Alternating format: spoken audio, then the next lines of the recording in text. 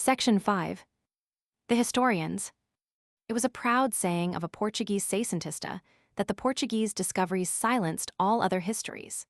Certainly, this was so in the case of the history of Portugal, which was neglected while writer recorded the history of the Portuguese in India.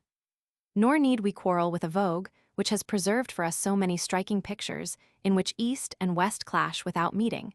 New countries are continually opening to our view, and heroism and adventure go hand in hand.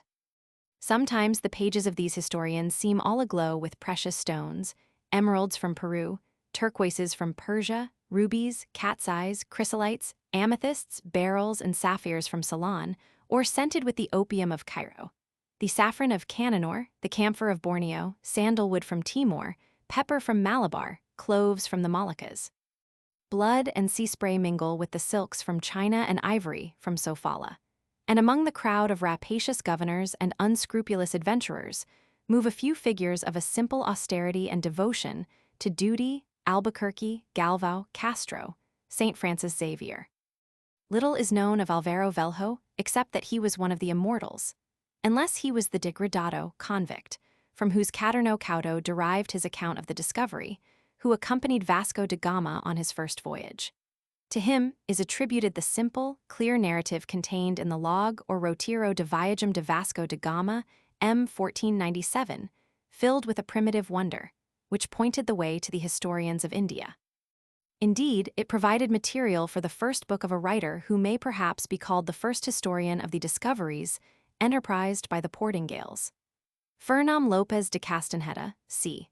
1500-59, was born at Santarém, and in 1528 accompanied his father, appointed judge at Goa, to India. For the next 10 years, he diligently, and not without many risks and discomforts, consulted documents and inscriptions in various parts of the country, with a view to writing a history of the discovery and conquest of India, making himself personally acquainted with the ground, and with many of those who had played a part in the half-century, 1498–1548, under review. After his return to Portugal, he continued his life work with the same devotion for 20 years, during which poverty constrained him to accept the post of bedel at Coimbra University. When he died, worn out by his continuous vigilias, his history was complete, but only 7 books had been published. Historia do Descobrimento e Conquista de India, 1551–4. He had at least the satisfaction to know that a part had already been translated into French and Italian. The 8th book, bringing the history down to 1538, was published by his children in 1561, but books 9 and 10 never appeared. This history of 40 years, which has less regard to style than to sincerity and the truth of the facts, is written in great detail. It is a scrupulous and trustworthy record of high interest describing not only the deeds of the Portuguese, of much greater price than gold or silver, more valiant than those of Greek or Roman, but the many lands in which they occurred. The narrative can rise to great pathos, as in the account of Afonso de Albuquerque's death, Roman 3. 154, and is often extremely vivid. The interest necessarily diminishes after 1515, and the 7th book is largely concerned with dismal contentions between Portuguese officials. But the great events and persons, the capture of Goa or Diu, the characters of Gama or Albuquerque, Duarte Pacheco Pereira or Antonio Galvão, stand out the more clearly from the deliberate absence of rhetoric. Lorenzo de Caceres, in his Doutrina addressed to the Infante Luis in 20 short chapters on the parts of a good prince, showed that he could write excellent prose. His death in 1531 prevented him from undertaking a more ambitious work, which was accordingly entrusted to his nephew João de Barros, 1496–1570. But much earlier, and a generation before Lopes de Castanheta's work began to appear, the most famous of the Portuguese historians had resolved to chronicle the discovery of India. Born probably at Viçu, the son of Lopo de Barros, he came of ancient Minhoto stock and was brought up in the palace of King Manuel. When the Infante João received a separate establishment, Barros became his page, Moco de Guardarupa. It was in this capacity, por cima das arcas de vossa Guardarupa, that with the active encouragement of the prince he wrote his first work, Crônica do Imperador Claramundo, 1520. It is a long romance of chivalry crowded with actors and events, and contains affecting, even passionate episodes. But the most remarkable feature of this work, written in 8 months when the author was little over 20, is its inexhaustible flow of clear, smooth, vigorous prose, entirely free from awkwardness or hesitation. One may also note that he regarded it merely as a parergon, a preparation for his history, a film de apurar o estilo, that despite its length, he assures his readers that he omits all details in order to avoid prolixity. That much of its geography is real. All his works prove the truth of Caudo's assertion that he was doutissimo na geographia, and that each chapter ends with a brief moral. King Manuel, to whom he read some chapters, encouraged him to persevere in his intention to write the history of India, but the king's death in 1521 delayed the project. In the following year, Barros, who meanwhile had married Maria, daughter of Diogo de Almeida of Leiria, is said to have gone out as captain of the fortress of S. Jorge de Mina, although probably he never left Portugal and later became treasurer of the Casa de India, 1525-8, and its factor in 1532, a post which he retained for 35 years. Although he lost a large sum of money in an unfortunate venture in Brazil, this was partly made good by the king's munificence, and when in 1568, the year after his resignation, he retired to his quinta near Pombal Sibai ut Vivarit, he went as a fidalgo of the king's household, and with a pension over 25 times as large as that of Camus. In old age he is described as of a fine presence, although thin and not tall, with pale complexion, keen eyes, aquiline nose, long white beard, grave, pleasant, and fluent in conversation. Before beginning his history, he wrote several brief treatises of great interest and importance, Ropica Pinefma, 1532, a dialogue written at his country house in 1531 in which time, understanding, will, and reason discuss their spiritual wares, Mercadoria Espiritual, and incidentally the new heresies. 3 short works on the Portuguese language, a Dialogo da Viciosa Vergonha, 1540, and a Dialogo sobre Preceptos Moris, 1540, in which he reduced Aristotle's Ethics to a game for the benefit of 2 of his 10 children and of the Infanta Maria. He also wrote 2 excellent panegyricos of the Infanta Maria and King João Roman III, which were first published by Severim de Faria in his Noticias de Portugal in 1655. As a historian, he chose Livy for his pattern both in style and system. The first Decada of his Asia appeared in 1552, the second in 1553, and the third 10 years later, 1563. Their success was immediate, especially abroad in Portugal. Like other historians of recent events, he was accused of partiality and unfairness. Copies soon became extremely rare. The first 2 decades were translated into Italian before the third appeared, and Pope Pius Roman IV is said to have placed Barros' portrait or bust next to the statue of Ptolemy. Barros had prepared himself very thoroughly for his task. His work as factor seems to have been exacting. He says that it was only by giving up holidays and half the night, and all the time spent by other men in sleeping the siesta, or walking about the city, or going into the country, playing, shooting, fishing, dining, that he was able to attend to his literary labors. Yet he read everything, pored over maps and chronicles and documents from the East, and even bought a Chinese slave to translate for him. With this enthusiasm, his unfailing sense of order and proportion, and his clear and copious style, he necessarily produced a work of permanent value. His manner is lofty, even pompous, worthy of the great events described. If his history is less vivid and interesting than Castanheda's, that is because he wrote not as an eyewitness or actor in them, but as court historian. He was a true Augustan, and the great edifice that this Portuguese Livy planned and partly built was of 18th century architecture. He was fond of comparing his work to a building in which each stone has its appointed place. The material to his hand must be molded to suit the symmetry of the whole. Albuquerque had never in his life used so many relative sentences as are attributed to him by Barros, Roman II. V9, and with a pedantic love of definitions and systematic subdivisions, we find him measuring out the proportions of his stately structure, while picturesque details are deliberately omitted. The merits of his style have been exaggerated. It is never confused or slovenly, but is for use rather than beauty. Its ingredients are pure and energetic, but the construction is inartistic and monotonous. It is rather in the forcible, crisp sentences of his shorter treatises than in the Asia that Burroughs displays his mastery of style.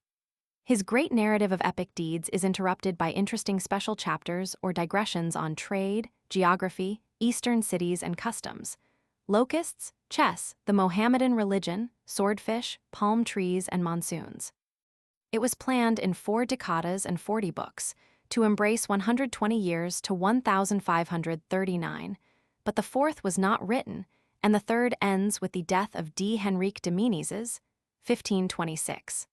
Probably he did not find the dispute as to the governorship of India a very congenial subject, especially as the feud was resumed in Portugal.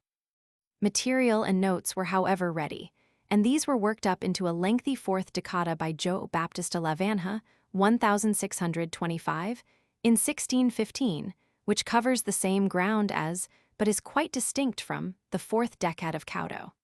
The Asia was only a block of a vaster whole.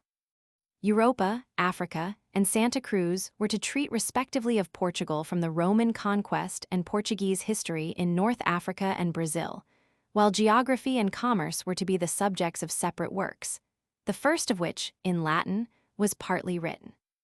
Inseparably connected with the name of Burroughs is that of Diogo do Caudo, 1542–1616, who continued his Asia, writing decadas fortwelve.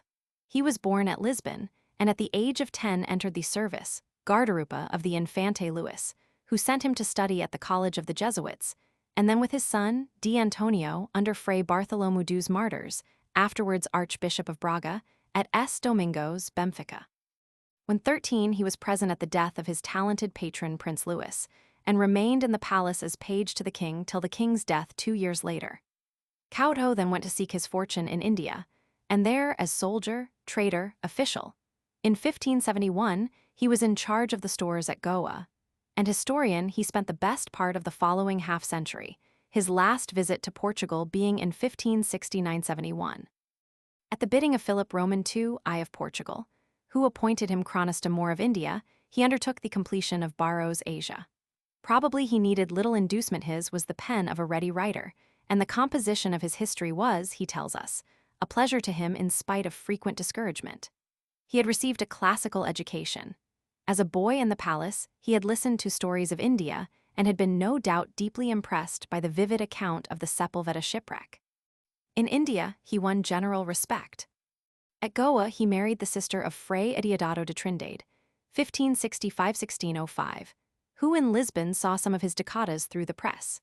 He became keeper of the Indian archives, Torre do Tombo, and more than once made a speech on behalf of the city councillors, as at the inauguration of the portrait of Vasco da Gama in the town hall in the centenary year of the discovery of India, before Gama's grandson, then viceroy, and a gathering of noblemen and captains.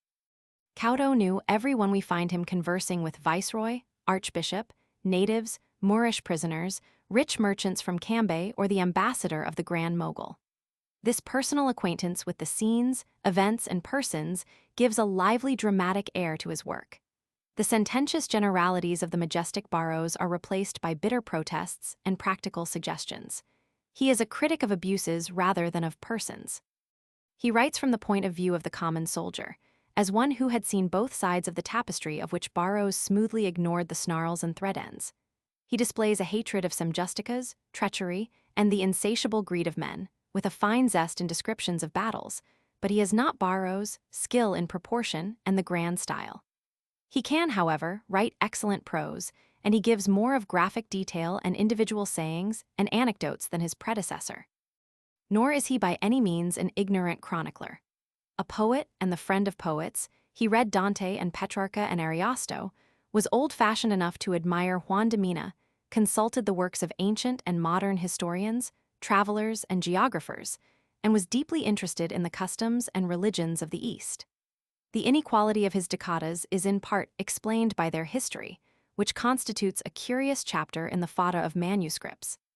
He first wrote Decada X, which is the longest and most resembles those of Burroughs. This was only sent to Portugal in 1600 and was not immediately published, apparently because the period, 1588, was too recent. It remained in manuscript till 1788. Meanwhile, Caudo, working with extraordinary speed, sent home the fourth and fifth decadas in 1597, the sixth in 1599, and the seventh in 1601.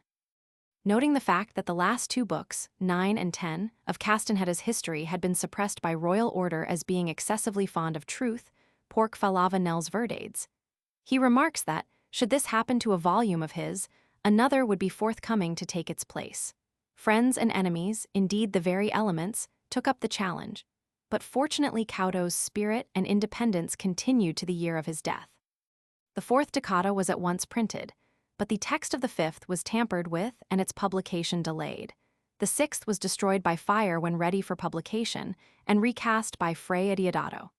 The seventh was captured at sea by the English and rewritten in 1603 by Caudo and sent home in the same year. The eighth and ninth, finished in 1614, were stolen from him in manuscript during a severe illness. This was a crushing blow, but he partially reconstructed them a modo de epilogo, and writing in old age from memory, dwelt, to our gain, on personal recollections. His literary bent appears his friend Camus, Cristovam Falcao, and Garcia de Rezende are mentioned. Finally, Decadas I, 1580-897, which, writing to King Philip Roman III in January 1616, he says, survived this shipwreck, has disappeared, and Decada Roman 12 is incomplete, although the first 5 books bring the history to the end of the century, 1599. His successor in the Goa archives, Antonio Bicaro, took up the history at the year 1612, in a work which was published in 1876, Decada 13 A de Historia de India. The manuscript of his Dialogo do Soldado Pratico na India, written before the fourth decada, was also stolen. The indomitable Caudo rewrote it, and both versions have survived. They were not published till 1790, the title given to the earlier version being Dialogo do Soldado Pratico Portugues. With its verdades chans, this dialogue between an old soldier of India, an ex-governor, and a judge forms a most valuable and interesting indictment of the decadence of Portuguese rule in India, where the thief and rogue escaped scot-free, while the occasional honest man was liable to suffer for their sins, and the sleek soldier in velvet with gold ribbons on his hat had taken the place of the bearded conquistadores, Dialogo, pp. 91-2. Gaspar Correa, c. 1495 c. 1565, claims, like Fernão Lopes de Castanheda and Barros, to have been the first historian of the Portuguese in the East. He went to India 16 years before Lopes de Castanheda, and no doubt soon began to take notes and collect material, but he was still working at his history in 1561 and 1563, and his Lendas de India were not published till the 19th century. In the year 1506, Correa entered the king's service as Moco da Camara, and 6 years later went to India, where he became one of the 6 or 7 secretaries of Afonso de Albuquerque. They were young men carefully chosen by the governor from among those who had been brought up in the palace, and to whom he felt he could entrust his secrets. Theirs was no humdrum or sedentary post, for they had to accompany the governor on foot or on horseback, in peace and war, ever ready with ink and paper. Thus Correa had occasion vividly to describe Aden in 1513, and helped with his own hands to build the fortress of Ormuz in 1515. After Albuquerque's death, Correa seems to have continued to fight and write. In 1526, he was appointed to the factory of Sofala, and in the following year the Moco da Camara has become a cavalero and is employed at the customs house at Cochin. He cannot have remained much longer at Cochin than at Sofala, since he signed his name in the Book of Moradias at Lisbon in 1529, and in 1531, in a ship provided by himself, Mucachor, went with the governor of India's fleet to the attack of Diu.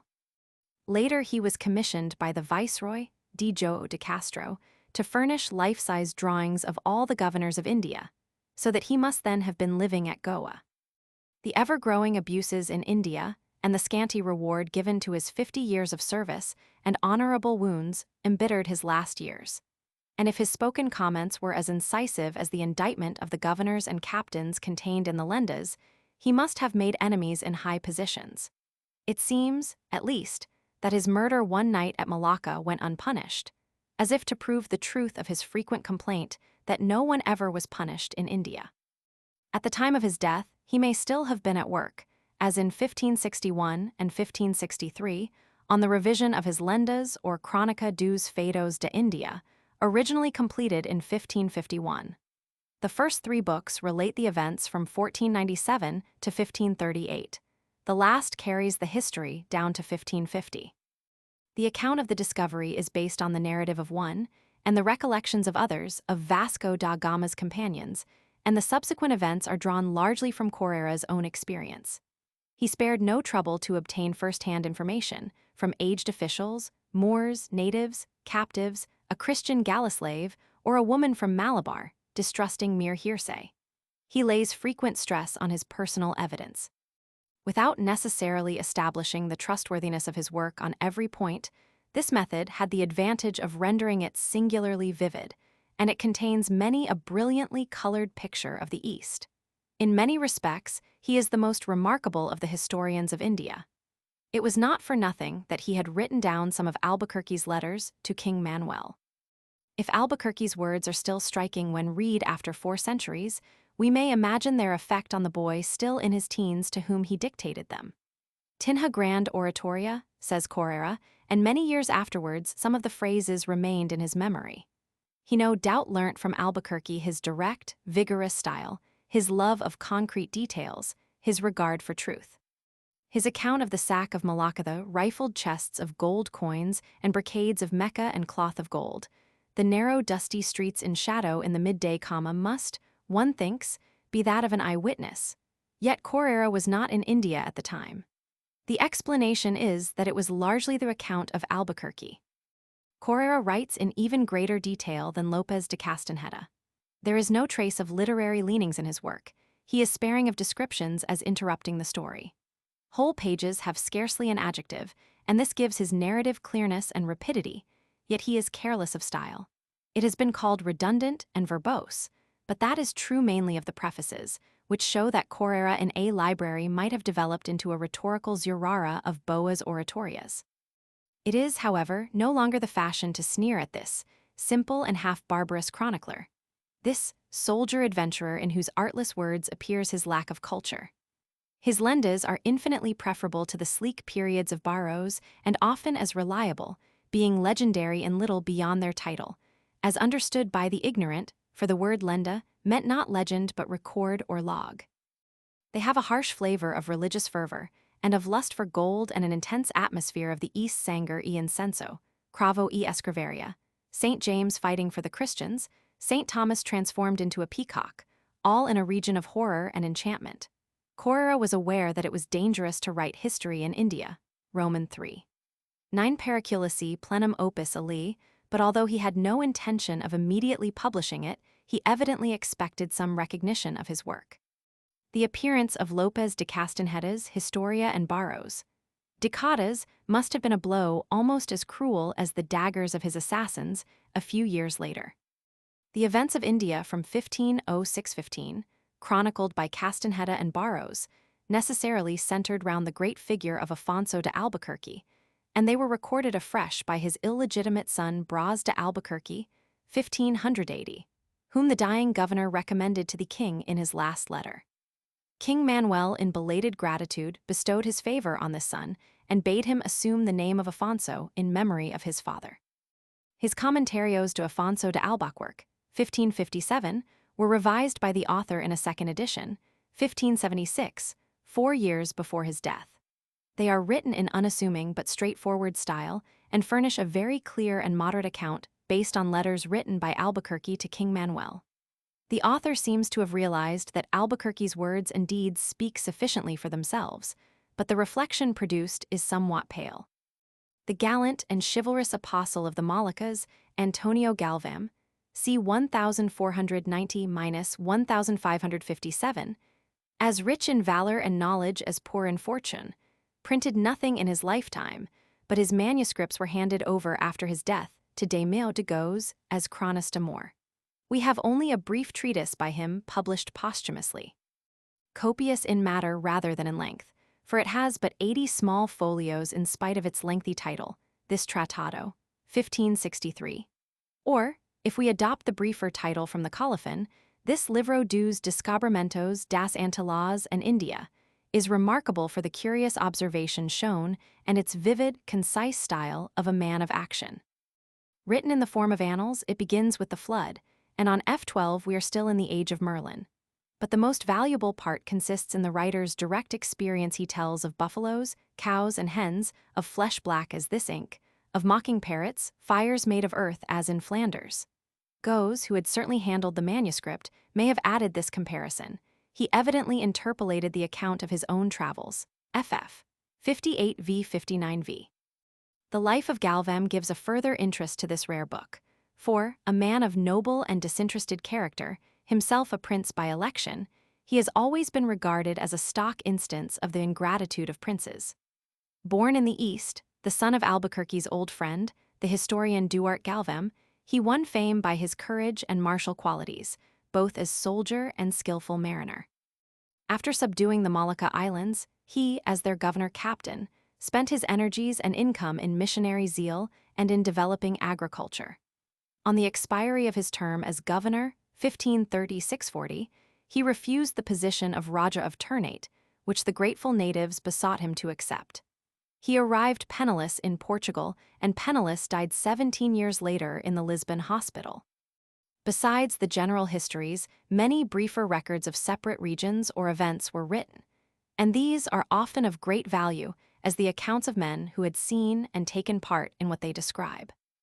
Lopo de Sousa Coutinho, 1515-77, father of Fray Luis de Sousa and one of the captains in the heroic siege of Diu, 1538.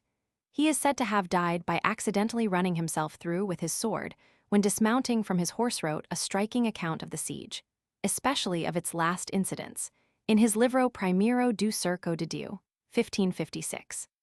The siege of Mazagam, 1562, was similarly described in clear, vigorous prose by Agostinho Gavy de Mendonça. Historia do famoso Cerco QVE os Arifpos e acute Fortaleza de Mazagam, 1607.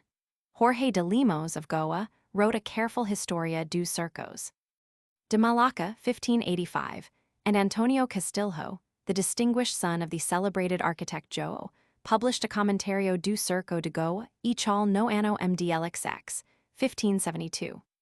Events in the Moluccas were briefly recorded in an Informicam das Causas de Maluco, 1569, by Gabriel de Rebelo, who went out as factor of Tidor in 1566. The anonymous gentleman of Elvas who wrote the Relacam Verdadera, 1557, of Soto's discovery of Florida was a keen observer and related what he saw in direct language. His publisher, André de Burgos, in a short preface washes his hands of the style as insufficiently polished, limado. The deeds of D. Cristóvão da Gama, his conquest of 100 leagues of territory in Ethiopia, his defeat, torture, and beheadal are recounted with the vivid details of an eyewitness by Miguel de Castanhoso, of Santarém, who accompanied him on his fatal expedition. This Historia, 1564, was published by João de Barreira, who dedicated it to D. Cristóvão's nephew, D. Francisco de Portugal. Manuel de Abreu Mausinho wrote in Spanish a brief account of the conquest of Pegu by Salvador Ribeiro de Sousa, of which a Portuguese version appeared in the 1711 edition of Mendes Pinto's Travels. Breve discurso, quasi contem a conquista do Reino de Pegu, nearly a century after the original edition, Breve discvaso NQVCC Venta, and c. 1617. The Jornada do Maranhão, feita por Jerónimo de Albuquerque, M. 1614, is ascribed to Diogo de Campos Morno, who took part in that conquista. It was published in the Coleco de Noticias para a Historia e Geografia dos Nacos Ultramarinas. The second volume of this collection contains several retranslations of Navgacos by Tomé Lopes and anonymous Portuguese pilots, surviving in Italian in Ramusio. It would require a separate volume to give an account of all the 16th and 17th century narratives of newly conquered countries written in Portuguese, and often immediately translated into many European languages, e.g. the Novo Descobrimento do Grau Cathio, 1626, by the Jesuit Antonio de Andrade, c. 1580-1634, or the Relacam of the Jesuit Alvaro Semido, 1585–1658, written in Portuguese but published in the Spanish translation of Feria y Sausa, Imperio de la China, 1642. However unliterary, they are often so vividly written as to be literature in the best sense. Pedro de Magalhães de Gandavo, of Braga, whose Regras, 1574, ran into 3 editions before the end of the century, described Brazil and its discovery in 2 short works: Historia de Província Santa Cruz, 1576, and Tratado de Terra do Brasil, first published in 1826 in the Colecção de Notícias. This collection also prints works of the following century, such as the Fatalidade Histórica de Ilha de Silão by Captain João Ribeiro, who had served the king as a soldier for 18 years in the Preciosa Ilha de Silão. His manuscript, written in 1685, was translated and published in French, 1701, 135 years before it was printed in Portuguese. Gandavo's Historia, 48 ff. His first work, Primicias, was introduced by Tercidos and a sonnet of Luis de Camões, who speaks of his claro estilo and ingenio curioso. The author himself in a prefatory letter says that he writes as an eyewitness, content with a plain and easy style, without seeking epithetos exquisitos. The Jesuit Balthazar Telles, 1595–1675, won considerable fame as an historian and prose writer in his Crónica de Companhia de Isis II PTS, 1645–1647, in which he forswears what he calls the artifices and liberties of ordinary Seiscentista prose.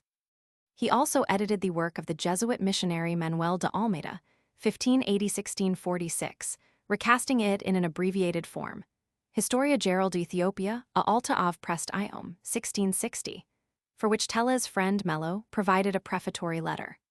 Almeida, born at Visu, had gone to India in 1601 and in 1622 was sent to Ethiopia, where he became the head of the mission. He died at Goa after a life of much hard work and various adventure. In writing his History of Ethiopia, he made use of the Historia de Ethiopia of an earlier, 1603–19 head of the mission, Pedro Pes, 1564–1622, who had started for Ethiopia in 1595, but was captured by the Turks and only ransomed in 1602. Although a Spaniard by birth born at Almeida, Pes wrote in Portuguese. A third Jesuit missionary, Manuel Baratas, born in 1572 at Monforte, who went to India in 1612, was also a prisoner of the Turks for over a year at Aden. In 1624, he went to Ethiopia, Terre Maldite, and remained there some 10 years. Of his 3 treatises, the most important is that entitled Do Reino de Tigrer e seus Mandos, em Ethiopia. The modern editor of these works, P. Camillo Beccari, considers that their authors' simple style caused their treatises to be regarded rather as the material of history than in themselves history. But their value for us is in this very simplicity and in the detailed observation which bring the country and its inhabitants clearly before us. Scarcely less important, as material for history and as human documents, are the cartas from Jesuits in China and Japan, especially the collection of 82 letters, Coimbra, 1570, and that of 206 letters, Evora, 1598. The Jesuit Fernam Cardim at about the same time rendered a like service to Brazil in his Narrativa Epistolar, edited in 1847 by F. A. de Varnhagen. A more important work on Brazil was that of Gabriel Soares de Sousa, c. 1540–92, the Tratado Descriptivo do Brasil, M. 1587, which its modern editor, F. A. de Varnhagen, described in a moment of enthusiasm as the most admirable of all the works of the Portuguese Quinhentistas. 2 other works of interest, half history, half travels, are the Jornada do Arcebispo de Goa dom Frei Aleixo de Menezes, 1606, by Antonio de Gouveia, Bishop of Siren, c. 1565–1628, in 3 parts, describing the Archbishop's life and visits in his diocese, and the Discvaso de Iornada de D. Goncalo Cavtinho e acute Villa de Mazagam e save Governonella, 1629. The writer, the admirer of Camões and alleged author of the 1614 life of Sá de Miranda who, as he says, had grown white in the council chamber, lived on till 1634. He here relates with much directness his voyage and 4 years' governorship, 1623-7. The Saudades de Terra, 1873, of Gaspar Fructuoso, 1522-91, who was born at Es Miguel in the Azores, was written in 1590 and waited 3 centuries in manuscript for an editor. Both its title and the preamble, in which truth says that she will write of nothing but sadness, are misleading, since the book is an account in good, straightforward style after the manner of Castanheta and other historians of the discovery and subsequent conditions of various islands, especially of Madeira and the lives of its governors. Antonio Cordero, 1641-1722, Jesuit of Angra, wrote at the age of 76 an uncritical but interesting work entitled Historia Insulana das Ilhas a Portugal sujeitas no Oceano Occidental, 1717, based partly on Fructuoso's manuscript. It was only as it were by an afterthought that the historians turned to consider the history of Portugal as apart from separate chronicles of the kings or episodes of Eastern conquest. The historical scheme of João de Barros was too vast to be executed by one man, and the European part was never written. André de Rezende likewise failed to carry out his project of a history of Portugal. Pedro de Mares, c. 1550-1615, son of the Coimbra printer Antonio, in the last 4 of his Dialogos de Varia Historia, 1594, between a Portuguese and an Italian, embraces the whole history of Portugal. But these dialogues, although industriously written in good plain style, were eclipsed by the appearance 3 years later of the first part of the Monarchia Lusitana, 1597. Its author, a young Cistercian monk of Alcobaça, Fray Bernardo de Brito, 1569-1617, in the world Balthazar de Brito de Andrade, at once became known as one of the best writers of his time, and he is still reckoned among the masters of Portuguese prose. His style, clear, restrained, copious, proved that the mantle of Barros had fallen upon worthy shoulders. But despite his rich vein of humanity, as a historian he is far inferior to Barros and even more uncritical than Mares. The value of evidence seems to have weighed with him little when it was a question of exalting his language, literature, religion, or country, and he used and incorporated documents entirely worthless. Whether he deliberately manufactured spurious documents to serve his purposes cannot be known, but he seems at least to have quoted authorities which had never existed. In a word, he failed to make good use of the incomparable material which the Library of Alcobaça afforded. His was a misdirected erudition, and we would willingly exchange the knowledge of where Adam lies buried, or on what day the world began, or how Gorgoras, king of Lusitania, who died 1227 years after the flood, invented honey, for accurate details of more recent Portuguese history. Yet he had the diligence and enthusiasm of the true historian and made use, sometimes a skillful use, of coins and inscriptions. His brief Geographia Antiga de Lusitania also appeared in 1597, and in the same year the Cistercian order appointed him its chronicler.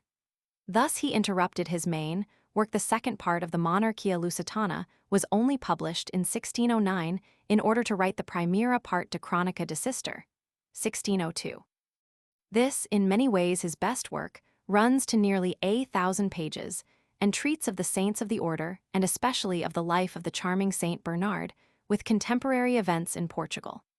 It was to be followed by 2 other parts, but Brito's early death at his native Almeida on his way back to Alcobaça from Spain, a year after he had been appointed chronista Mor, 1616, left his work unfinished. He is remembered as a fine stylist, a poet who wrote history rather than as a great historian. Mariana, the Latin original of whose Historia de Hispana, 1592, he knew and quoted, is by comparison almost a scientific writer. At least he is not, like Brito, pseudoscientific. The 2 parts of the Monarchia Lusitana written by Brito ended with the beginning of the Portuguese monarchy. Parts 3 and 4, by Fray Antonio Brandão, 1584-1637, to whose sincerity and skill Herculano paid tribute, appeared in 1632 and carried it down to the year 1279. Brandão had spent nearly 10 years collecting and sifting documentary evidence for his work, and is a far better historian than Brito, although in style he is not his equal.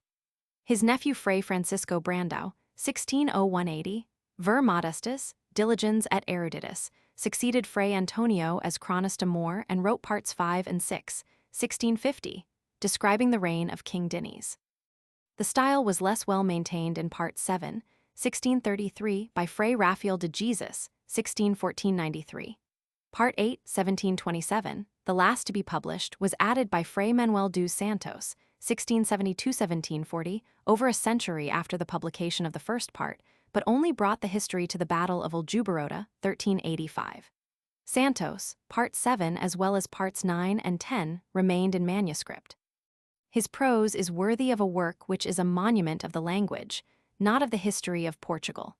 Perhaps the truest epitaph of this history, as a whole after allowance, has been made for Brito's style, and the excellent work of Antonio Brandão is a severe sentence from the preface of the author of Part 7. There are histories whose tomes are tombs. It could hardly, perhaps, be expected that the historians of the reigns of King Manuel and King João Roman III should pass over events in the East as already fully related, and in de Meo de Goes, Crónica do Felicissimo Rei Dom Manuel and Francisco de Andrade's Crónica de Dom João Roman III, 1613. Although they lose much by compression, they still occupy a disproportionate space. Andrade wrote most correct prose, even in his poems, and the style of his history is excellent, but neither of these works gives any adequate account of the internal history of Portugal, any more than does that of Fray Luís de Sousa on João Ei's reign, in which there should have been more scope for originality. The same prominence is given to India in the history of Jerónimo Osorio, 1506–80, Bishop of Silves, de Rebs Emanvelis Regis Elvisitaniae, 1571, written in Latin in order to spread the knowledge of these events per omnes Republici Christiani regions. Osorio, whose father, like Lopez de Castanhedas, had been a judge ouvidor in India, was born at Lisbon, but studied abroad at Salamanca, Paris, and Bologna. After occupying the chair of scripture at Coimbra for a brief space, he went to Lisbon and became secretary to the Infant Louis.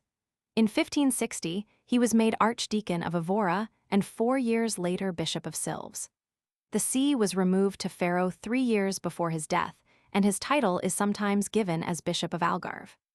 A few remarkable letters in Portuguese, in one of which, 1567, he attempted to convert Queen Elizabeth, show that he was skilled in the use of his native tongue, his countrymen delighted to call him the Portuguese Cicero. According to Sousa de Macedo, many people came from England, Germany, and other parts with the sole object of seeing him. In England, certainly, his book was highly prized, and both Dryden and Pope praised Gibbs' translation, although Francis Bacon noted the diffuseness of Osorio's style. Luxurians et diluta, certainly not a just verdict on the style as a whole. We have but to think of the concise sketches of Albuquerque, de Rebus, p. 380, and King Manuel p. 478. Osorio acknowledged his ample debt to the Chronicle of Goes, which he describes as written with incredible felicity. Fray Bernardo de Cruz, who accompanied King Sebastian to Africa in 1578 as chaplain, in his Crónica del Rei de Sebastião, wrote the history of his life and reign, and happily describes him as a young king without experience or fear. The Crónica do Cardeal Rei de Henrique, 1840, completed the history of the House of Avis. It chronicles in 54 diminutive chapters the 18 months, reign of the Pauco Mimoso y Severo Cardinal King Henry.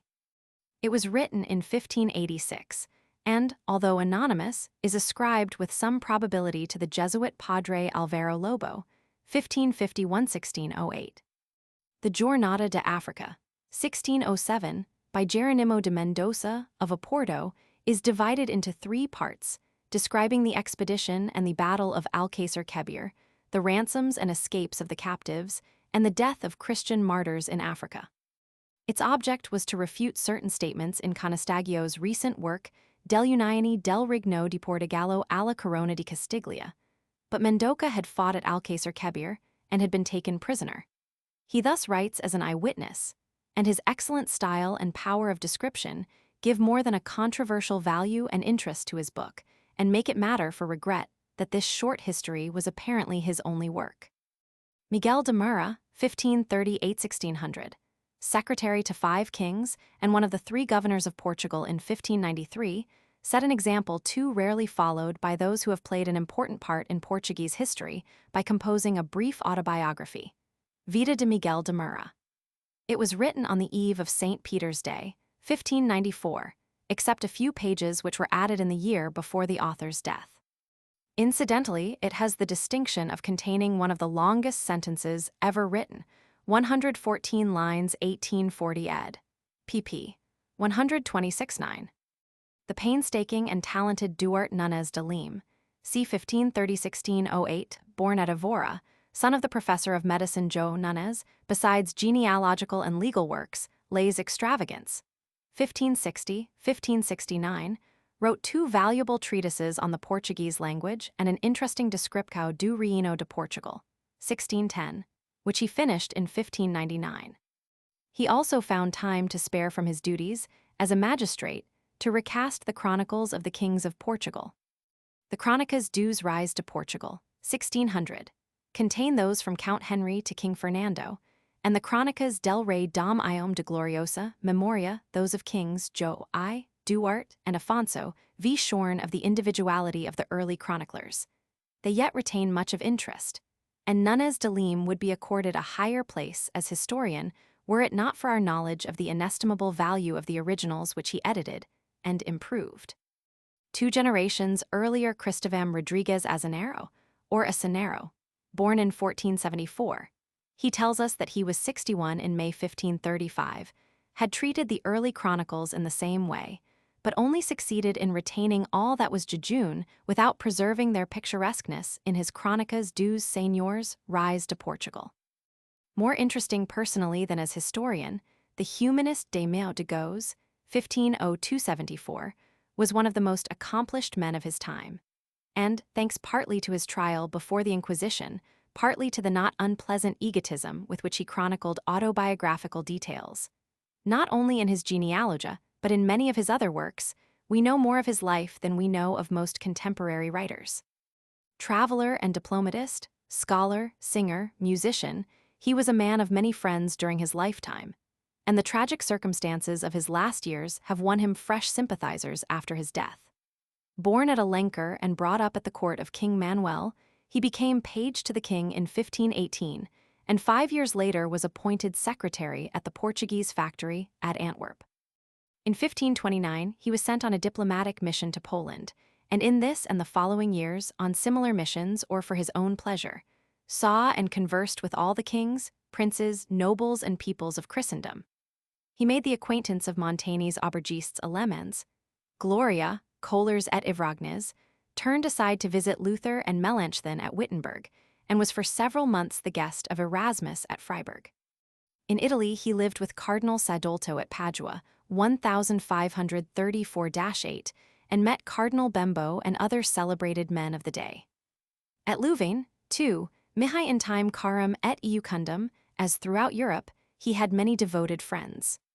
A senator of Antwerp welcomed him in Latin verse on his return from his Scythian travels. Louis Vives addressed affectionate letters to me Damien. Albrecht Dürer painted his portrait. Galerianus in his Dodecacordon included music of his composition. In 1542, he was on his way to Holland with his Flemish wife, when he heard that Louvain was threatened by a French force commanded by Longueville and Muse-Illet in Academium Louvaniensum. Fatales Amer took him back to share its perils. He played a principal part in the defense, and finally remained a prisoner in the enemy's hands, quaes piacularis hostia, as he says. His imprisonment in France lasted 9 months, and after paying a ransom of 6,000 ducats, he went back to Louvain. The Emperor Charles V rewarded him for his services with a splendid coat of arms. In 1545, after 21 years of European travel, he returned with his wife and children to Portugal, and 3 years later was entrusted with Fernam Lopes, Old Post, the keepership of the archives. He lived in the Pacos d'Alcacova with a certain magnificence, keeping open house for all foreigners, one of whom records that already in 1565, Il-C faked Fort Vielx. 6 years later, on April 4, 1571, he was arrested by the Inquisition and spent 20 months in prison. It was, perhaps, inevitable that he should have incurred suspicion, nor is it necessary to explain his trial by the enmity of certain persons at court due to passages in his works. His life had been out of keeping with the grave Dades de Hispania, and the charges against him were numerous and varied. He had eaten and drunken with heretics, he had read strange books, the sound of songs not understanded of the people and organ music had issued from his house at Lisbon, he had omitted to observe fasts, he had called the Pope a tyrant, he set no store by papal indulgences or auricular confession.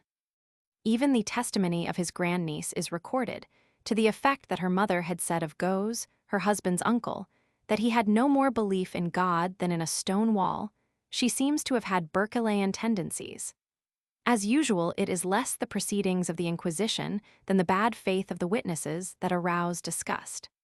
The poet Andrade Camenha, who apparently came forward of his own accord, we are not told that he was chamado admitted that certain words of Goes which he now denounced had not seemed so serious to him before he knew that Goes was in the prison of the Inquisition. Goes had already been denounced to the Inquisition in 1545 and 1550, and his book Fids, Religio Morsque Ethiopium, Lovenia, 1540, had been condemned in Portugal in 1541. He was examined frequently in 1571 and 1572, was left for 3 months without news of his family, and complained of being old, weak, and ill, and that his body had become covered with a kind of leprosy. July 14, 1572. His sentence, October 16, 1572, pronounced him to have incurred, as a Lutheran heretic, excommunication, confiscation of all his property, and the lifelong confinement of his person. He was transferred to the famous monastery of Bad Alha in December, but his death, January 30, 1574, occurred in his own house. His return and his death probably explain one another. He was growing very old in 1565, and we must suppose that his recent experiences had not made him younger. His last request to die among his family was apparently granted, and the further explanations, that he fell forward into the fire, that he died of an apoplexy, was killed by order of the Inquisition, was beaten to death by the lackeys of the Conde de Castanera, or murdered and robbed by his own servants, are superfluous. His works consist of several brief Latin treatises crowded with interesting facts, especially his Hispania, and in Portuguese the Crónica do Príncipe Dom Iom, 1567, and Crónica do Felicissimo Rei Dom Manville, 4 pt. 1566-1567. He also found time to translate Cicero's De Senectute, Livro de Velhis, Veneza, 1534. He had not the imagination of an historian, and unless events have passed before his eyes or happen to interest him personally, he can be bald and meager as an analyst. But in any matter which touches him closely, as the expulsion and the cruel treatment of the Jews, or the massacre of New Christians, or the account of Ethiopia, he broadens out into moving and detailed description. The result is that this long chronicle of King Manuel is a number of excellent separate treatises rather than a history with unity and a sense of proportion. It is the work of a scholar who likes to describe directly from his own experience. The Crónica do Príncipe was written some months before that of King Manuel. The latter was a difficult undertaking, for many persons concerned were still alive, and subjects such as the expulsion of the Jews needed delicate handling. For 31 years, it had hung fire in the hands of previous chroniclers, when in 1558 Cardinal Henrique entrusted it to Daimao de Goes. After 8 years, the 4 parts were ready for press, but the difficulties were not yet over, for certain chapters met with strong disapproval at court and had to be altered, so that 2 editions of the first part appeared in 1566, the first being apparently submitted as a proof and not for sale, but the publication of the work as a whole was not completed before 1567. Scarcely less celebrated than Goes, the archaeologist Lucio André de Rezende, 1493–1573, friend of Goes, Clenardus, and Erasmus, left the Dominican convent of Benfica, in which he was a novice, in order to study abroad at Salamanca, Paris, and Louvain. Tall, with very large eyes, curling hair, rather dark complexion but of a cheerful open countenance, living in his house, as Casas de Rezende, ad Evora among his books and coins, statues and inscriptions his small garden hedged with marmors antigas, as, according to Brito, too often were peasants. Vineyards he exercised a considerable influence on the writers of his time, and was held in high esteem by the Emperor Charles V and by King João Roman III. The principal of his own works were written in Latin, but besides his De Antiquitibus Lusitaniae, 1593, which was edited by Mendes de Vasconcelos with the addition of a fifth book from notes left by the author, he composed in Portuguese a brief but learned Historia de Antiguidade de Cide de Evora, 1553. In his Vida do Infante Dom Duarte, 1789, he did not write the very copious history, which Paiva de Andrade said the subject required. He did better, for this sketch of a few pages is a little masterpiece in which the vignettes, for instance, of the boatman and his figs, or the meal in the mill, must ever retain their vividness and charm. Rezende had been the prince's tutor and writes of what he saw. He shows that he could decipher a person's character as keenly as a Latin inscription. Rezende's legitimate successor in archaeology, Manuel Severum de Faria, 1583–1655, scarcely belongs to the 16th century, although he wrote verses in 1598 and 1599. He succeeded his uncle as canon, 1608, and precentor, 1609, of Evora Cathedral, and resigned in favor of his nephew Manuel de Faria Severum as canon in 1633 and precentor in 1642. Living in ancient Evora when the memory of Rezende was still fresh, this antiquary of the pale face and blue eyes, storehouse of all the treasures of the past, with his medals and statues and choice library of rare books, soon rivaled Rezende's fame.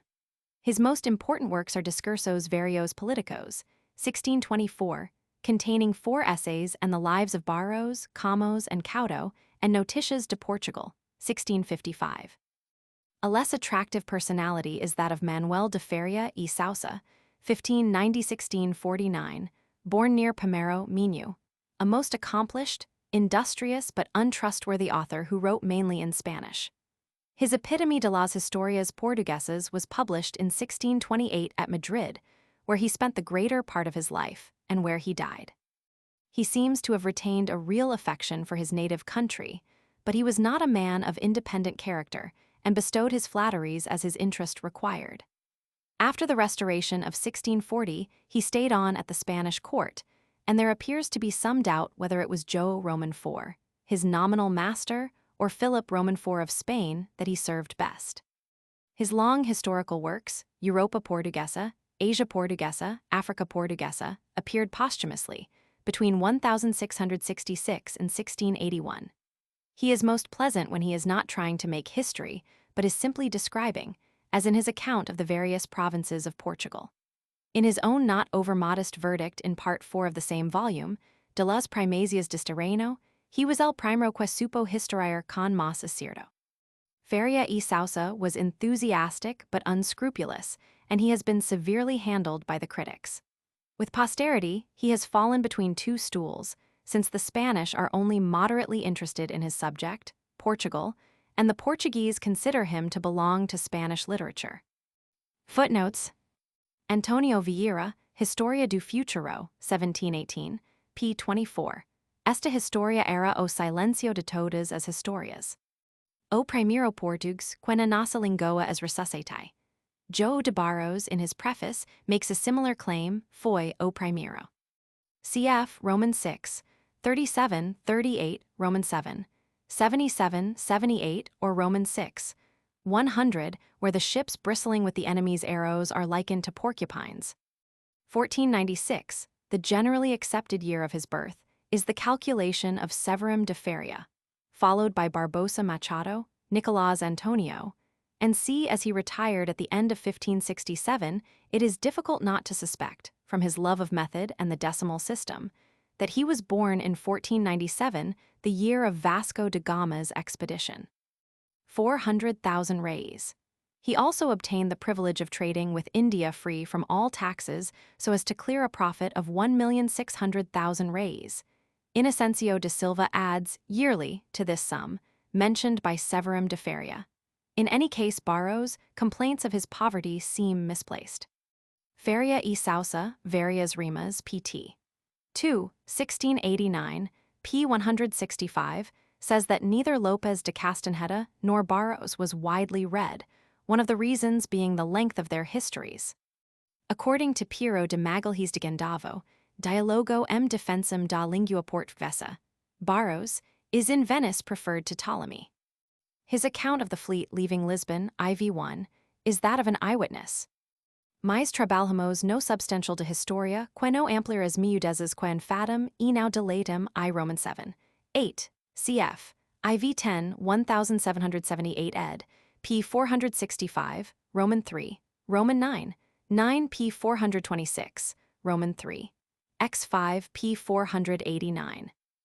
Yet the vivid light thrown by the details recorded in other writers, such as the bushel of sapphires sent to Albuquerque by one of the native kings, or the open boat drifting with a few Portuguese long dead and a heap of silver beside them, is of undeniable value. Goes inserts details, but is too late a writer to do so without apology, like Correra and Lopez de Castanheda. Pod perser a algua pessoa, quam historia grave nam eram necessarias estas miudezas, cron. Du pr, de jom cap se. E.g. the following mortar of conjunctions between the stones on p. 335 of Decada Roman 2, 1777 ed. Opened at hazard, nus quas, que, quals que, camo, que, o qual, cujos, que, posto que, camo, pork, que. Essendo eu moco servindo al rey de jo na guardarupa, dec, Roman 4, Roman 3, 8, in dec, Roman 7, Roman 8, when he speaks of having served Jo Roman 3 for 2 years as moco de Camara, 1555-7. In the same passage he embarks for India in 1559 aged 15. In dec, Roman 7, Roman 9, 12, 1783 ed. p. 396, he is 18, April 1560. According to the governor, Francisco Barreto, he was more at home with arms than with prices. Dec. Roman 9. 20, 1786 ed. p. 160. Another passage in the Decadas proves him to have been an excellent horseman. Cf. Dec. Roman 4, Roman 3, 8, 1778 ed. p. 234. He himself describes with great detail and pathos the wrecks of the ships En Señora de Barca, Roman 7, Roman 8, 1, Garca Roman 7, Roman 8, 12, S. Paulo Roman 7, Roman 9, 16, Santiago X Roman 7, 1, as well as that of Sepulveda Dec, Roman 6, Roman 9, 21, 22. In his account of the loss of the S. Tomé, which was printed in the Historia Tragico-Maritima in the Vida de Di Paulo de Lima, and no doubt in the lost 11th Decada, the separation of Di Jona de Mendoca from her child is one of the most tantalizing and touching incidents ever penned. Now particularizzoning Dec, Roman 12, I7. What he lacks in gravidade, cf. Dec.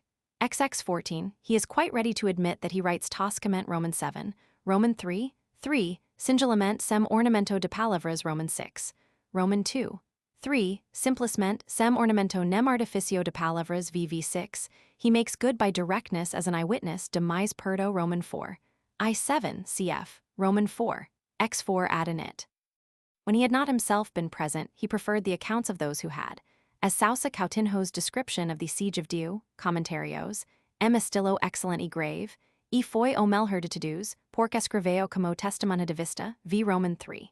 2, or Miguel de Castanhoso's copioso tratado, v Roman 8. 7. Among the traces of his close touch with reality are the popular romances, cantigas, adagios, which Barrows would have deemed beneath the dignity of history. As the fleets grew, long catalogues of the captains' names were perhaps inevitable. They are certainly out of place in a biography, but Caudo's Vida de Di Paulo de Lima Pereira, 1765, is really a collection of those passages from the Decadas which bear on the life of Caudo's old friend, a fidalgo muito piratudo. As far as chapter 32, it is told in words similar to or identical with those of Decada X. Chapter 32 corresponds with the beginning of the lost Decadas. His biographer, Manuel Severim de Feria, says that he left in manuscript a large volume of elegies, eclogues, songs, sonnets, and glosses. Barbosa Machado calls them poesias varias, and that he wrote a commentary on the first 5 books of the Lusiads. Carmenibus quoque pangendis non infeliciter vacavit, says N. Antonio. Lendas, Roman 3. 7. Namuv algum quetamus por gloria escrever e chronizar o descobrimento de India. In an earlier passage, I3, he refers to narratives of travelers such as that of Duarte Barbosa. He says, Lendas, Roman 2. 5. Cuando comece esta ocupação de escrever as causas de India irão elas tão gostosas, per suas bondades, que dava muito contentamento uvilas recantar. Lenda Roman 3, 438. Fui hum dos seus escrevis, que com el ande 3 anos, Roman 2, 46. Elsewhere, I2, he says that he went to India moco de pauca idade 16 years after the discovery of India. 1512 was 14 years after the actual discovery, 1498, but might be counted the 16th year from 1497. Homans de Criacao del Rey, says Correra with some pride, de que confia seus segredos, Roman 2. 46. Lima Fellner, Noticia Preliminar, Lendas I Pise. Ibid, but Correra says Lendas, Roman 2. 891, that he held this post at Cochin, Almaxarife du Almazum de Ribera, in 1525. Porter Entendimento M. Debexar. The portraits, drawn by Correra and painted by a native painter, so cleverly that you could recognize the originals, Roman 4. 597, as well as Correra's very curious drawings of Aden and other cities, are reproduced in the 1850-866 edition of the Lendas. Passa de 50 anos, quando no redizio dest cervico. Aleijado de feridas comque iuri, e acute cova sem satisfaco. Cf. Roman 2. 608, 752, Roman 3, 437, Roman 4. 338, 537, 8, 567, 8, 665, 669, 730-1. He so styles his work in the preface of Lenda Roman 4. He is writing, he says, in 1561, Lendas I 265. 1561 again, I 995, now cesando est trabalho ate est anno. 1563, Roman 3. 438, 1550, Roman 4. 25, 1551, Roman 4. 732. The value of that evidence varies. For instance, he assures us, Roman 3. 689, that he saw with his own eyes a native 300 years old and his son of 200, yet there is something suspicious in the roundness of the figures. Escrivia com el Escartas Pira el Rey Roman 2. 172. Albuquerque, in one of his letters, number 95, says that in Portugal a man is hanged for stealing a lentejan mantas. Correra repeats this phrase twice, Lendas, Roman 2, 752, Roman 4, 731. Cf. Roman 2, 247, EU uvi dizer a Afonso d'Albuquerque. Nest mu trabalho não tomai sentido, seno escrever os fados dos portugueses e nada das terras, Roman 3, 66. Cf. I 651, 815, Roman 2, 222. Latino Silho, Ferno de Magalhães in Archivo Pittoresco, Roman 6. 1863, p. 170 et sec. Correra himself seems to have been rather unsuccessful than scrupulous in amassing money. He tells without a hint of embarrassment, Roman 2. 432, how he took the white and gold scarf, rumel, of the murdered Risnordam or Rise Ahmed, and sold it for 20 zaraffins, about £7, and Roman 3. 281, helped to dispose of stolen goods in 1528 at Cochin. Protestando dem mus dias, estelenda nam mostrar nenhum, I3. Que collegi dos proprias origines.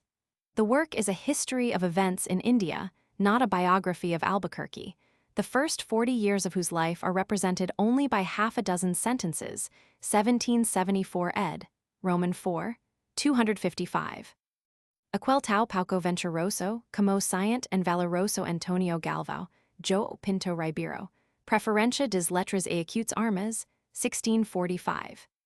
In his youth in India, he won the regard of that keen judge of men Afonso de Albuquerque, who could see in him nothing to find fault with except his excessive generosity. Tratado, Prologo, est tractado con nao o des liuros des causas de Maluco, and de India quemi o cardial mandu dar a damium de goes. Volume I, number 4. Volume V, number 1, 1836. The name would seem to have been really Tillison, i.e. son of John Tilley, who married a granddaughter of Maurice, the author of Pomerum. He speaks of their lingua alquanto negleta e lo style molto semplice, naturale e piano, la qual cosa doveva apparire un animalia e confronto della lingua purgata, con cui si scriveva allora in Portogallo, contenuto della storia del patriarca Alfonso Mendes, p. 115. This work was written in Latin in 1651 by Afonso Mendes, 1579–1656, born at Mura, who became Patriarch of Ethiopia in 1623. This splendid edition, Rerum Ethiopicarum Scriptures, also contains 3 volumes of Relations et Epistolae Variorum, Rami, 1910–12. Nicolas Antonio dwells more than once on the invisibility of Brito's authorities, Bib. Vet. I-65 453, Roman 2. 374, nos de invicis hactinus censor absteinmus. Antonio Brandão, Brito's successor, he says, nullum horum vidit librorum quos Britus alim historiae sui atlants iactaverat, nihil autem horum librorum, quod murum si ibi acervabanter vidit. Sors Theatrum remarks epigrammatically, fama est eloquentium minus desiderari quam fidem. From a comparison of inscriptions, he notes the similarity between the Etruscan and our ancient, Iberian, letters. The Iberians may have originally gone east from Tuscany. His Elogios dos Reis de Portugal appeared in 1603. Ff. 248v. 249v give a very curious description of Ireland, tam remota de nossa conversaco e medita de baxo do polo arctico.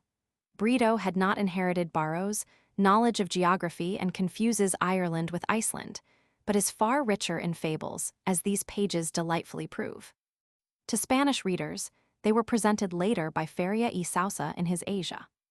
Flores de España, 1631, f. 248.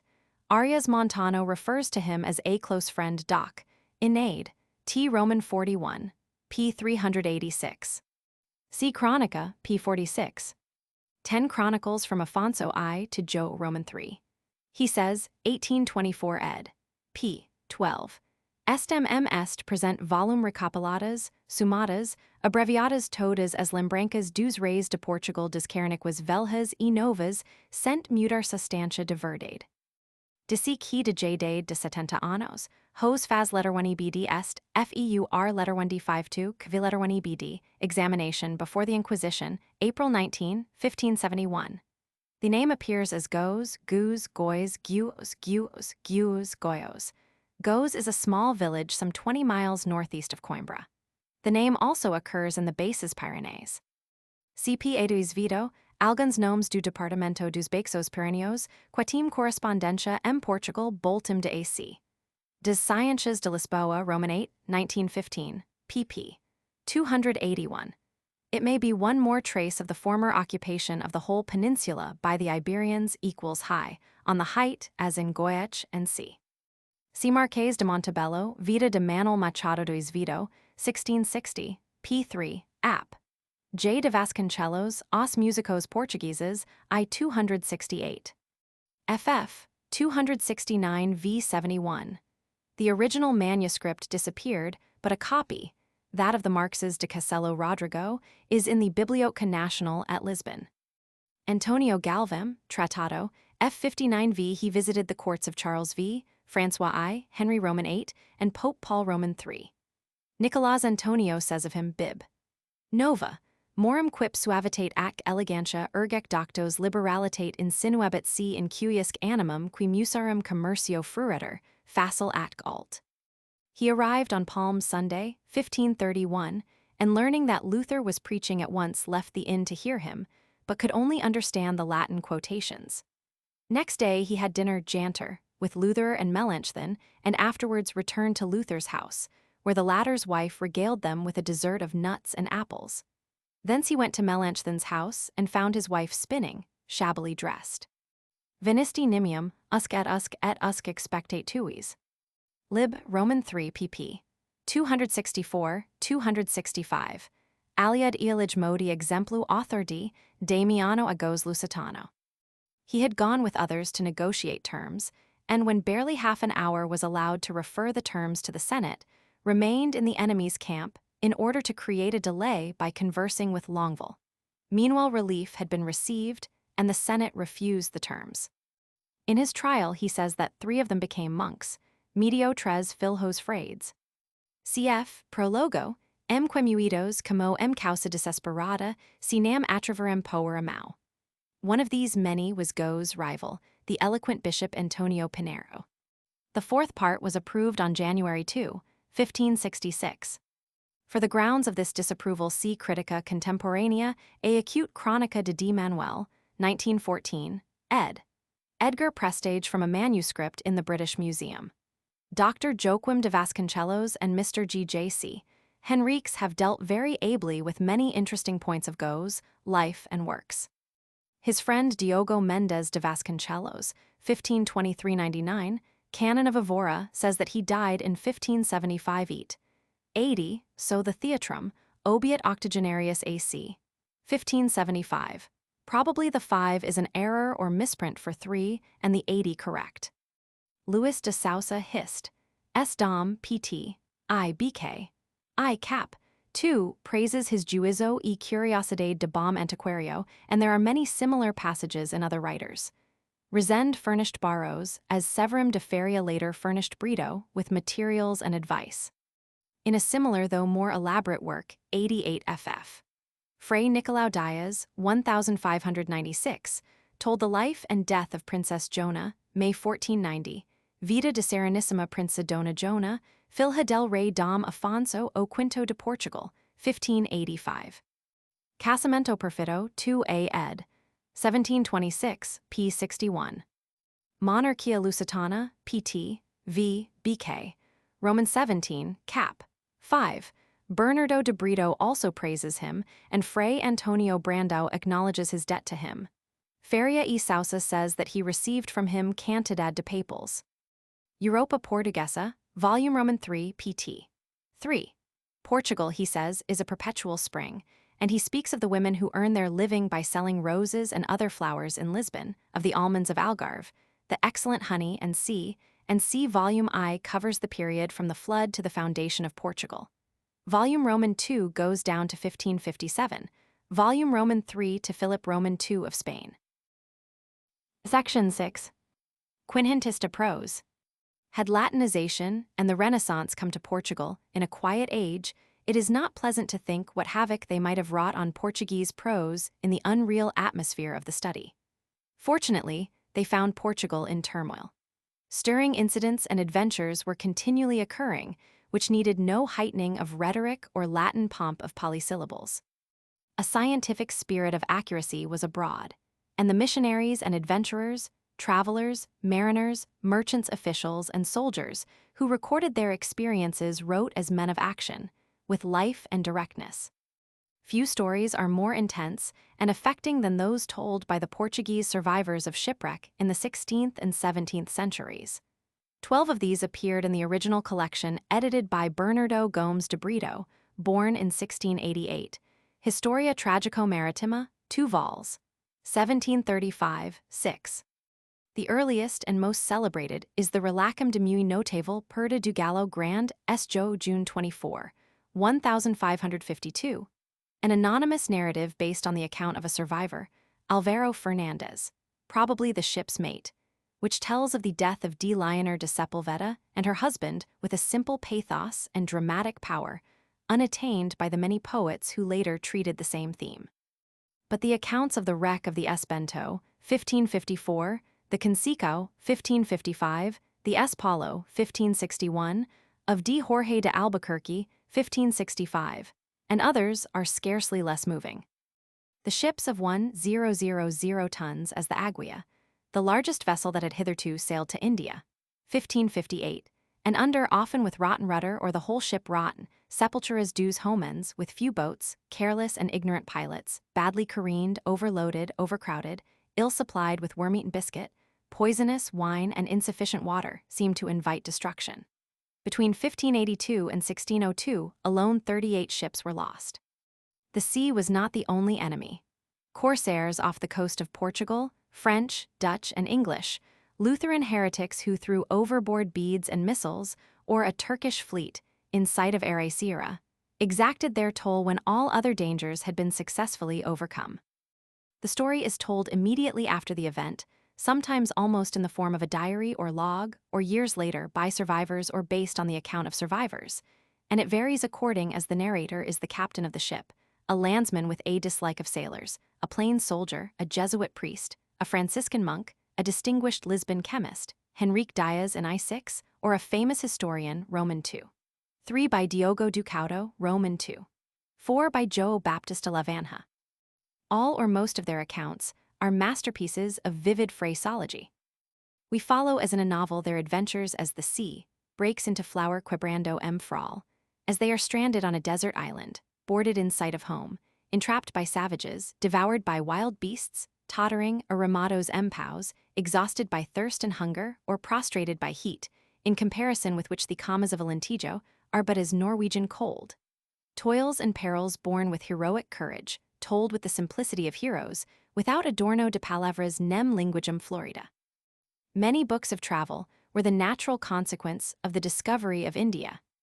The historian João de Barros' passion for knowledge, especially geographical knowledge, was the first cause of the learned and instructive Choreographia, 1561 of his nephew Gaspar Barreiros, 1574.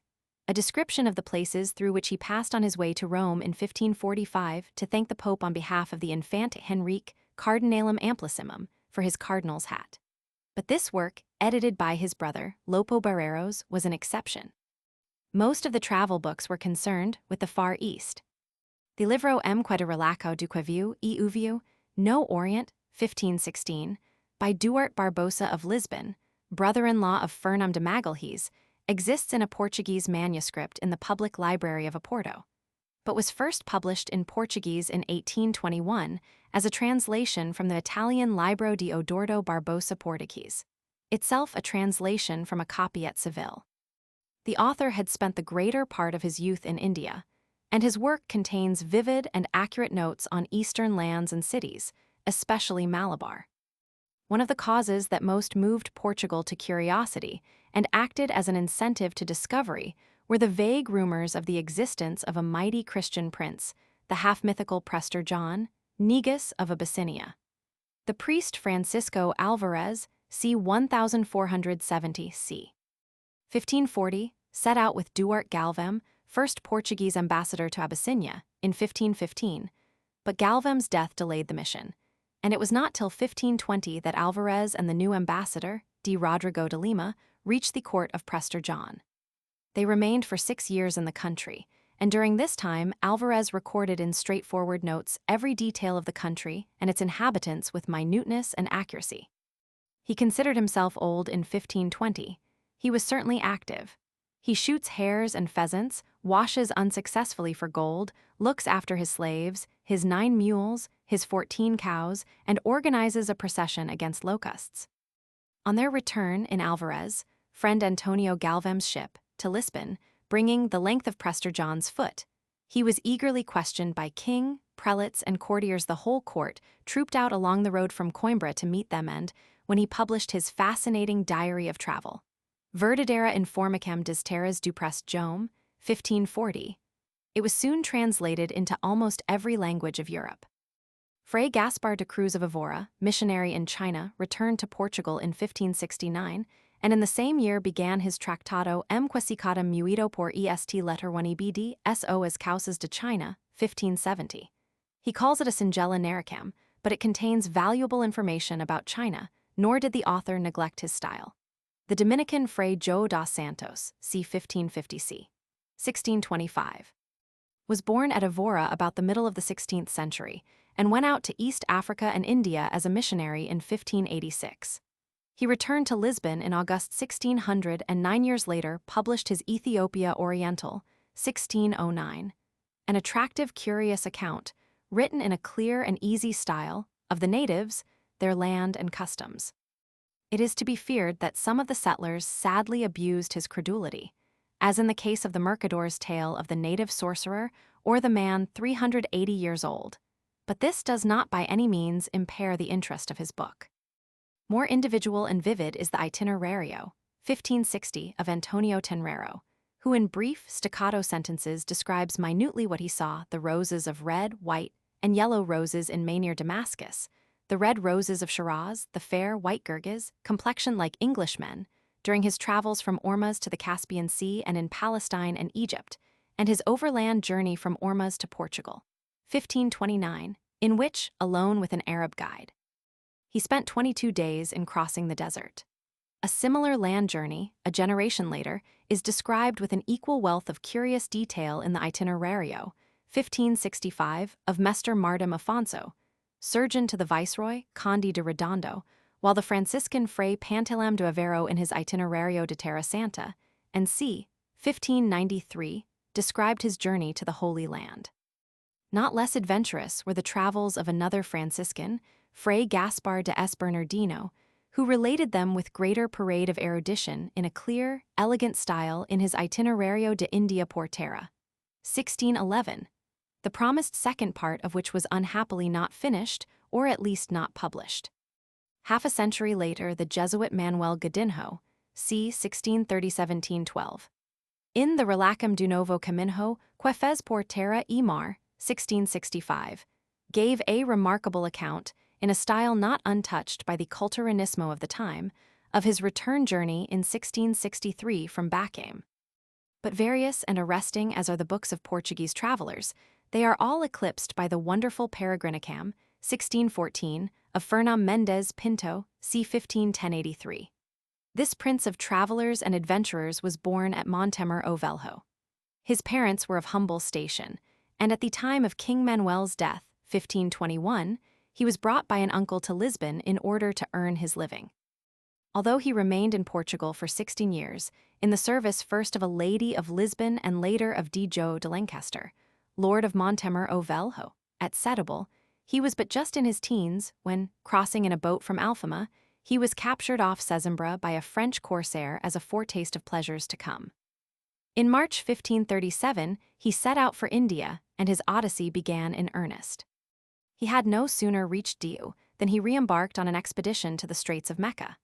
His hope was to make a rich prize and become muito rico em pouco tempo. He went next with 3 others on a mission to Ethiopia, and on the return voyage he was captured by the Turks, placed in a subterranean dungeon, and then sold to a Greek renegade, whom he describes as the most inhuman and cruel dog of an enemy ever seen. Fortunately, after 3 months, the Greeks sold him for 12,000 reis to a Jew, who brought him to Ormuz. After spending little over a fortnight there, he embarked with a cargo of horses for Goa, and later was wounded in a fight with the Turks. He next proceeded to Malacca, and was sent thence on a mission to the king of the Badas, by whom he was made welcome as rain to our rice crops. After accompanying the king on a campaign, he returned to Malacca, losing his cargo of tin and benjamin on the way. His next mission was to the king of Aru. He returned to Malacca a slave, as his ship was wrecked, and after fearful sufferings he, the only survivor, was bought cheap by a poor Moorish trader. A trading expedition to Pau and Lugar ended as disastrously.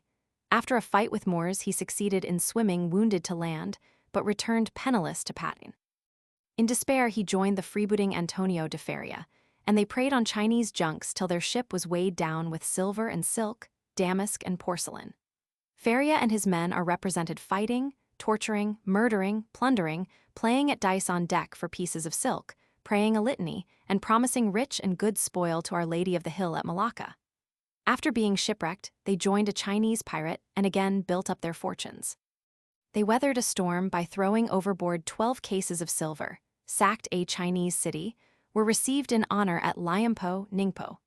But again, inordinate greed for gold proved their ruin. And, after a daring attempt to plunder the rich tombs of the emperors of China in the island of Kalamplui, they were finally stranded in China and arrested as vagabonds.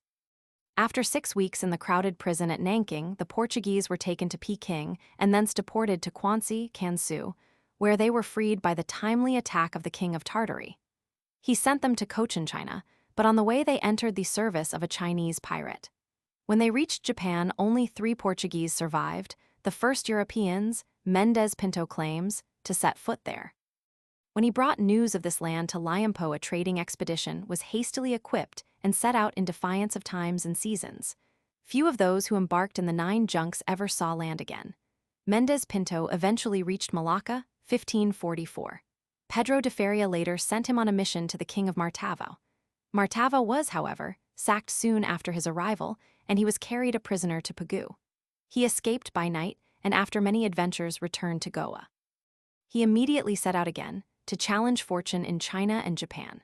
After accompanying the King of Sunda on a war expedition, he was again wrecked and spent 13 days on a raft. Of the 11 survivors, 3 were eaten by crocodiles and the rest sold as slaves. Released by the King of Calapa, Mendez Pinto served under the King of Siam and returned to Pegu and thence to Malacca. Once more he set out for Japan, and this time his voyage prospered and he came back with a fair profit. At Malacca, he was eagerly questioned by St. Francis Xavier, 1506-52, as to the conditions in Japan. He seems to have been infected with the saint's enthusiasm, as were most of those who met him, and after his death he perhaps gave up a considerable fortune in order to return as missionary and ambassador to Japan. Before leaving Goa April 1554, with St. Francis Xavier's successor, Padre Belchior, he had been received into the company of Jesus. After many hardships, they landed in China in July 1556. In the spring of 1558, a few weeks after returning to Goa, Mendez Pinto sailed for home and arrived at Lisbon on September 22. The Lisbon officials dallied with his pretensions to reward for his services. During his wanderings in India, Ethiopia, China, Japan, Tartary, and Arabia, he had persevered through captivities, battles, and shipwrecks, but 4 or 5 years of official evasions broke his spirit, and he retired to live in poverty at Almada. Philip Roman II, stirred to interest in this legendary figure, granted him 2 bushels of wheat in January 1583, and in July of the same year he died. He had long before left the company of Jesus, either of his own free will or expelled, perhaps on suspicion of Jewish descent. His name was erased from the company's records and letters. Of his 21 years of trader, envoy, pirate, and missionary in the Far East, he wrote for his children a narrative of breathless interest, and speaking generally, it bears the stamp of truth. We gather that he was brave and adventurous despite a natural timidity, of a consuming curiosity which often got the better of his fears, pious, temperate, apt to be carried away by fugitive enthusiasms, but persistent, gay, and optimistic in defeat and disappointment. He appears not to have been particularly vain. He does not disguise some of his less creditable actions, and he certainly does not exaggerate his services in Japan. He may possibly have been one of the 3 Portuguese who discovered it in 1542. Their names are given by Couto, v. Roman 8. 12. Asmoda, Zymodo, and Peixoto. Gifted with keen imagination, he could exaggerate when expediency required, but he knew that in the account of his travels exaggeration was not expedient, and he was constantly on guard against the notorious skepticism of his fellow countrymen. He may have heightened the color occasionally, but as a rule he writes with restraint, although with delight in a good story and skill in bringing out the dramatic side of events. It is one of the charms of his work that it is very definite in dates and figures, but this also, through inevitable errors and misprints, afforded a handle to the pedantry of critics. The fatal similarity of Mendez and mendacity gave rise to the play on his name, Fernam Ments. Minto, Fernam do you lie I lie, and Congreve in love for love, by calling him a liar of the first magnitude, clinched the matter in England. But comparatively early a reaction set in, and modern travelers have unequivocally confirmed the more favorable verdict and corroborated his detailed descriptions of Eastern countries. The mystery of the East, the heavy scent of its cities, its fervent rites and immemorial customs, as well as the magic of adventure, haunt his pages. 100 pictures refuse to fade from the memory, whether they are of silk-laden Chinese junks or jars of gold dust, vivid descriptions of shipwreck. The hiss and swell of the waves are in his rich sea Latin, or the awful pathos of the Queen of Martava's death, the sketch of a supercilious Chinese mandarin, or of St. Francis Xavier tramping through Japan. 5 years after Mendez Pinto's return to Portugal, a book scarcely less strange than his Peregrinacam, of atmosphere as oriental and of interest as absorbing although more scientific, was printed at Goa. Its author, Garcia de Orta, c. 1495 c.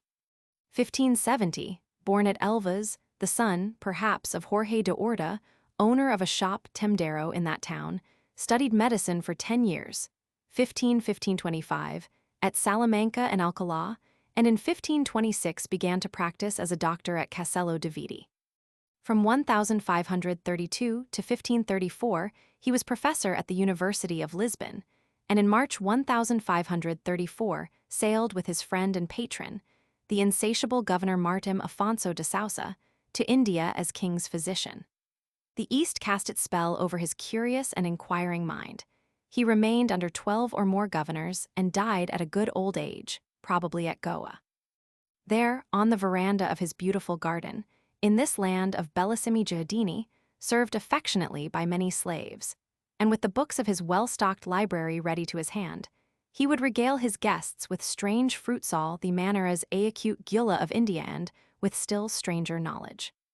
His knowledge was based on personal observation, for although he respected Galen and Dioscorides as the princes of medicine and was possessed of great erudition, he was not disposed to bow blindly to the authority of any writer, Arab or Greek, least of all to scholasticism. He went to nature, and in his Colloquios deux Simples, 1563, recorded what he had seen and heard, the truth without rhetoric, setting aside the mill fabulas of Pliny and Herodotus. These 59 dialogues, arranged in alphabetical order, pay more regard to facts than to style. They are full of varied information and give us a most pleasant insight into the writer's character, strong, humorous, obstinate, and into his life at Goa. From a scientific point of view, they are of great importance. Not only did they provide the first description of cholera and of many unknown plants, but after 3.5 centuries, they retain their scientific interest and value. Begun many years earlier in Latin, they were published in the author's old age, with an introductory ode by his friend, the poet Camus. Unhappily, they became known to Europe chiefly in a garbled Latin version by Charles de L'Écluse, Clusius. A 5th edition appeared in 1605, from which the Italian and French translations were made. It was not until the 19th century that the skillful and eager care of the Conde de Ficalho enabled a larger number of those who read Portuguese to appreciate Orta at his true worth. Born at Alcácer do Sal, the celebrated scientist Pedro Nunes, 1492–1577, whose name lives in the instrument of his invention, the Nanius, was cosmographer to Kings João Roman III and Sebastian and professor of mathematics at the University of Coimbra, 1544–62. Prince Louis and D. João de Castro were his pupils. He wrote indifferently in Latin, Spanish, or Portuguese, declared that as science treats of concrete things it can be expressed in any language however barbarous, and, in order to secure for it a wider public, translated into Portuguese the Latin treatise, Libellus, de Spherae John of Halifax, Joannes de Sacro Bosco. Tratado de Sfera, 1537, and into Spanish his own Libro de Algebra and Arithmetica and Geometria, 1567, originally written in Portuguese and addressed to his pupil and friend the Cardinal King Henrique. His other works, including the De Crepusculis, 1542, were written in Latin. The Homeric hero Duarte Pacheco Pereira, 1465–1533, about whose life, apart from the 100 Days at Cochin, 1504, and a fight off Finisterre, 1509, with the French pirate Mondragon, singularly little is known, on his return from India in 1505 wrote a work entitled Esmeralda de Situ Orbis. This curious and important survey of the coast of Africa, the work of one more accustomed to wield sword than pen, but sometimes as picturesque and interesting as Duarte Barbosa, was to have consisted of 5 books, but only 3 and a part of the 4th were written. It remained in manuscript for nearly 4 centuries. The 3 Roteiros logs written by the famous Viceroy D. João de Castro, 1548, on his voyages, 1 from Lisbon to Goa in 1538, 2 from Goa to Diu, 1538–9, 3 from Goa to the Red Sea in 1541, are decked out with no literary graces. He wrote, he said, for seamen, not for ladies and gallants. Yet the scientific curiosity and enthusiasm of this keen-eyed, broad-minded observer give his descriptions force and truth, the same practical lucidity that marks his letters, which according to his friend Prince Louis contain todas as causas necessarias y nenhuas superfluas, and they were early prized in Spain as harto notables, muy curiosos. The 3rd Roteiro would seem to have been originally written in Latin, and perhaps translated by Castro at his beloved Sintra home. The manuscript was bought by Sir Walter Raleigh, and it appeared in English in 1625, 208 years before it was published in Portuguese. Greater historical interest attaches to the letters of an earlier governor, Afonso de Albuquerque, 1461–1515. That grim conqueror of the East might have smiled somewhat sardonically to be numbered among Portugal's writers. He merely said what he had to say, and there was an end of it, would be his comment.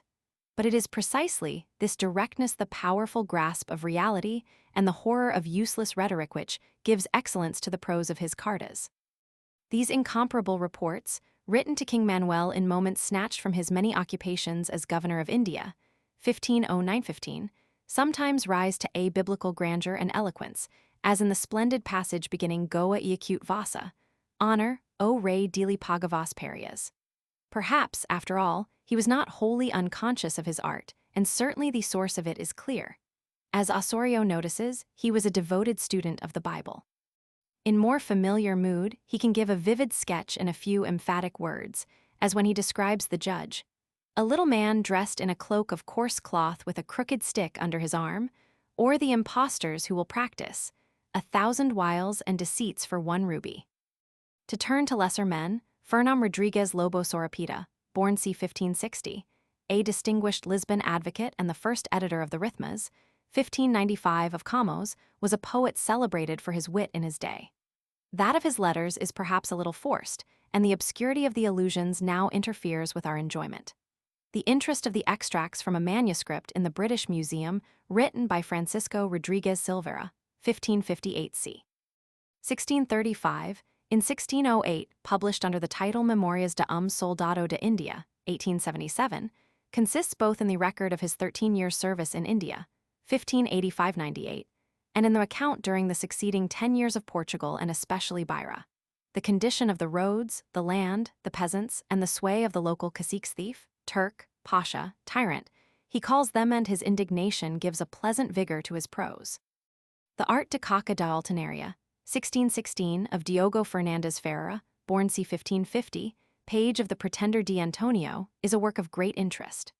The writer evidently delights in his theme and has a real love of birds, the migratory habits of which he describes in Part 6, and he treats of swallows and of the swallowgrass which restores sight, of the food made of sugar, saffron, and almonds for nightingales, and other alluring topics. Among the rare and curious books of the time we may notice that on the prerogatives of women, Dos Privilegios and Prerogatives, que o género feminino tiletarwani bd por direito comum and ordenacos do reino mais que o género masculino. 1557. By Rai Gonçalves, professor of law at Coimbra in 1539 and subsequently court advocate at Lisbon. Two writers especially attract attention even in the feast of interest, which Portuguese prose in this century offers so abundantly. The son of a distinguished Dutch illuminator and painter settled in Portugal, Antonio de Holanda, who painted Charles V at Toledo and may have illuminated the Book of Hours of Queen Leonor, Francisco de Holanda, 1518–84. Born in Lisbon, painter, illuminator, and architect, in his short treatises De Fabrica que fales e acute Cidade de Lisboa and Da Ciência do Desenho, showed an enthusiasm for his subject almost out of place in the Portugal of the second half of the 16th century. Indeed, he nearly ran into trouble with the Inquisition by seeming to make painting divine, but prudently altered the passage. His curious and celebrated treatise De Pintura Antiqua, 1548, is written in a style which may be rather rejoiced in than imitated, for, as he tells us, he was more at home with the brush than with the pen, but it is full of ingenious and original remarks.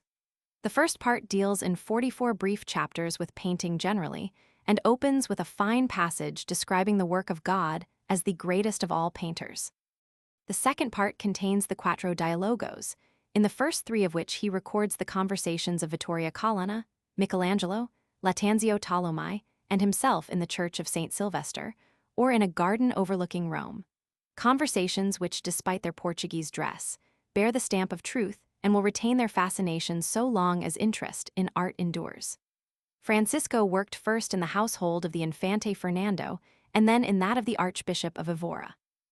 In 1537, he set out on a journey to Rome by land, Valladolid, Barcelona, Provence, and in Italy remained from 1538 to 1547. His friendship with Michelangelo continued after his return to Portugal, as a letter from Holanda to Michelangelo in 1553 proves. The last part of his life he spent in the country between Lisbon and Sintra, among the Portuguese whom he had called des musicos, and despite his comfortable circumstances he received a pension of 100,000 reis from Philip Roman Toohey, must often have looked back with regret to the fullness of those 9 years in Italy. But his countrymen, thanks largely to the scholarly researches and studies of Dr. Joaquim de Vasconcelos, are now fully alive to his merits. And indeed, even in the 16th century, a passage in Frei Heitor Pinto's Imagem de Vida Christam sets him side by side with the great Italian. Felipe Nunes, who professed as a Dominican in 1591, wrote on painting in the next century, Art Poetica e de Pintura e Symmetria, 1615. A work on music by Antonio Fernandez, of about the same date, Art de Musica de Canto, Dorgam e Canto Cam, 1626, consists of 3 treatises which do not profess to be original. Manuel Nunes de Silva wrote on the same subject in his Art Minima, 1685. In the preface, 1570, to his Regradual, written in 1565, Gonçalo Fernandes Troncoso, c. 1515c. 1590, professed not to have sufficient literary skill even for this simple calendar of movable feasts. Yet in the previous year, 1569, in which at Lisbon he lost both wife and children in the Great Plague, a beloved daughter of 24, a student son, and a choir-boy grandson, in order to distract his mind from these sorrows, he wrote a remarkable work, unique of its kind in Portuguese literature. Or at least he wrote then the first 2 books, which appeared under the title Cantos e Historias de Provido e Exemplo, 1575. A third part was published posthumously in 1596. The number and kind of the editions in the 17th and 18th centuries testify to its popularity, but since the 18th century, no new edition has been printed, and the book has fallen into a strange neglect. Troncoso did not claim originality. He merely collected stories from what he had heard or read. The stories, only 38 in number, are very various.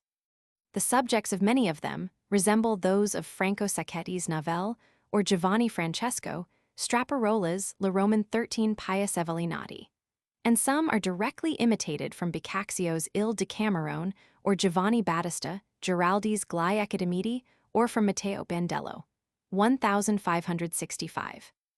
But often they are traditions so widespread that they occur in many authors and languages, as that Roman 2:7, which corresponds to Straparola's third knot, and of which Dr. F. A. Seelho recorded 21 other foreign versions, besides 4 popular variants in Portuguese. Or I-17, in which the cunning answers to difficult questions are similar to those in Sacchetti, number 4, Mestre Bernabo Senhor de Milano, and Dr. Braga's Cantos Tradiciones do Povo Português, number 71, Frei João Sem Cuidados. Others are apparently of Oriental origin, as the Judge's Verdict, worthy of Sancho Panza I-15, or The King and the Barber Roman 3. But the subject and place, Lisbon, Oporto, Evora, Coimbra, and Sea of most, although not of the longest, of these tales are Portuguese. Some are trifling anecdotes which acquire a charm and vividness through their popular character and the author's simple details of description, as the picture of the peasant family near Oporto sitting round the fire after their supper of maize bread and chestnuts, I-10.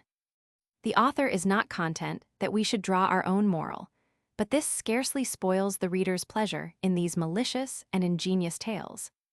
Despite inroads of the exotic and all the chances and changes of life and literature in this century, the Portuguese maintained their interest in the romances of chivalry, in which indeed they saw a reflection of their own prowess in the East.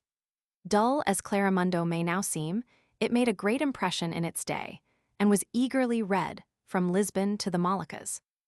Even as late as 1589, Bishop Ariz considers it necessary to say that a prince should have better ways of spending his time than lure poor Clarimundo, while Rodriguez Lobo, 30 years later, brackets it with Amadis and Pomarum.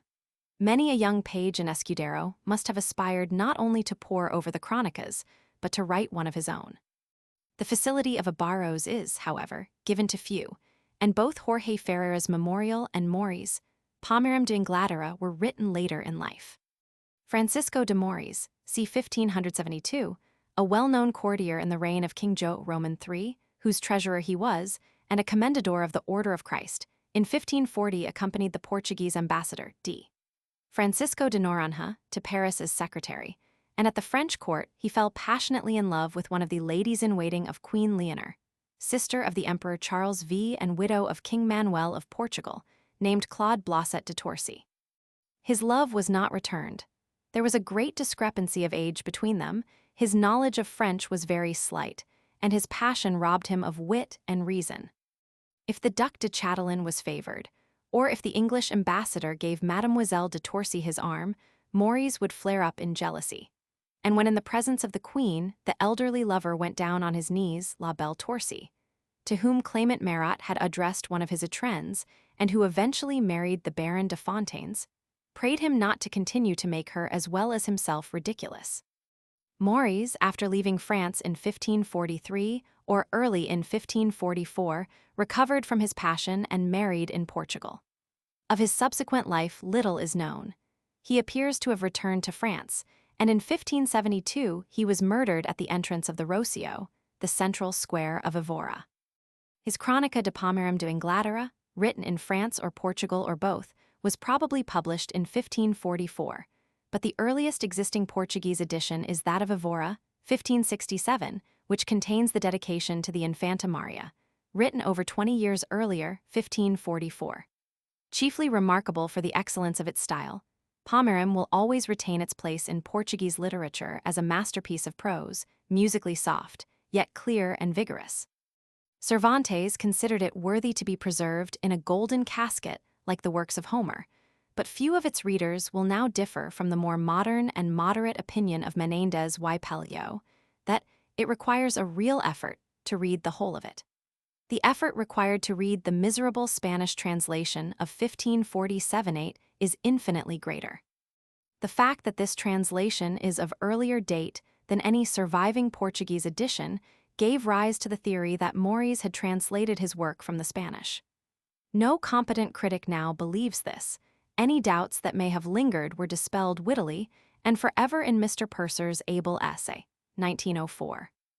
The Spanish version, with its painful efforts to avoid Lusitanismos and its palpable mistranslations, such as Suavidad or Alegria for Saudade, shows less knowledge of the sea, of Ireland, and of Portugal. Moreover, the preference of the author of Palmerim for Portugal is obvious, and the passage in which ladies of the French court are introduced corresponds to Moriz' Disculpad HVNS Amores, first published with the Dialogos in 1624. Moriz himself would probably not have been greatly troubled by the impudent claim set up for Luis Hurtado and Miguel Ferrer. To have made a masterpiece out of their book would have been an achievement as great as to have made it out of Old French and English legends in Paris. Palmerim's predecessors, Palmerin de Oliva, 1511, Primelin, 1512, and Platier, 1533, were probably all genuinely Spanish. Although some doubts have been raised as to the first of the line, Palmerin de Oliva attributed to a cryptic lady, a femina docta called Agastabrica. Its successors were as genuinely Portuguese. To Moriz, parts 1 and 2, Diogo Fernandes added parts 3 and 4, 1587, concerned with the deeds of Palmerim's son, Dom Duardo's, and Balthazar Gonçalves Lobato, parts 5 and 6, 1602, in which are told those of his grandson, Dom Clarissal de Bretagne. 3 brief but very lively and natural dialogos, 1624, show that Moriz was not only an excellent stylist but a keen observer. The Fidalgo and Escudero, the lawyer and the lovelorn Moco, are all clearly and wittily presented. Footnotes. For a full list see Inocencio de Silva, Dic. Bibliog. I. 377 and Grundrisse, p. 339. 5 volumes were announced by Barbosa Machado as ready for press. The modern editors, besides 11 recs of the 16th, 8 of the 17th, and 2 of the 18th, have included 3 of the 19th century. Some of the original chapbooks survive, with a fine woodcut of a tossing galleon on the title page. Historia de mui notable per de du Galem grand est Jome, 1554. Relacum du lastimoso naufragio de nau consecum, chamada Algaravia Nova, 1555. Naufragio de nau Santo Alberto, 1597. Memoravel relacum de perda de nau consecum, 1627. The relacum da viagem du Gallo Sao Lavrenco e sua perdico, 1651, is by the Jesuit Antonio Francisco Cardam, 1596–1659. The relacum Sumeria de viagem que fez Fernão d'Alvarez Cabral, by Manuel Mesquita Perestrello, is an account of the wreck of the fine ship Esbento, which had taken Camos to India. In this relacum du naufragio de nau Estame, written in 1611, 22 years after the event, he refers several times to his Decadas. Naufragio de nau S. Alberto, 1593. It is a summary of a largo cartapacio of the pilot. Peter mutio iom de barros, quelli scruis muito particularment to dus os lugares, diste mu caminho. Verd, inf, p. 110, nam era pira velhos. This seems to have aroused the resentment of Barros, Asia, Roman 3, Roman 4. 3. The author, he says, had no learning. In Roman 2, Roman 3. 4 he again refers to him slightingly as a certain Francisco Alvarez. Barros as grammarian similarly ignored Oliveira. Barbosa Machado says, ultimamente o convento de Goa, para on tinha passado no ano de 1622, faleció com saudade, and c. Inocencio de Silva read this with a comma after passado. Afonso de Albuquerque mentions another surgeon master, Afonso in India in his time, i.e. half a century earlier. The value of the itinerario consists in its having been written as a diary on the journey, and its author, perhaps thinking of Mendes Pinto, says he who grand discuido de homens, que phasum semelhantes viagens, e as nam escruum. Porc a memoria nam pod ser capas de tamanha causa e tantas particularidades, p. 82. According to Barbosa Machado, he entered the Jesuit college as a novice in 1645 and died in 1712. 78. Godinho also wrote a life of Fray Antonio das Chagas. He was the son of D. Jorge, illegitimate son of Jo Roman II, and was created Duke of Aveiro. See the important works by Colonel Cristovam Ayres, Fernão Mendes Pinto, 1904. Fernão Mendes Pinto e o Japão, 1906. His work did not appear till 1614, and it is uncertain to what extent it was edited by the historian Francisco de Andrade. It is thought that the account of his services as missionary in Japan may have been excised owing to the hostility of the Jesuits. Cap. 223. Eu respondi acrescentando muitas causas, que me perguntava por me percer, que era assim necessário, e acute reputaco de naco portuguesa. Cf. Caps. 14, 70, 88, 114, 126, 198, 204. The complaint is echoed by almost every Portuguese traveler of the day. Bishop Osorio refers to the fidei faciendi difficultas. Even the truthful and exact Francisco Alvarez fears his readers' disbelief. Cf. Feria y Sausa, Laudaria Laudado. Yo la tengo por mi verdadero. E de Sausa Macido, Eva y Ave Roman 2. 55, 1676 ed. p. 495, El Rey Catholico de Felipe Roman 2. Quando veo a Portugal, Gustavo de Uvera Fernão Mendes, cujas peregrinações and sucessos que delas escreveu mostro tempo, como experiência a verdade que se lhe disputava antes, que houves tantas notícias de quellas partes. Sors Theatrum. Diu apud Lusitanos, fidem non merit donic, rerum qui secudi sunt eventus, et alirum scripta nihil Ferdinandum, a viro discrepus confirmarent. Manuel Bernards, Nova Floresta, I. 1706, p. 124. As relacos do nosso Fernão Mendes Pinto, que não merecem tau pauco credito como alguns lhe dão. Either never man had better memory, or he was the most solemn liar that ever put pen to paper, is the verdict of José Agostinho de Macedo, Modum Literario, 1841 ed., Roman 2. 17. In France he was known as Du Jardin. Familiarly, this great botanist seems to have been called Herbes. A copy of the first edition of the Colloquios has Gracia Dorda o Ervas on the back of the binding. This might be an ignorant mistake for Delvas. The governor's brother, Piero Lopes de Sousa, wrote a Diario da Navegação, 1532, first published at Lisbon in 1839. The soldier in Couto's Dialogo says, "Now vitao mal negociado here por físico more português, asque est cargo, serverem terem nos, seus tres anos, sit u 8.000 cruzados." Libro de Odordo Barbosa Portuguese. He must have spent many a half hour in the corner bookshop in Goa mentioned by Couto Dec. Roman 6. V8, 1781 ed. p. 400. O canto on pausa livrero, unless this is a misprint for Luvero, as the neighboring Serguero seems to indicate. The growth of Portuguese literature in the East would furnish matter for a curious essay. Great folios like the Cancionero de Resende, C. Lopes de Castanheda, V12, and Barros, Asia, Roman 3. Roman 3. 4. For the strange use made of it in India and the flows sanctorum were taken out, and it is improbable that they were brought back when every square inch was required for pepper. Thousands of precious volumes must have gone down in shipwrecks, others profane books, and autos were thrown overboard at the bidding of the priests. For the fate of a case of Hebrew Bibles, Briuyas, C. Correra, Lendas de India, I 656-7. Amadis de Gaula was apparently in India in 1519, Lopes de Castanheda, v. 16. A most interesting list of books ready to be sent to the Negus of Abyssinia in 1515 is given in Sousa Viterbo's A Livraria Real, 1901, p. 8. Unless Correra's description, Lendas, Roman 4, 288-9 is earlier. Other events recorded by Correra which must have closely affected Orda are the fate of a bachelor of medicine strangled and burnt by the Inquisition at Goa in 1543, Roman 4, 292, and the outbreak of smallpox, from which 8,000 children died there in 3 months in 1545, Roman 4, 447. The Dialogo de Perficam and parts quaesam necessarias albam medico, 1562, with the exception of the dedicatory letter to King Sebastian and the title, is written in Spanish 25 ff. Apparently Afonso de Miranda found it in Latin among the books of his son Geronimo, who had studied at Coimbra and Salamanca, and translated it. Composto, he says Colloquios I5, Dimas Bosque Ib. I11 says Kamikado. Thus he contributed to the fact, which he notices in the Tratado da Carta de Mariar, that the Portuguese sea enterprises were based on careful preparation. The Nonius was perfected in the following century by Vernier. Tratado de Sfera, Preface.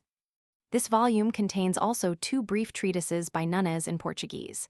Tratado, Saber Certas Duidas de Noigaco, answering certain questions put to him by Martim Afonso de Sousa, and Tratado, M. Defensum de Carta de Mariar, addressed to the Infante Louis. The Desfera of Joannes de Sacro Bosco was printed with a preface by Philip Melanchthon in 1538. Ariz, in his Dialogos, 1604 ed. F. 56 says, Se algo de sfera porc, quando Piero Nunes alir acertos homens principais iumi a chava present. He himself says that he was born in the excellent city of Lisbon, Esmeraldo, Roman 4. 6, and he was one of the captains sent out by Joe Roman II to continue the discovery of the west coast of Africa. In 1522, he was governor of the fortress of S. Jorge de Mina, but his last years were spent in poverty. Other works of a similar nature, Livros des Rotas or Derotas, are printed in Libro de Marinheria. Tratado de Aguia de Mariar de João de Lisboa, copiado e coordenado por J. Iberian Rebelo, 1903. Cf. Also G. Pereira, Roteiros Portugueses da Viagem de Lisboa, e acute India nos séculos Roman 16 e Roman 17, 1898. H. Lopes de Mendonça, Estudos sobre navios portugueses nos séculos Roman 15 e Roman 16, 1892, and O Padre Fernando Oliveira e a sua Abernautica, 1898, pp. 147-221 contain O Livro de Fábrica dos Naos, of which, says the preface, Ning escreveu adigora, and Sousa Viterbo, Trabalhos Náuticos dos Portugueses nos séculos Roman 16 e Roman 17, Historia e Memorias da IC. Des Sciences, Tom. Roman 7, 1898, Mem. 3. Tom Roman 8, 1900, Mem. 1. Diogo de Saz de Navigation was published in Paris in 1549. The Art Practica de Navegar, 1699, by the cosmographo Mor Manuel Pimentel, 1650–1719, appeared a century and a half later and had several editions in the 18th century. Fr. Antonio de San Roman, Historia General de la India Oriental, Valladolid, 1603. De Rebs Emanvelis, 1571, p. 380. Non erat alienus alliteris, and cum odium erat lection sacrarum praecipiu literarum oboctabetur. pt. 1, 1572 ed. f. 224. Now fedo por maudunaso alada en letterwanibd du vaso Michelangelo mas por mu baxo ingenho. Or Goncalo Fernandez of Trancoso, Beira. His name has no connection with the phrase cantar historias, a Trancos, de coq a Elaine. Preface addressed to the Queen in pt. 1. His object was prender e imaginaco m feros. Timondes el Patronulo appeared in the following year. See, however, Dr. Agustinho de Campos, Selections, 1921. Oque apprendi, aui oli, 1624 ed. Oque apprendi, Romans 6 oli, 1734 ed. Si Menendez y Pello, Origines de la Novela Tom, Roman 2 1907 p. LXXX Vayet Sec. The alternation of the indigenous and the exotic may be seen in the spelling of the same name as Pyro, equals Piero, Pedro, Peter, and Pirho, Pyrrhus, in Roman 3. 8. Ropica Pinefma, 1869 ed., p. 2. Dialogos, 1604 ed., f. 157. A third edition of Claramundo, 1601, had appeared before the second edition of the Dialogos. Cortna Aldia, 1619, Dialogo 1, 1722 ed., p. 5. Mori's Dialogo 1, 1852 ed., p. 11. Barbosa Machado seems to have considered him much under 70 at the time of his death in 1572. The tradition, mentioned by Cervantes, that it was written by a learned and witty king of Portugal is clearly traceable to that other tradition that King Joe Roman III as Infante had been joint author of Claramundo. Mount Brandon, Smerwick, and the Three Sisters of the pleasant, but densely wooded coast of Kerry are Greek to the Spanish translator and become San Cibrian, Cyprian, and San Maurice. The title continues. Quinhentista com hua dama francesa de reinha dona liner per nome torsi, sendo portugues, pela quae fez a historia das damas francesas no seu palmarum. It is scarcely possible that the author, Francisco Vázquez, considered that Burgos, as his birthplace, his mother had a part in the work. From being merely the legend above, the mounted knight on the title page Dom Duardos de Bretagne became the title of the book. Section 7. Religious and Mystic Writers. Amador Ariz in one of his dialogues defines mysticism thus. There is a theology called mystic, as being hidden and unintelligible to those who have no part in it. It is attained by much love and few books, and with much meditation and purity of heart, which alone suffices for its exercise, and consists mainly in the noblest part of our will inflamed in the love of God, its full and perfect good. Our will inflamed. Perhaps these words explain the excellence of the style, the intensity and directness of the writers in this mystic theology. Style, so shy and elusive to Flaubert and his disciples, came unsought to the religious writers of the 16th century, because they wrote not with an eye on verbal artifices but out of the fullness of the heart, self-gathered for an outbreak, and their works can still be read with pleasure by priest and pagan. Mysticism, inherent in the character of the Portuguese, runs through a great part of their literature. We find it, for instance, in the merry poetry of Gil Vicente or in the precious accents of Sorer Violante do CEO. Strength of character, aloofness, rapt enthusiasm, singleness of purpose. These are the qualities of mysticism at its best, and if it also manifests itself in vagueness and confusion, this was not so with the great mystic and religious writers of the golden age of Portuguese literature. To them, mysticism was not a cloudy goodness or an abstract perception dulling humanity, not a mist but a pillar of fire, in the light of which the facts and details of reality stood out the more clearly. But if the intensity of many of the mystics has its natural complement in the fervor and directness of their prose, this was not always the case, and it was not only in profane works that the Portuguese language fell into the pitfalls of culturanismo. All the more remarkable is the purity, the exquisite taste, the simplicity and charm of some of the later, 17th century, prose. The secret of this prose lay in fact in culturanismo itself, the points and conceits of which were based on a recognition of the value of words. All the Seiscentistas set to playing with words as with unset stones of price. The more critical or inspired writers joined in the game, but selected the genuine stones, leaving the rest to those who did not care to distinguish between gems and colored glass. A faint vein of mysticism is to be found in the work of Fray Heitor Pinto, c. 1528–1584, who was born at the high-lying little town of Covilhã and professed in the famous Convento dos Jeronimos at Belém in 1543. After taking the degree of Doctor of Theology at Sigüenza, he in 1567 competed for a chair at Salamanca University, but came into collision with Fray Luis de Leon, and in a bitter contest between the Hieronymite and Augustinian orders Pinto was defeated. He returned to Portugal, became professor of the new chair of Scripture at Coimbra University in 1576, rector of the university and provincial of his order. After the death of the Cardinal King, he appears vehemently to have espoused the cause of the Prior of Crotto. King Philip accordingly invited Pinto to accompany him to Spain. He was one of the 50 excluded from the amnesty of 1581, and scandal added that the king had him poisoned there in 1584. Pinto was an eminent divine, a man of wide learning, a master of Portuguese prose, and he appears to have inspired his pupils with affection. But King Philip could scarcely have considered him worth poisoning, especially when removed from his sphere of influence. No doubt he went to Spain with extreme reluctance on other occasions of his busy life when the affairs of his order drove him to France, and Italy he had sighed in tears, in spite of his interest in travel, his love of nature, and especially his antiquarian curiosity for his quiet cell at Belém, where he had lived many years in great content. Perhaps, too, he had not forgotten his defeat at Salamanca. King Philip, he now said sturdily, may put me into Castile, but never Castile into me. Pinto wrote commentaries on various books of the Old Testament, which were published in Latin, but his principal work consists in the dialogues A Manera dos de Plato of his Imagem de Vida Christem, 1563, followed by the Segunda Parte dos Diálogos, 1572. The first part has 6 dialogues, the subjects being true philosophy, religion, justice, tribulation, the solitary life, and remembrance of death. The 5 of the second part treat of tranquility of life, discreet ignorance, true friendship, causes, and true and spurious possessions.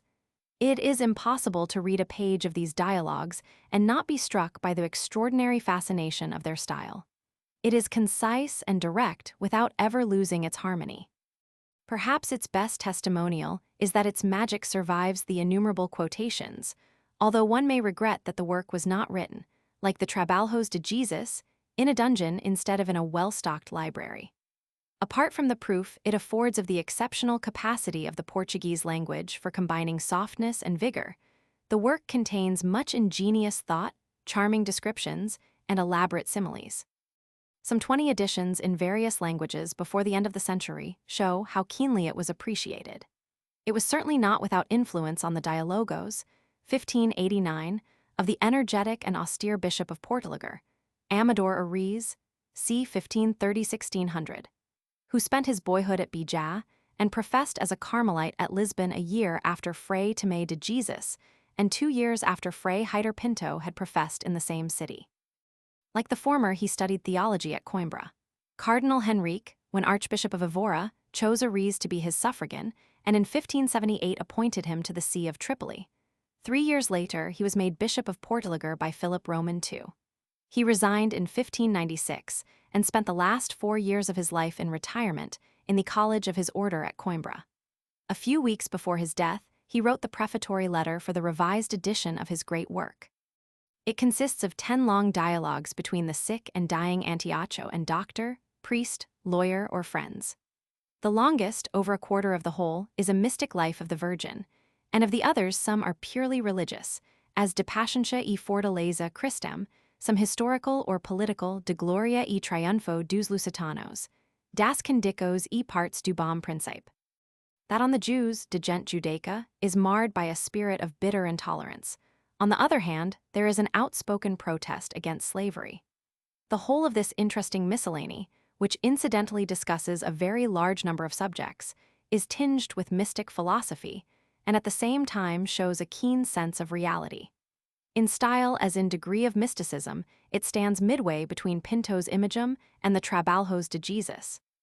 It is evident that its composition, although less artificial than that of the Imagum, has been the subject of much care, and the author declares in his preface that while adopting a common, ordinary style, to the exclusion of forced tricks and elegances, he has striven after clearness and harmony, the two postulates of his contemporary, Fray Luis de Leon.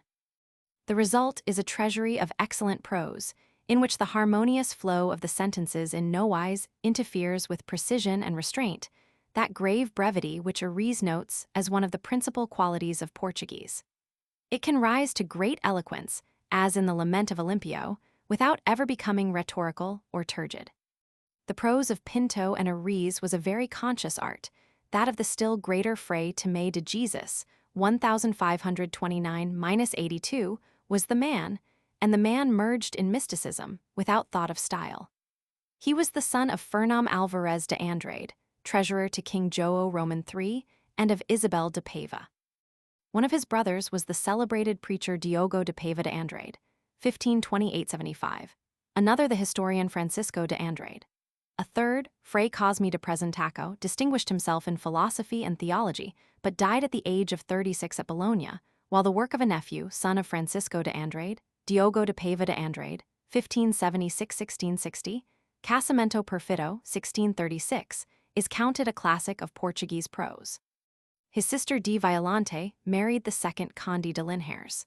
As a boy at the Augustinian Collegio de Nossa Senhora da Graça at Coimbra, he is said to have been all but drowned while swimming in the Mondego. He professed at the Lisbon convent of the same order in 1544, went to Coimbra to study theology, and then became master of novices at the Lisbon convent. Here in 1574 he planned a reform of the order, but when all was ready for the secession of the new Recolletos, an intrigue put an end to the scheme, which a kindred spirit, Fray Luis de Leon, later carried into effect. Fray Tomé was permitted to retire to the convent of Penaferm by the sea, near Torres Vedras, where he might hope to indulge his love of quiet and solitude. He was, however, appointed prior of the convent and visitor of his order, and in 1578 was chosen by King Sebastian to accompany him to Africa. At the Battle of Alcácer Quibir, as he held aloft a crucifix or tended the wounded, he was speared by a Moor and taken prisoner to Mequinez. Here he was loaded with chains and placed in a dungeon, and as the slave of a marabout received less bread than blows. The Portuguese ambassador, D. Francisco de Costa, intervened, and he was removed to Morocco. Fray Tomé had borne all his sufferings with the most heroic fortitude, and now, broken in health but not in spirit, he refused to lodge at the ambassador S and asked to be placed in the common prison. During a captivity of nearly 4 years, regardless of his own fate, with unflagging devotion he ministered to the numerous Christian prisoners and was occupied to the last with their needs. Costa, who shared the general respect and affection for this saint and hero, visited him as he lay dying, April 17, 1582. Vatin in pace, alma vida e bella. It was during his captivity that he composed the work that has given him the lasting fame earned by his life and character, writing furtively in the scant light that filtered through the cracks of the prison door. These 50 Trabalhos de Jesus, 2 pts. 1602–9 embrace the whole life of Christ and deserve, more than Renan's Vida Christ, to be called a gracious fifth gospel. Each trabalho is, moreover, followed by a spiritual exercise, and these constitute a Portuguese de imitation Christi. Rarely, if ever, has such glow and fervor been set in print. None but the very dull could be left cold by these transports of passionate devotion. The prose wrestles and throbs in an agony of grief or rapture, of mysticism carried to the extreme limit where all power of articulate expression ends. Fray Tomé de Jesus is a master of Portuguese prose, not by any arts or graces, but through the white heat of his intensity. No book shows more clearly that style must always be a secondary consideration, that if there be a burning conviction excellence of style follows. It could evidently only have been written by one who had greatly suffered, indeed by one who still suffered, one who expressed in these fervid accents of heavenly communion and oblivion of self, and an energy habitually employed in eager earthly service of his fellow men. In a prefatory letter, November 8, 1581, addressed to the Portuguese people, he declared his intention of publishing, as it stood, this masterpiece of mystic ecstasy, which he believed to have been written by divine inspiration.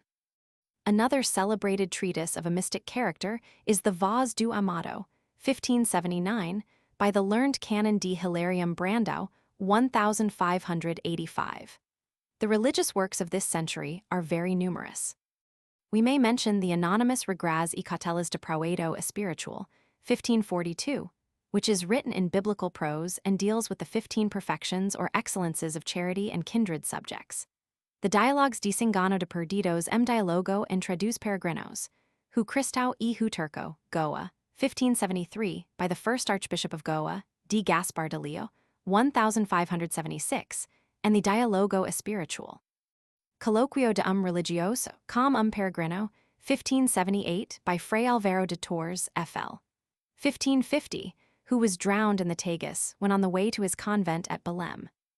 D. Jona de Gama, 1568, a nun of noble birth who directed a small community founded by herself at Evora, a few miles from her native Viana, published a short collection of moral sentences in alphabetical order, followed by a few poems, trovas. Ditos de Freira, 1555.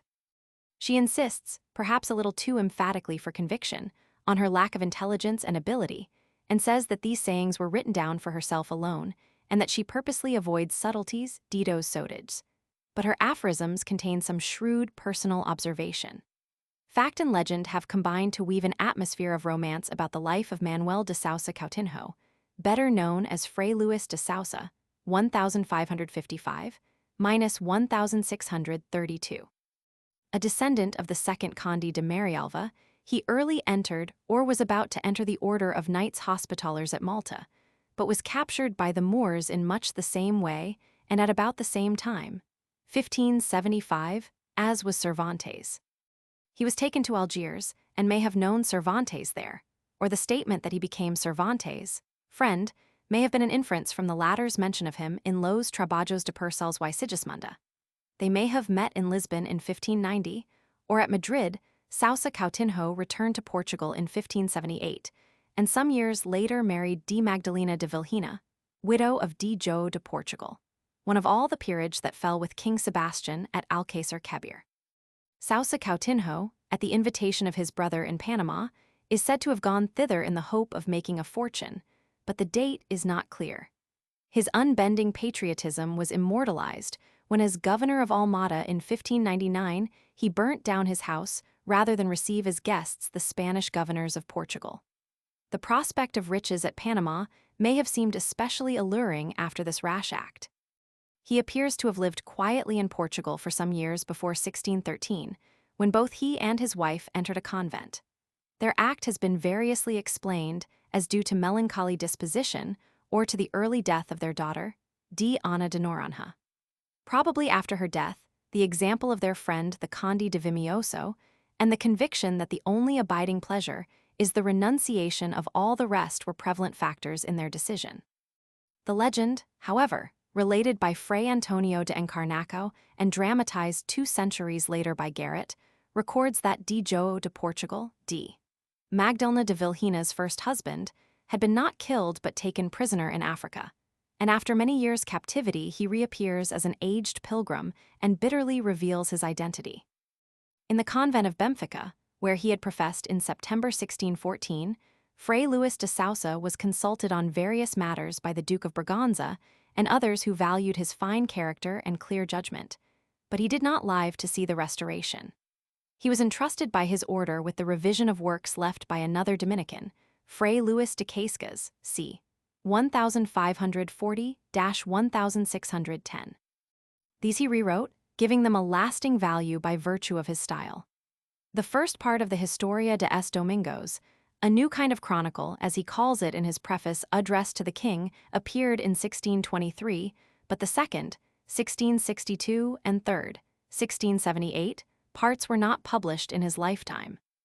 A fourth part, 1733, was added by Fray Lucas de Santa Catarina, 1660–1740, who among other works wrote a curious miscellany of verse and prose, romance and literary criticism, entitled Seram Politico, 1704.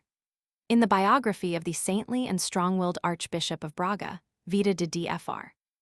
Bartolomeu das Martires, 1619, the excellence of Sousa's style is even more apparent, for it has here no trace of rhetoric, and the pictures stand out with the more effect for the economy with which they are drawn. The dearth of adjectives is noticeable.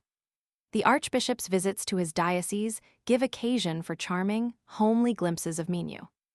Neither of these books is the work of a critical historian. In the Vita, for instance, winds and waves obey the Archbishop. But the latter, especially, is in matter and manner one of the masterpieces of Portuguese literature, a livro divino, as a modern Portuguese writer called it. The Anas de El Rei Dom João III, written at the bidding of Philip Roman IV, was published in 1844 by Herculano, who described the work as little more than a series of notes, except in the Indian sections, which summarize Barros. It is as a stylist, not as a historian, that Fray Luís de Sousa will always be read, and read with delight. The subject of his biography, Fray Bartolomeu das Martires, 1514-90, wrote in Portuguese a simple Catecismo de Doutrina Christum, Braga, 1564, resembling the Portuguese work of his friend Fray Luís de Granada, 1504-88. Compendio de Doctrina Christa Lisboa, 1559. The Historia de Vida do Padre Francisco Xavier, 1600, by the Jesuit João de Lucena, 1550-1600, born at Trancoso, who made his mark as an eloquent preacher and professor of philosophy in the University of Évora, is also one of the classics of the Portuguese language. It receives a glowing fervor from the author's evident delight in his subject, the life of the famous Basque missionary in whose arms D. João de Castro died. His command of clear, fluent, vigorous prose, his skillful use of words and abundant power of description enable him to convey this enthusiasm to his readers. Part of the matter of his book was derived from Fernão Mendes Pinto, but the style is his own. Like Fray Luís de Sousa, Fray Manuel de Esperança, 1586-1670, became the historian of his order in the Historia Seraphica de Ordem dos Frades Menores, 2 pts. 1656-66. We know from remarks in the second part that he paid the greatest attention to its composition, for which he had prepared himself by reading Hua multidão notável of books on that and kindred subjects. Similar excellence of style marks the later work of the Jesuit Francisco de Sousa, 1628-1713, O Orient Conquistado, 2 vols. 1710, in which he chronicles the history of the company in the East. The most celebrated Portuguese preacher of his time, Fray Tomé de Jesus, brother, Diogo de Paiva de Andrade, 1528-75, represented Portugal at the Council of Trent in 1561. His eloquent sermos, 1603-415, were published posthumously in 3 parts. His mantle fell upon Francisco Fernandes Galvão, 1554-1610, the prose of whose sermos, 3 vols. 1611, 13, 16, is admirably restrained and pure, less sonorous than the periods of Paiva de Andrade, the Tratados Quadragesimais e de Pessoa, 1609, and Tratados das Festas e Vidas dos Santos, 2 pts. 1612, 15 of the Dominican Fray Antonio Fio, 1573-1627, perhaps gain rather than lose by being read, not heard. In the clearness and precision of their prose, they are scarcely inferior to the remarkable sermos, 3 pts. 1617, 18, 25 of the Augustinian Fray Philippe de Luz, 1574-1633, confessor to the Duke of Braganza, afterwards King João Roman IV, in whose palace at Villa Vicosa he died. He, too, writes sem grandes eloquentias. He is as precise as Fio in his use of words, and his vocabulary is as extensive. Purity, concision, clearness, and harmony give him, together with Fio, Cida, and Vega, a high place in Portuguese prose. The sermons for which the Dominican Fray Pedro Calvo, born c. 1550, was celebrated were published in Homilias de Quaresma, 2 pts. 1627-9, and at the repeated request of a friend, he wrote his Defensum das Lágrimas dos Ivstos Perseguidos, 1618, to prove that tears shed in time of trouble do not lessen merit. The Sermos, 1618, and Consideracos, 1619, 20, 33 of Fray Thomas de Vega, 1578–1638. Like his father, a professor of Coimbra University, are written in a style of great excellence, as, although a trifle more redundant and Latinized, is that of his contemporary, like him a Franciscan, Fray João de Cita, 1578–1633, whose prose has a natural grace and harmony. If it is less pure and indigenous than that of Luz, his best-known works are the Quadragena de Sermons, 1619, and Quadragena Segunda, 1625. Two more volumes of Sermos, 1634–5, appeared after his death. Two slightly later writers were Fray Cristovam de Lisboa, 1652, brother of Manuel Severim de Feria, and Fray Cristovam de Almeida, 1620–79, bishop of Martiria. The former, author of Jardim da Sagrada Escritura, 1653, and Consolacam de Flictos e Alivio de las Tomatos, 1742, in the preface to his Santoral de Varios Sermos, 1638, deplores the new fashion of certain preachers who hide their meaning under their eloquence. He is himself sometimes inclined to be florid. Bishop Almeida attained a reputation for great eloquence even in the days of Antonio Vieira. His Sermos, 1673, 80, 86, are simpler than those of Vieira. But for the reader, their prose lacks the quiet precision of Cita, Vega, or Luz, whose sermons may be considered one of the sources from which a greater master of Portuguese, Manuel Bernardes, derived his magic. The Jesuit Luis Alvarez, 1615–1709, who was born a few years after Vieira and lived on into the 18th century, also had a great reputation as a preacher. The fire is absent from the printed page, but his works, Sermos de Quaresma, 3 pts. 1688, 94, 99, Amor Sagrado, 1673, and CEO de Graca, Inferno Custoso, 1692, are notable for the purity of their prose. The religious works of the 17th, as of the 16th century, are very various in subject and treatment. Fray João Cardoso, 1655, author of Ruth Peregrina, 2 pts.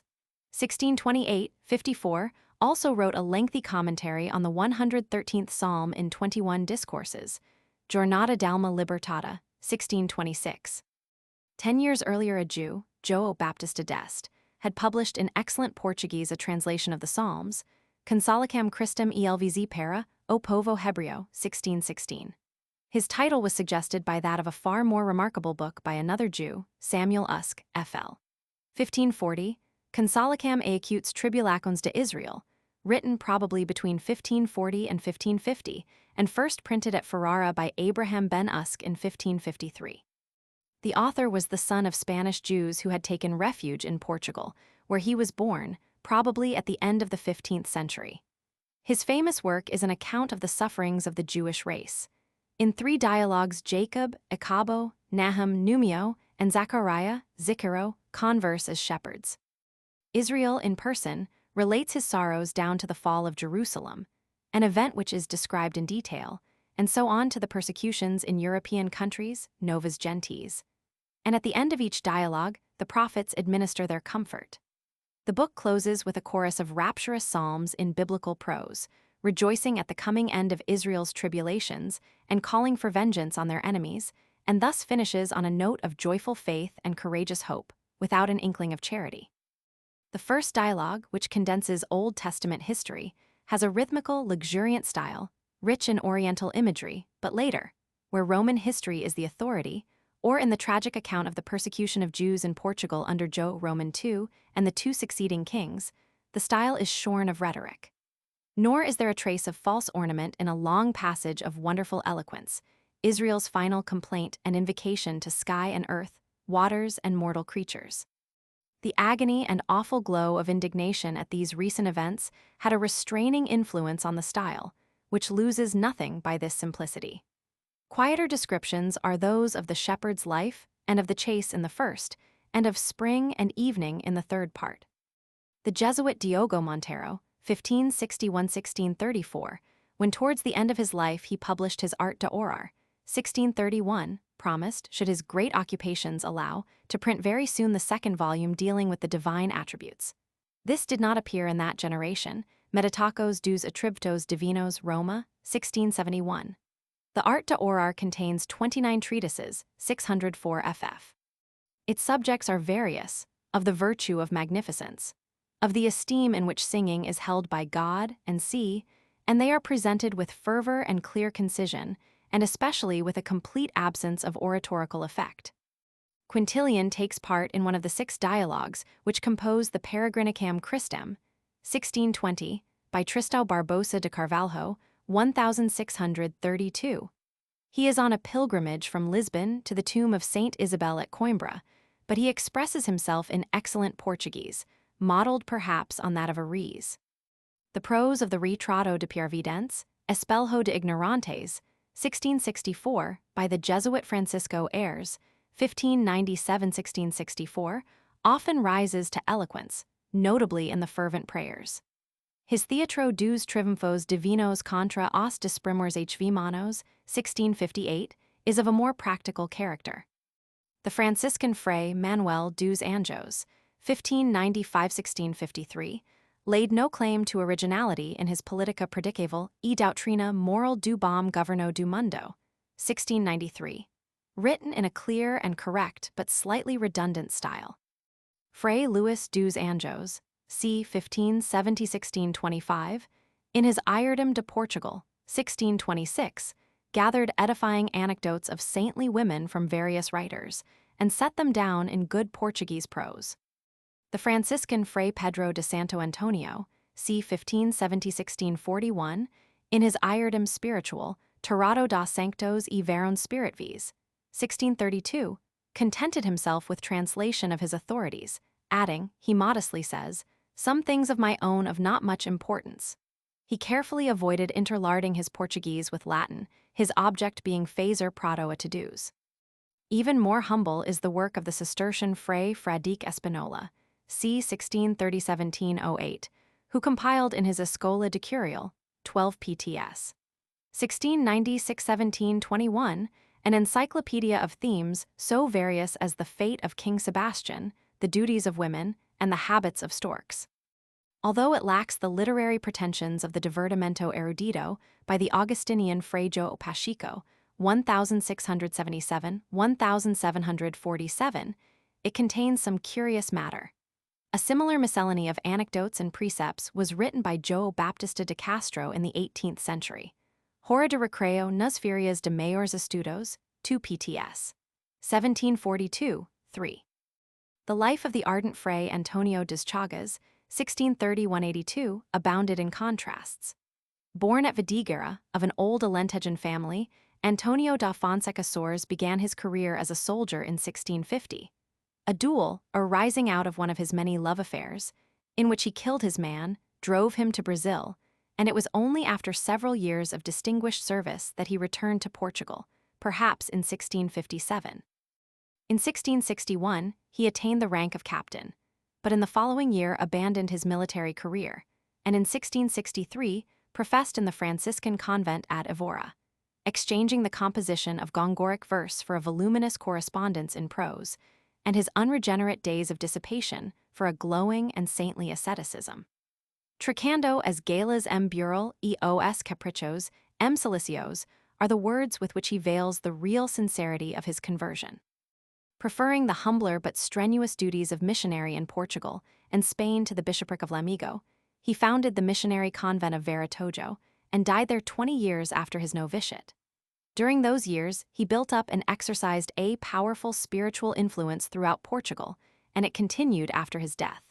Few of his poems survive, since he committed the greater part of his profane verse to the flames, but some of his romances may still be read. It is, however, as a prose writer, especially in his Cartas Espirituis, 2 pts. 1684–7, that he holds a foremost place in Portuguese literature. There is less affectation in these more familiar letters than in his Sermos Genuinos, 1690, or his Obras Espirituis, 1684. The very titles of some of his shorter treatises, Vozes do CEO e Tremors de Terra, Espelho do Espelho, show that he had not even now altogether escaped the false taste of the time, and artificial flowers of speech, plays on words, labored metaphors and antitheses appear in his prose. But if it has not the simple severity of a Bernard's, it possesses so persuasive, so passionate in energy, and is of so clear a fervor and harmony that its eloquence is felt to be genuine.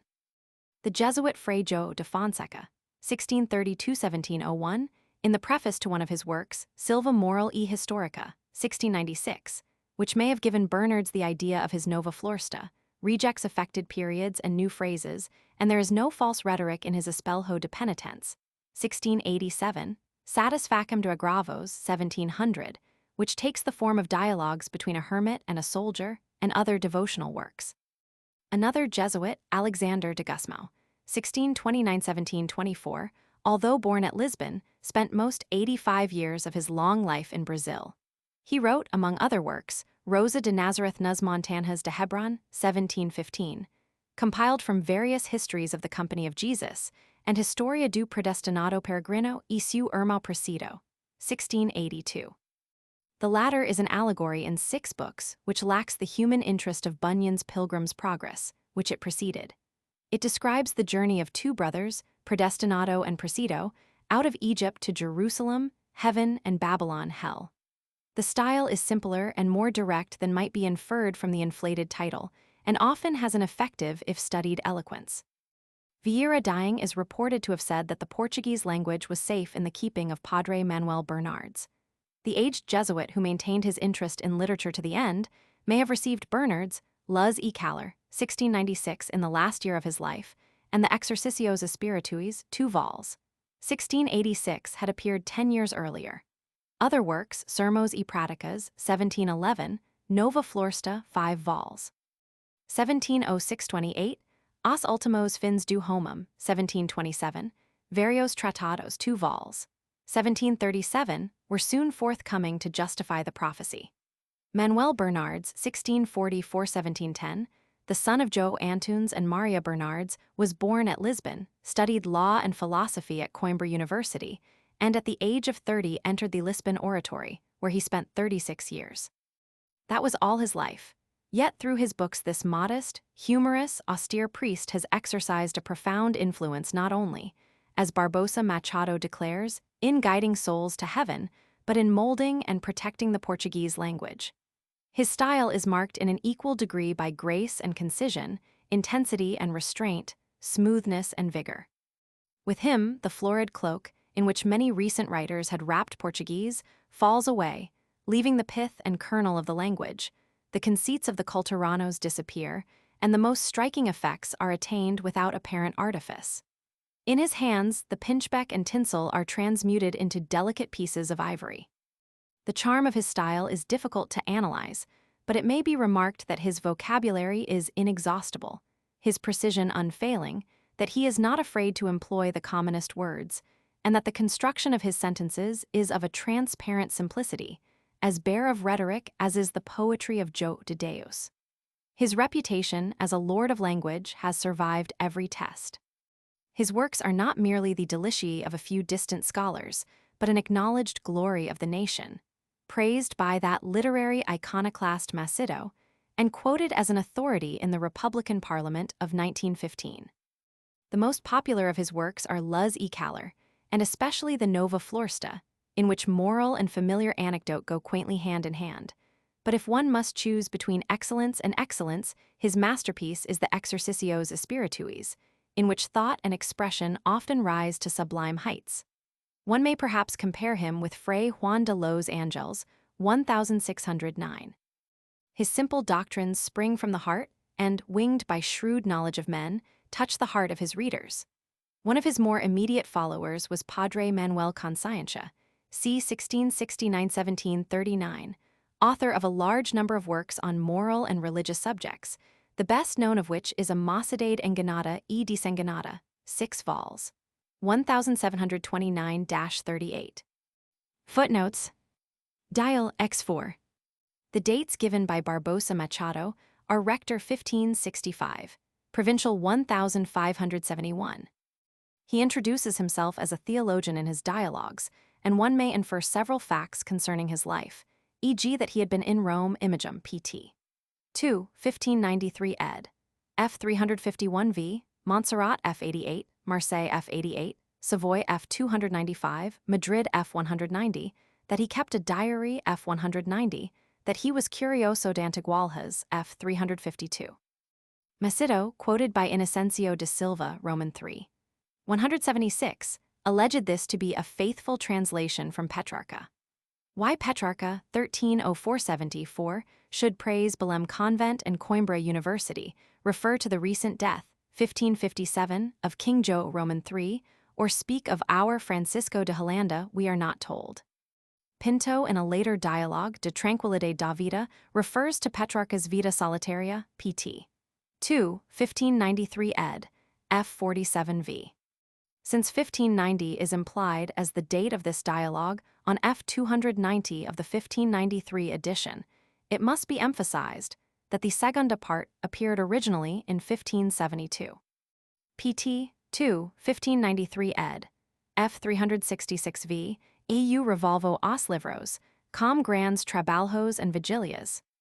Cf. Dialogos 1604 ed., f. 346, Coimbra, onde gaste a flor de minha adolescencia. This edition really has but 344 ff, since f29 follows f22. Dialogos de Dom Frei Amador Arraes, Coimbra, 1604. The idea of the work belonged to his brother, Jeronimo Arraes, who did not live to complete what he had begun. The same variety occurs in Poters de Amor M. Gerald e Horas de Conversicam Particular, 1657, by Fray Cristovam Godinho, c. 1600-71 of Evora. He wrote the life of the prior, Fray Luis de Montia, whose Vida de Cristo he completed. Tendo el suamai y irmãos muito ricos y a condesa de linher su irmã, to dos oferecidos a pagaro grosso rescate que os muros pediam, por saberum a qualidade de sua pessoa, Chronica do Cardeal Rei d. Henrique, p. 38. See his prefatory letter in the Trabalhos. Cf. Antonio Bib Nova Roman 2, 307. Barbosa Machado speaks of Hua Horrival Masmora. Cf. p. 39, 1666 ed. O acute amor. O acute amor, calalingua e o entendimento, dilatai vos por toda esta alma and c, or p. 54. Bondade. Amor sem lei, sem regras, sem medida, adoro ti, luvo ti, desijo ti, por ti suspiro. He also wrote Oratorio Sacra de Soliloquios do Amor Divino, 1628, and various works in Latin. Manuel Godinho refers to his Estimulo Dismissos, Relaco, 1842 ed. p. 47. See Castelo Branco, Estrelas Propitias, 2a ed. p. 204. Its only fault, artistically, is the detailed description of the commemoration festivities, which come as an anticlimax. Other works of the period are similarly read rather for their style than as history, as the Historia Ecclesiastica de Igreja de Lisboa, 1642, and the Historia Ecclesiastica dos Arcebispos de Braga 2 pts. 1634, 1635, by D. Rodrigo de Cunha, 1577-1643, the Archbishop of Lisbon who had an active share in the liberation of Portugal from the yoke of Spain in 1640. Another renowned court preacher was D. Antonio Pinheiro, 1582, Bishop of Miranda, whose works were collected by Sousa Farinha, Coleco das Obras Portuguesas do Sabio Bispo de Miranda e de Leiria, 2 vols. 1785, 6. E.g. Officio e Dignidade, Gritos e Brados, Boca e Lingoa Cuidao e Imagina. Macedo o Caudo, p. 82, rightly calls Cita dos Principes Textos Lingua Portuguesa. Other noted preachers were the Jesuits Francisco do Amaral, 1593-1647, who published the first and only volume of his Sermos, 1641, in the year in which Vieira came to Portugal, and Francisco de Mendonça, 1570-1626, a master of clear and vigorous prose in his 2 volumes of Sermos, 1636, 9. And the Trinitarian Baltasar Ps, 1570-1638, whose Sermos de Quaresma, 2 pts. 1631, 3, Sermos da Semana Santa, 1630, Marial de Sermos, 1649, may still be read with profit. Há poucos anos que he arrebatado, The Inquisition in Portugal, pt. 3, 1908 ed., F. Roman 32. CP 5 of Prologo. Portuguese is a língua que mame, but his pasados are from Castile. The inhabitants of the peninsula are astutos y maliciosos. Spain is a hypocritical and cruel wolf. The Portuguese are fortes y ques barbaros, the English maliciosos, the Italians, since the book was to appear in their country, merely warlike and ungrateful. If, for instance, the bracketed words in the following sentence, P3, Section 5, be omitted, it gains in vigor and loses little in the sense. Est poder sinau dio aus reis para extorsons and violences, mas para amparar os vassalos porc ate o propria dios per squetem as maus atadas a rigors and livers a clemenches. He had been fortunate for, says Antonio Vieira in 1640, now ha guerra no mundo onde se moratau frequentement como na do Brazil. E.g. in the following passage, P47, in which Calderon and João de Deus join hands. The world and its glory is a passing comedy, a farce that ends in laughter, a shadow that disappears, a thinning mist, a fading flower, a blinding smoke, a dream that is not true. Estimulos de Amor Divino, 1758, is an extract from this, as the Tratado Breve de Orcam Mental, 5th ed. 1757, is extracted from the Exercicios Espirituis. Pt. 2 appeared in 1733. He often deliberately links a soft and a hard word, as caca e cow, candors de celestial graca, licida agera. Thus his style becomes crespo sem esperanza. Roman 4, 1706. The Seiscentistas. Philip Roman II entered his new capital under triumphal arches on June 29, 1581, and the subjection of Portugal to Spain during the next 60 years, in part, accounts for the fact that nowhere was the decadence of literature in the 17th century more marked than at Lisbon. For Spain, in her sturdy independence and reaction from rigid classicism, had led the way in those precious affectations which invaded the literatures of Europe, and the universal malady, gongorism with its Lilian conceits and cultured style, now found a ready welcome in Portugal. The literary style which corresponded to the churrigueresque in architecture naturally proved congenial to the land of the estilo manolino. King Philip was glad to conciliate and provide for Portuguese men of letters, but if in the preceding centuries many of them wrote in Spanish, that tendency was now necessarily strengthened. Another cause of decadence was no doubt the Inquisition, although its influence in this respect has been greatly exaggerated. It required no immense tact on the part of an author to prevent his works from being placed on the index. An examination, for instance, of the differences between the 1616 edition of Euphrosina and the condemned 1561 edition shows that the parts excised were chiefly coarse passages or unsuitable references to the Bible. This was also the charge against the letters of Clenardus. That remarkable mathematician, Pedro Nunes, pays a tribute to the enlightened patronage of letters by Cardinal Henrique, the most ardent promoter of the Inquisition in Portugal, qui, cum nullum tempus intermittet quin semper, aut animarum saludi prospiciet, aut optimos quasque auctors, evolvet aut literatorum hominum colloquia audiat. No literary figure in Portugal of the 17th century, few in the peninsula, can rank with D. Francisco Manuel de Melo, 1608-66. Born at Lisbon, he belonged to the highest Portuguese nobility and began both his military and literary career in his 17th year. He wrote in Spanish, although, in verse at least, he felt it to be a hindrance, and it was not till he was over 40 that he published a work in Portuguese, Carta de Guia de Casados, 1651. Few men have accomplished more, and towards the end of his life he could say with pride that it would be difficult to find an idle hour in it. He was shipwrecked near Saint Jean de Luz in 1627 and fought in the Battle of the Downs in 1639. He was sent with the Conde de Linhares to quell the Evora insurrection in 1637 and took part in the campaign against revolted Catalonia, 1640, which he described in his Guerra de Catalunya, 1645, written M. Varias Fortunas and recognized as a classic of Spanish literature. A man frankly outspoken like Melo must have made many enemies, enemies dangerous in a time of natural distrust. During the Catalan campaign, he was sent under arrest to Madrid, apparently on suspicion of favoring the cause of an independent Portugal, and a little later, when he was in the service of the King of Portugal, the suspicion as to his loyalty recurred. On November 19, 1644, he was arrested at Lisbon on a different charge.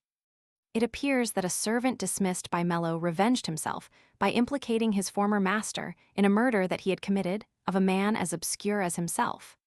Whether he did this of his own initiative or at the bidding of Melo's enemies is uncertain, but they saw to it that Melo, once in prison, should not be soon released.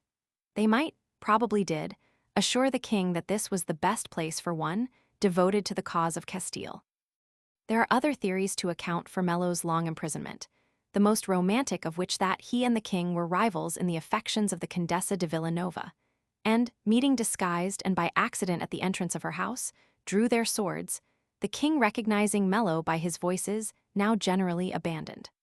Although no evidence of Melo's participation in the murder was forthcoming, he was condemned to be deported for life to Africa, for which Brazil was later substituted. It was only in 1655, after 11 years of more or less strict confinement, that he sailed for Brazil. João Roman IV died in 1656, and 2 years later Melo returned to Portugal. He was formally pardoned and spent the last years of his life in important diplomatic missions to London, Rome, and Paris. The unfaltering courage and gaiety with which he faced his adventures and misfortunes win our admiration, but his life can strike no one as literary. Yet it is probable that, but for his long imprisonment, he would never have found leisure to write many of his best works, and prosperity might have dimmed his insight and dulled his style, influenced no doubt by Quevedo and Gracian, which is hard and clear as the glitter of steel or the silver chiming of a clock, with Consonitas quidem venusta et felix verborum. Even when full of points and conceits, it retains its clearness and trenchancy, and in his more familiar works he is unrivaled, as the Carta de Guia de Casados, in which in Nuptice Ips he brings freshness and originality to the theme already treated in Fray Luis de Leon's La Perfecta Casada, 1583, Diogo Paiva de Andrade's sensible but less caustic Casamento Perfido, 1631, and Dr. João de Barros' Espelho de Casados, 1540. Or the pithy and delightful Cartas Familiares, of which 5 centuries a mere fragment were published at Rome in 1664, with a rapier thrust of his wit and a maxim of good sense on every page, preserving for us some vestige of what Fray Manuel Godinho described as his admirable conversation when he met him at Marseille in 1633. The Epinaphoras de Varia Historia Portuguesa, 1660, are unequal and often excessively detailed. 3 of the 5 are, however, the accounts of an eyewitness and as such are full of interest. The Alteracões do Evora, I, the Naufragio do Armada Portuguesa em Franca, Roman 2, and the Conflito do Canal de Inglaterra, Roman 4. Melo's knowledge of men was as wide as his knowledge of books, and both appear to great advantage in his Apologos Dialogues, 1721. An individualist in religion and politics, an acute thinker and a keen student of men and manners, he found no dullness in life even at its worst and no solitude. For, if alone, his fancy instilled wit and wisdom into clocks and coins and fountains. The first 3 apologos contain incisive portraits in which types and persons are sharply etched in a few lines. The poor escudero, the beta, the Lisbon marketwoman, the litigious retinho, the fidalgo from the provinces, the ambitious priest, the shabby grammarian, the worldly monk, political place hunter, Miles Gloriosus, or melancholy author. A tinselled nobody boiling down the good sayings of past writers. The 4th apologo, entitled Hospital des Lettres, 1657, is devoted more especially to literary criticism. Melo with Quevedo, Justus Lipsius, and Traiano Boccalini, who died when Melo was 5, makes a notable scrutiny of Spanish and Portuguese literature. As a literary critic, Melo is excellent within limits. Himself an artificial writer, although as it were naturally artificial, bred at court, versed in social and political affairs, he considered that the proper study of mankind was man, and, like Henry Fielding a century later, admired the wondrous power of art in improving nature. For him, the country and nature, the bucolic poetry and prose of Fernam Alvarez do Orient, the ingenuous narratives of the early chroniclers, had no charm. He preferred Rodrigo Mendes Silva's Vida y Hechos del Gran Condestable, Madrid, 1640, to the Crónica do Condestable. but all that was vernacular and indigenous attracted him, as is proved in his letters in his lively farce Auto do Fidalgo Aprendiz, 1676, and in the Fera dos Inxins, which is a long string of popular maxims and of those plays upon words in which Mello delighted. His poetry Las Tres Muses del Melodino, 1649, Obras Metricas, 1665 is marred by the conceits which in his prose often serve effectively to point a moral or drive home an argument. It is far too clever. When in a poem on the death of a great lady, we find the line contigo o sepultura a sepultura, we do not know whether to laugh or weep, but we suspect the sincerity of the author's grief. And although he wrote some excellent quintillas, most of his poems, which are, as might be expected, always vigorous, are too sharp and thin, stalks without flowers, the very skeletons of poetry. It is to his prose and its wit and grace, its shrewd thought, its revelation of a sincere and lofty but unassuming character, its directness, its bom Portugues velho e rilho, that he owes his place among the greatest writers of the peninsula. The taste in poetry in the 17th and 18th centuries is seen in two collections, partly Spanish, partly Portuguese, Phoenix Renascida, 5 vols, 1716-28, and Ecos queo clarum de fama da 2 vols, 1761, 2. The latter is sufficiently characterized by its title, too long to quote in full. As to the former, the Phoenix seems to have given real pleasure to contemporary readers. But for us the bird and song are flown, and only the ashes remain, from which a 16th-century poem, such as the sonnet Horace Breves, stands out conspicuously. The subjects are often as trivial as those of the Cancionero, published 2 centuries earlier and more domestic. To a cousin sewing, to an overdressed man, to a large mouth, a sonnet to 2 market women fighting, another to the prancing horse of the Conde de Sabugal, on a present of roses, 2 long romances on a goldfinch killed by a cat, verses sent with a gift of handkerchiefs or eggs or melons, or to thank for sugarplums. The Phoenix rarely soars above such themes. The magistrate Antonio Barbosa Basilar, 1610-63, figures largely, with glosses on poems by Camões, a romance a umas saudades, a satirical poem a umas beatas. His romances varios are mostly in Spanish, but a few of his sonnets in Portuguese have some merit. The 5th volume opens, pp. 137, with a far more elaborate satire by Diogo Camacho, or Diogo de Sousa. Jornada que Diogo Camacho fez a acutes Cortes do Parnaso, the best burlesque poem of the century, in which the author did not spare contemporary Lisbon poets. The poems of Jeronimo Bahia likewise cover many pages. He it is who bewails at length the sad fate of a goldfinch. In oitavas, he wrote a Fabula de Polifemo a Galatea, and in octosyllabic redondilhas jocular accounts of journeys from Lisbon to Coimbra, and from Lisbon into Alentejo, on a very lean mule, which are sometimes amusing. His sonnet Falando com Dios shows a deeper nature, and the collection contains other religious verse, notably that of Violante Montesino, better known as Sorer Violante do Ceo, 160193. Here, as in her Rhythmas Varias, Juan, 1646, and Parnaso Lusitano de Divinos y Humanos Versos, 2 vols. 1733, this nun, who spent over 60 years in the Dominican Convento de Rosa at Lisbon, and who from an early age was known for her skill upon the harp and in poetry-admiring contemporaries, called her the 10th muse, showed that she could write with simple fervor. As in the Portuguese Deprecacos Devotas of the Meditacos de Missa, 1689, or her Spanish Villancicos. But she could also be the most gongorical of writers, her very real native talent being too often spoilt by the taste of the time. Bernarda Ferreira de Lacerda, 1595-1644, another femina incomparabilis like Sorer Violante and Derceles, considered the 10th muse and 4th grace, wrote almost exclusively in Spanish, nor can her Soledades de Bucaco, 1634, or her epic Hispana Libertada, 2 pts. 1618, 73 be considered a heavy loss to Portuguese literature. Sorer Maria Magdalena Eufemia da Gloria, 1672, c. 1760, in the world Leonardo Gil da Gama in Brados do Disengano, 1739, Orb Celeste, 1742, and Reino de Babylonia, 1749, rarely descends from the high-flown style indicated in these titles. On the other hand, the Franciscan nun of Lisbon, Sor Maria do Céu, 1658–1753, or Maria de Ecca in a Preciosa 2 PTS. 1731, 3, and Enganos do Bosque, Desenganos do Rio, 1741, among much verse of the same kind, has some poems of real charm and an almost rustic simplicity.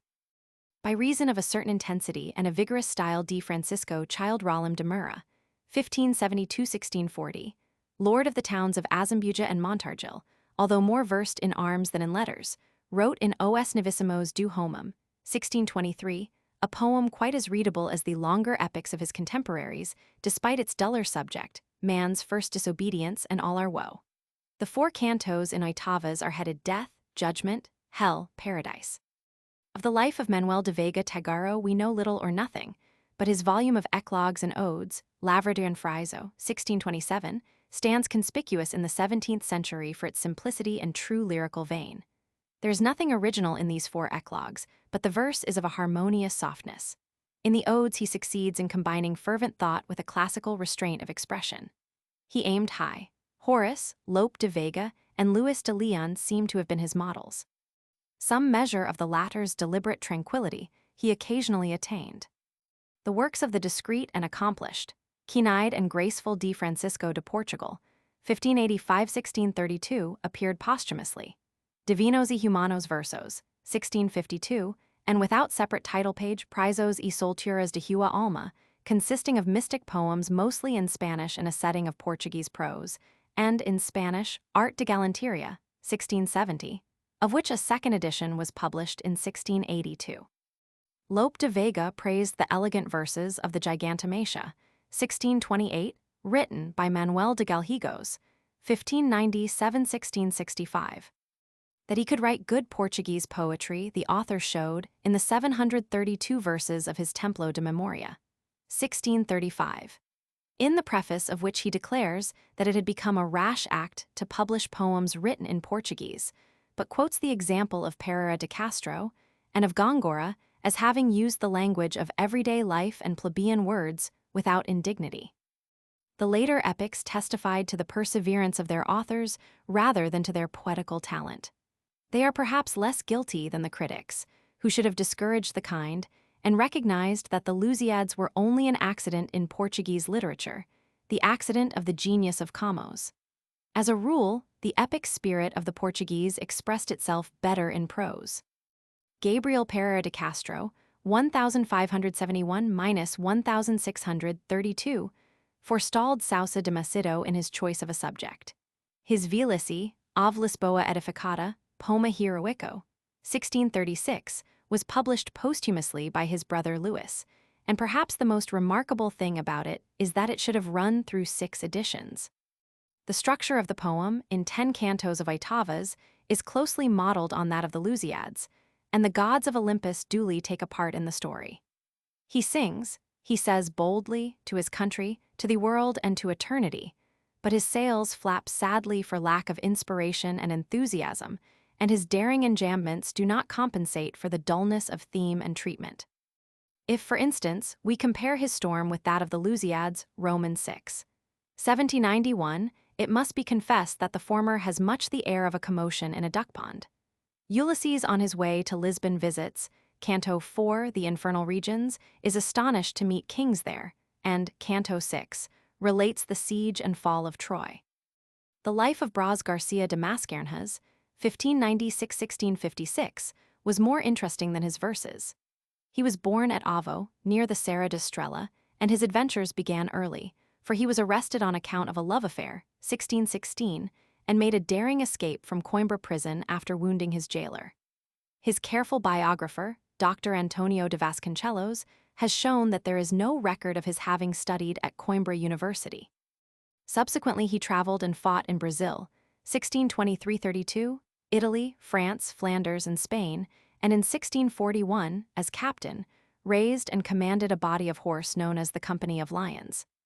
As governor of Alfaiates, the Key of Beira, he was wrongfully accused of having a treasonable understanding with Spain and imprisoned at Sabugal, some 10 miles from Alfaiates, 1642. He obtained a book, the Flus Sanctorum, flour and scissors, and cut out a letter in verse to King Jo Roman IV, who restored him to his governorship and gave him the habit of avies. His long epic Viriato Tragico, 1699, contains some forcible descriptions and has a pleasantly patriotic and indigenous atmosphere. One feels that he is singing Os Patrios Montes as much as the hero, but in style it differs little from prose. Tedious geographical descriptions, dry catalogues of names, a whole stanza, Roman 7. 39 composed exclusively of nouns, another Roman 4. 63 of proper names incline the reader less to praise than sleep, from which he is only gently stirred when the sun is called a solar embexadora. In the prevailing fashion of the time, the author works in lines of Camões, Sá de Miranda, Garci Lasso, Ariosto, and other poets. While the work was still in manuscript, another poet, and perhaps a relation, André da Silva Mascarenhas, helped himself liberally to its stanzas. They number 287, for his epic A Destruição de Espanha, 1671. He could have given no better proof of the poverty of his genius. Francisco de Sá de Meneses, c. 1664. Although less true a poet than his cousin and namesake the Conde de Matosinhos, won a far wider fame by his epic poem Malaca Conquistada, 1634, in which he recounts a heroica historia dos feitos de Albuquerque. The reader who accompanies his frail bark through 12 cantos of octavas feels that he has well earned the fall of Malacca at the end. For although the author is not incapable of vigorous and succinct description, he too often decks out the pure gold of Camões' style with periphrases and manoline ornaments which delay the action. The sun is the lover of Clytie, or the Rubicund son of Latona. He stops to tell us that a diamond won by Albuquerque had been cut by skilled hand in Milan, and some of his more elaborate similes are not without charm. Canto 7 tells of the future deeds of the Portuguese in India. The gods interfere less than in the Lusíads. Asmodeus plays a part in Canto 6, but the general effect is that of a great theme badly handled. After the death of his wife, the author spent the last 20 years of his life, from 1641, in the Dominican convent of Benfica as Fray Francisco de Jesus. Antonio de Sousa de Macedo, 1606–82, Moco Fidalgo of Philip Roman IV and later Secretary of Embassy and Minister, resident in London, 1642–6, and Secretary of State to the weak and unlettered Afonso Roman VI, wrote at the age of 22 Flores de Espanha, Excelencias de Portugal, 1631. This historical work of considerable interest and importance was written in Spanish por ser mais universal, but he returned to Portuguese presently in a curious prose miscellany, Eva e Ave, 1676, and in the epic poem Velicipo, 1640, in 14 cantos of octavas. He seems to have felt that interest could not easily be sustained by the subject, the foundation of Lisbon by Ulysses. Accordingly, following the example of Camões, he inset various episodes. Canto 6 summarizes the events of the Iliad and the Odyssey. Canto 10 describes a tapestry adorned with future Portuguese victories. In Canto 11, the Delphic Sibyl foretells the deeds of Portugal's kings, down to Sebastian. In Canto 12, the wise Chiron prophecies of her famosos veros. The style is correct, but the poem as a whole is commonplace. Vasco Mousinho de Quevedo of Setúbal, although no records of his life remain, won high fame by his epic poem in octavas, 12 cantos, Afonso Africano, 1611, in which the marvelous prowess of King Afonso V in Africa is described. The poem, admired by Almeida Garrett, is particularly wearisome because it is largely allegorical. The king conquering Arzilla represents the strong man subduing the city of his own soul. The Moors are the spirits of the damned, and 7 of their knights representing the 7 deadly sins are defeated by 7 Christian knights who stand for the virtues. The poverty of profane prose, compared with its flourishing condition in the preceding century, is also remarkable. A few historians of the 17th century have already been mentioned. The literary academies, of which the most famous were the Academia dos Generosos, 1649–68, and the Academia dos Singulars, 1663–5, existed rather for the interchange of wit and complimentary or satiric verses than for the encouragement of historical and scientific research. The Conde de Ericeira's Portugal Restaurado and Frere de Andrade's Life bear no comparison with works of the Quinhentistas. Yet it was the second golden age of Portuguese prose, as the names of Manuel Bernardes and Vieira prove. The latter's letters, with those of Fray Antonio das Chagas and Melo, are in three different kinds: the political, religious, and familiar, the most notable written in the century. Gaspar Pires de Rebelo, in the preface to his Infortunios Tragicos da Constante Florinda, 1625, excuses himself for its publication on the ground that not spiritual and divine books only benefit our intelligence. The book, which records the love of Arnaldo and Florinda of Zaragoza, shows the modern novel growing through Don Quixote out of the Celestina plays and the romances of chivalry, but has little other interest. A second part was published in 1633, and Novelas Exemplars, 6 stories by the same author, in 1650.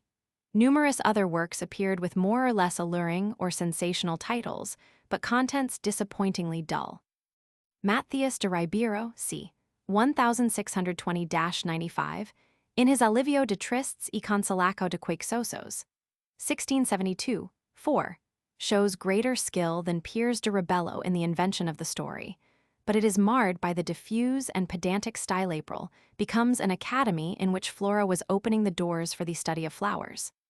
The pastoral novel ended in sad contortions with the Desmios de Mayo M. Sombras de Mondigo, 1635, by Diogo Ferreira de Figueroa, 1604-74.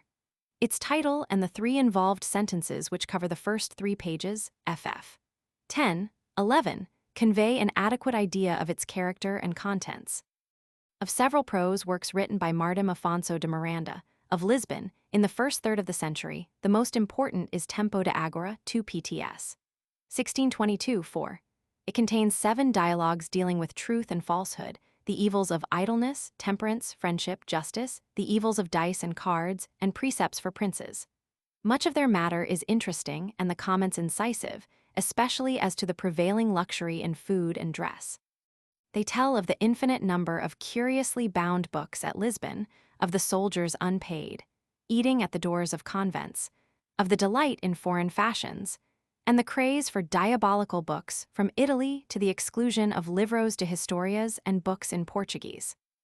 The anonymous primer e Honra de Vida Soldadesca no Estado de India, 1630, edited by the Augustinian Fray Antonio Frere, c. 1570-1634, is a different work from Geronimo Ximenes de Arias' Dialogo de la Verdadera Honra Militar, 1566, which it resembles slightly in title. It is divided into 4 parts and contains various episodes of the Portuguese in the East and some curious information. Miguel Leitão de Andrade, 1555-1632, went straight from Coimbra University to Africa with King Sebastian. After the Battle of Alcácer Quibir, he succeeded in escaping from captivity, followed the cause of the Prior of Crotto, and was imprisoned under Philip Roman II. In his book, in 20 dialogues, Miscellanea do Sitio de Enes Letterwendy-43 de LVZ do Pedrago Grande, 1629, he disclaims any purpose of writing history. It reveals an inquiring and observant but uncritical mind, interested in fossils, inscriptions, astrology, the early history of Portugal, etymology, heraldry, and the infinite wonderful secrets of nature daily being revealed. It contains a graphic account of his escape from Fez, but on the whole, in spite of attractive passages and interesting details, scarcely merits its great reputation. Do Sitio de Lisboa, 1608, which Melo praises as a quel elegantissimo livro by the author of Art Militar, 1612. Luis Mendes de Vasconcelos is written in the form of a dialogue between a philosopher, a soldier, and a politician, and deserves its place among the minor classics of Portuguese literature. The famous love letters of the Portuguese, Nun Mariana Alcaforado, 1640-1723, which bring a breath of life and nature into the stilted writing of that day, only belong to Portuguese literature in the sense that Osorio's history belongs to it by translation. They first appeared in indifferent French, Letters Portugaises, Paris, 1669, and were not retranslated, or, if we accept the theory that the nun originally wrote them in French Suriname et Danae d'Elegance, translated into Portuguese for a century and a half. Cartas de uma religiosa portuguesa, 1819. Meanwhile, even before their obscure author died in the remote and beautiful city of Beja, they had been translated into English and Italian and had received over 50 French editions. Colonel, later Marshal Nile Bouton, Comte de Saint-Leger, afterwards Marquis de Chamilly, 1636–1715, accompanied the French troops sent to help Portugal against Spain and was in Portugal from 1665 to 1667. Mariana Alcaforado, belonging to an old Alentejan family, was a nun in the convent of Nossa Senhora de Conceição at Beja. Her 5 letters, written between the end of 1667 and the middle of 1668 after her desertion, in their artlessness, contradictions, and disorder, vibrate with emotion. They are a succession of intense cries like the popular quatrain. Porti amor Deus, a Deus vilaqua gloria perdi e aggravijomiso, sem Deus, sem gloria, sem te. Sometimes, it is true, a trace of French reason seems to mingle with the ingenuous Portuguese sentiment, and it is almost incredible, although of course not impossible, since omnia vincit amor, that the nun should have written certain passages. From these, and not on the amazing assumption of Rousseau, that a mere woman could not write so passionately, he was ready to wager that the letters were the work of a man. One may suspect that the lover, who did not scruple to hand over the letters to a publisher, unless he was merely guilty of showing them to his friends, sank a little lower and edited them, adding a phrase here and there more peculiarly pleasing to his vanity. In that case, the nun actually wrote these letters, full of passion and despair, and perhaps in French, to her French lover. But we only read them as they were touched up for publication by another hand. A work which has nothing in common with these fervent love letters, except an enigmatic origin, is the Art de Furder, which in part at least probably belongs to the 17th century. It is a curious and amusing treatise on the noble art of thieving in all kinds, private and official, civil and military. Its anecdotes are racy if not original. 2 of the happiest incidents, in caps 6 and 41, are copied without acknowledgement from Lazarillo de Tormes. The author seems to have had misgivings that he had presented his subject in too favorable a light, for he ends by assuring his reader thieves that many tons of worldly glory are not worth an ounce of eternal blessedness, and promises them before long another, more liberal treatise on the art of acquiring true glory. These tardy qualms did not save his book from the index. The first edition, purporting to be printed at Amsterdam, bears the date 1652 and attributes the work to Antonio Vieira. That attribution may be set aside. Were there no other reasons for its rejection, it would suffice to read the book or even its title in order to be convinced that it is not from the venerable penna of that great statesman and preacher. He might dabble in Bandera prophecies, but would scarcely have sunk to the picaresque familiarities of the Art de Furder or occupy himself with the sad habits of innkeepers, the long stitches of tailors, or the price of straw. It has also been attributed, without adequate ground, to Tomé Pinheiro de Vega, 1570–1656, the author of a lively account of the festivities at the Spanish court and description of Valladolid in 1605, entitled Fastigemia. It mentions Don Quixote and Sancho, p. 119, but says nothing of Cervantes. And to João Pinto Ribeiro, c. 1590–1649, the magistrate who played a notable part in the Restoration of 1640 and wrote various short treatises such as Preferentia das Letras e Acutes Armas, 1645. And even less plausibly to Duarte Ribeiro de Macedo, 1618–80, statesman and diplomatist, an indifferent poet but an excellent writer of prose and a careful, although not original, historian. His halting verses and his treatises were collected in his Obras, 2 vols, 1743. Of the latter, the Summa Politica has been shown by SNR. Saladonio late to be copied almost word for word from the work of identical title by D. Sebastião César de Meneses, 1672, Bishop of Oporto and Archbishop of Braga. Both author and book were too well known for Ribeiro de Macedo to claim it as his own. He seems merely to have translated it from the original Latin published at Amsterdam in 1650, a year after the first Portuguese edition. The work is remarkable for acute thought and clear and concise expression. A work of a similar character is the well-written Art de Reignar, 1643, by P. Antonio Carvalho de Parada, 1595–1655. The Tratado Analítico, 1715, by Manuel Rodriguez Leitão, c. 1620–91, a controversial treatise written to prove the right of Portugal to appoint bishops, is also the work of a good stylist. Some would say the same of one of the best-known books of the 17th century, the Vida de Dom João de Castro, 1651, by Jacinto Freire de Andrade, 1597–1657. The author, born at Beja, was suspected at Madrid of nationalist inclinations and retired to his cure in the Diocese of Viseu. After the Restoration, he refused the bishopric of Viseu. His book has often been regarded as a model of Portuguese prose. Pompous and emphatic, it may be described as inflated Tacitus, or rather a mixture of Tacitian phrases, conceits, and rhetorical affectation. But if as a whole it is more akin to Castro's garish triumph at Goa than to the scientific spirit of his letters, it scarcely deserves the severe strictures which followed excessive praise. It might even become excellent if judiciously pruned of antitheses and artifice. The second Conde de Ericeira d. Fernando de Menezes, 1614–99, wrote a Historia de Tanger, 1732, and the Vida e Acones del Rey de João I, 1677, which ends with an elaborate parallel between Julius Caesar and the Master of Aves. Equally clear but far more artificial is the style of the third Count d. Luís de Menezes, 1630–90, in the best-known historical work of the century in Portuguese, Historia de Portugal Restaurado, 2 pts. 1679–98. Its author ended his life by leaping from an upper window into the garden of his palace on a May morning in a fit of melancholy. The great prose writer of the century, Antonio Vieira, 1608–97, was born in the same year and city as D. Francisco Manuel de Melo and spent a life as unquiet. He was not literary in the same sense as Melo, but he has always been considered one of the great classics of the Portuguese language.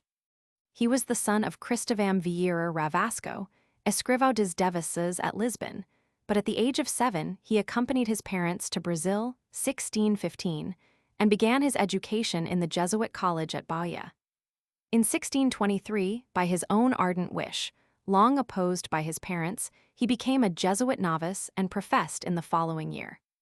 Before he was 30, he was professor of theology in the Bahia College and a celebrated preacher, the sermons in which he encouraged the citizens of Bahia in the war against the Dutch being especially eloquent. In 1641, he was chosen with Padre Simão de Vasconcelos to accompany D. Fernando de Mascarenhas, son of the viceroy, to Europe in order to congratulate King João Roman IV on his accession. Vieira preached in the Royal Chapel on New Year's Day, 1642.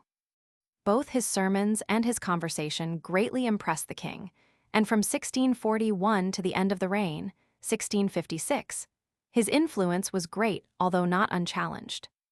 They were critical years in Portugal's foreign policy, and Vieira, who refused a bishopric but was appointed court preacher, was entrusted with several important missions to Paris and The Hague, February–July 1646, London, Paris, and The Hague 1647–8, and Rome 1650.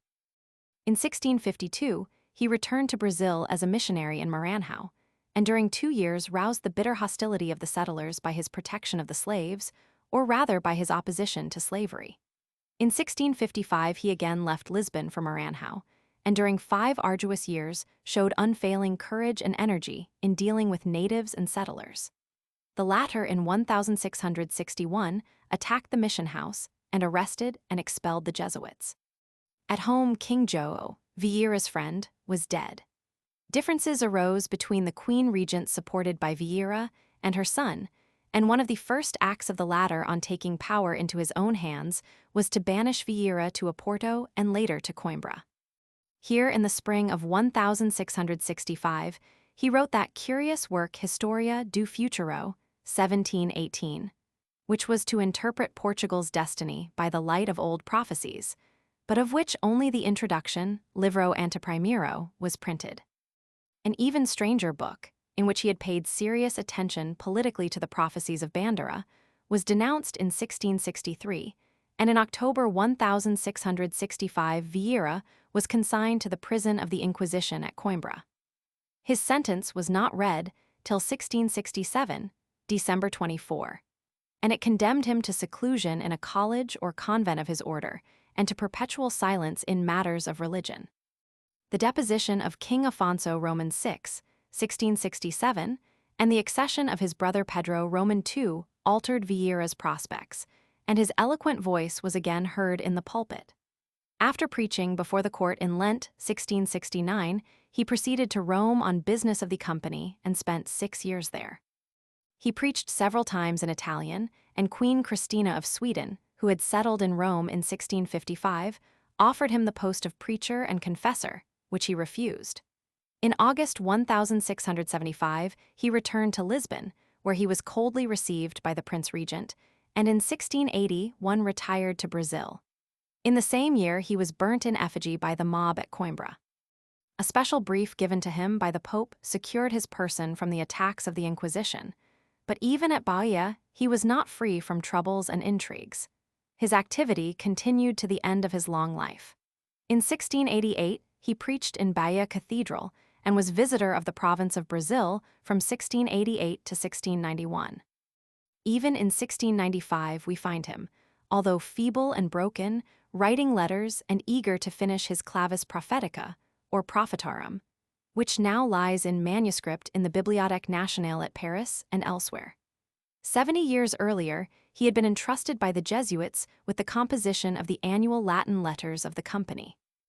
Vieira's vein of caustic satire no doubt made him numerous enemies and increased the difficulties which his advocacy of the Jews and slaves and his fearless stand against injustice and oppression were certain to produce. Ambitious and fond of power, he could devote himself to causes which entailed a life of toil and poverty. An energetic if unsuccessful diplomatist, an ingenious thinker, a statesman of far-reaching views, he was also a fantastic dreamer. But his dreams and restlessness rarely affected the sanity of his judgment. The works of this great writer and extraordinary man are an inexhaustible mine of pure and vigorous prose, at its best in his numerous cartas, written in selecta et propria dictio, nusquam verbis indulgens sed rebus inherens. A Portuguese critic, Dias Gomes, notes his sustained elegance, and we may sometimes sigh for an interval of Mello's familiarity or Fray Luis de Sousa's charm. In his famous sermos, he bowed intermittently to the taste of the time for conceit and artifice. He condemned the practice in a celebrated sermon, but indeed a certain humorous quaintness was not foreign to his temperament, and in the obscurity, at least, of the cultos he never indulged. When inspired by patriotism or indignation, his words soar beyond cold reason and colder conceits to a fiery eloquence. Among writers whom he influenced was the Benedictine Fray João dos Prazers, 1648–1709, of whose principal work, O Principe dos Patriarcas Esbento, or Empresas de Esbento, only the first 2 volumes were published.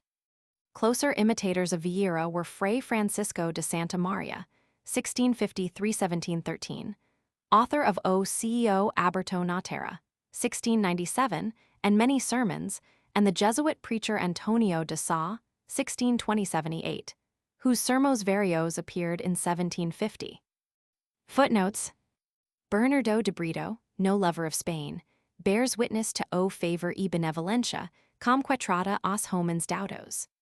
De Crepusculis Preface.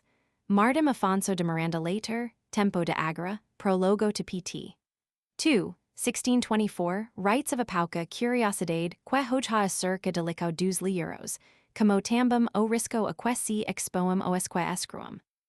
Menendez y Pelio set Melo above all, except his friend Quevedo. Mr. Edgar Prestage discovered his baptismal certificate and established the date, 1608, beyond doubt, though it is still often given as 1611. On his mother's side, Melo was great-grandson of the historian Duarte Nunes de Lima.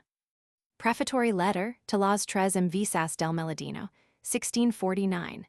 El lenguaje extranjero tan poco es favorable al que compone. He was writing it in January 1650.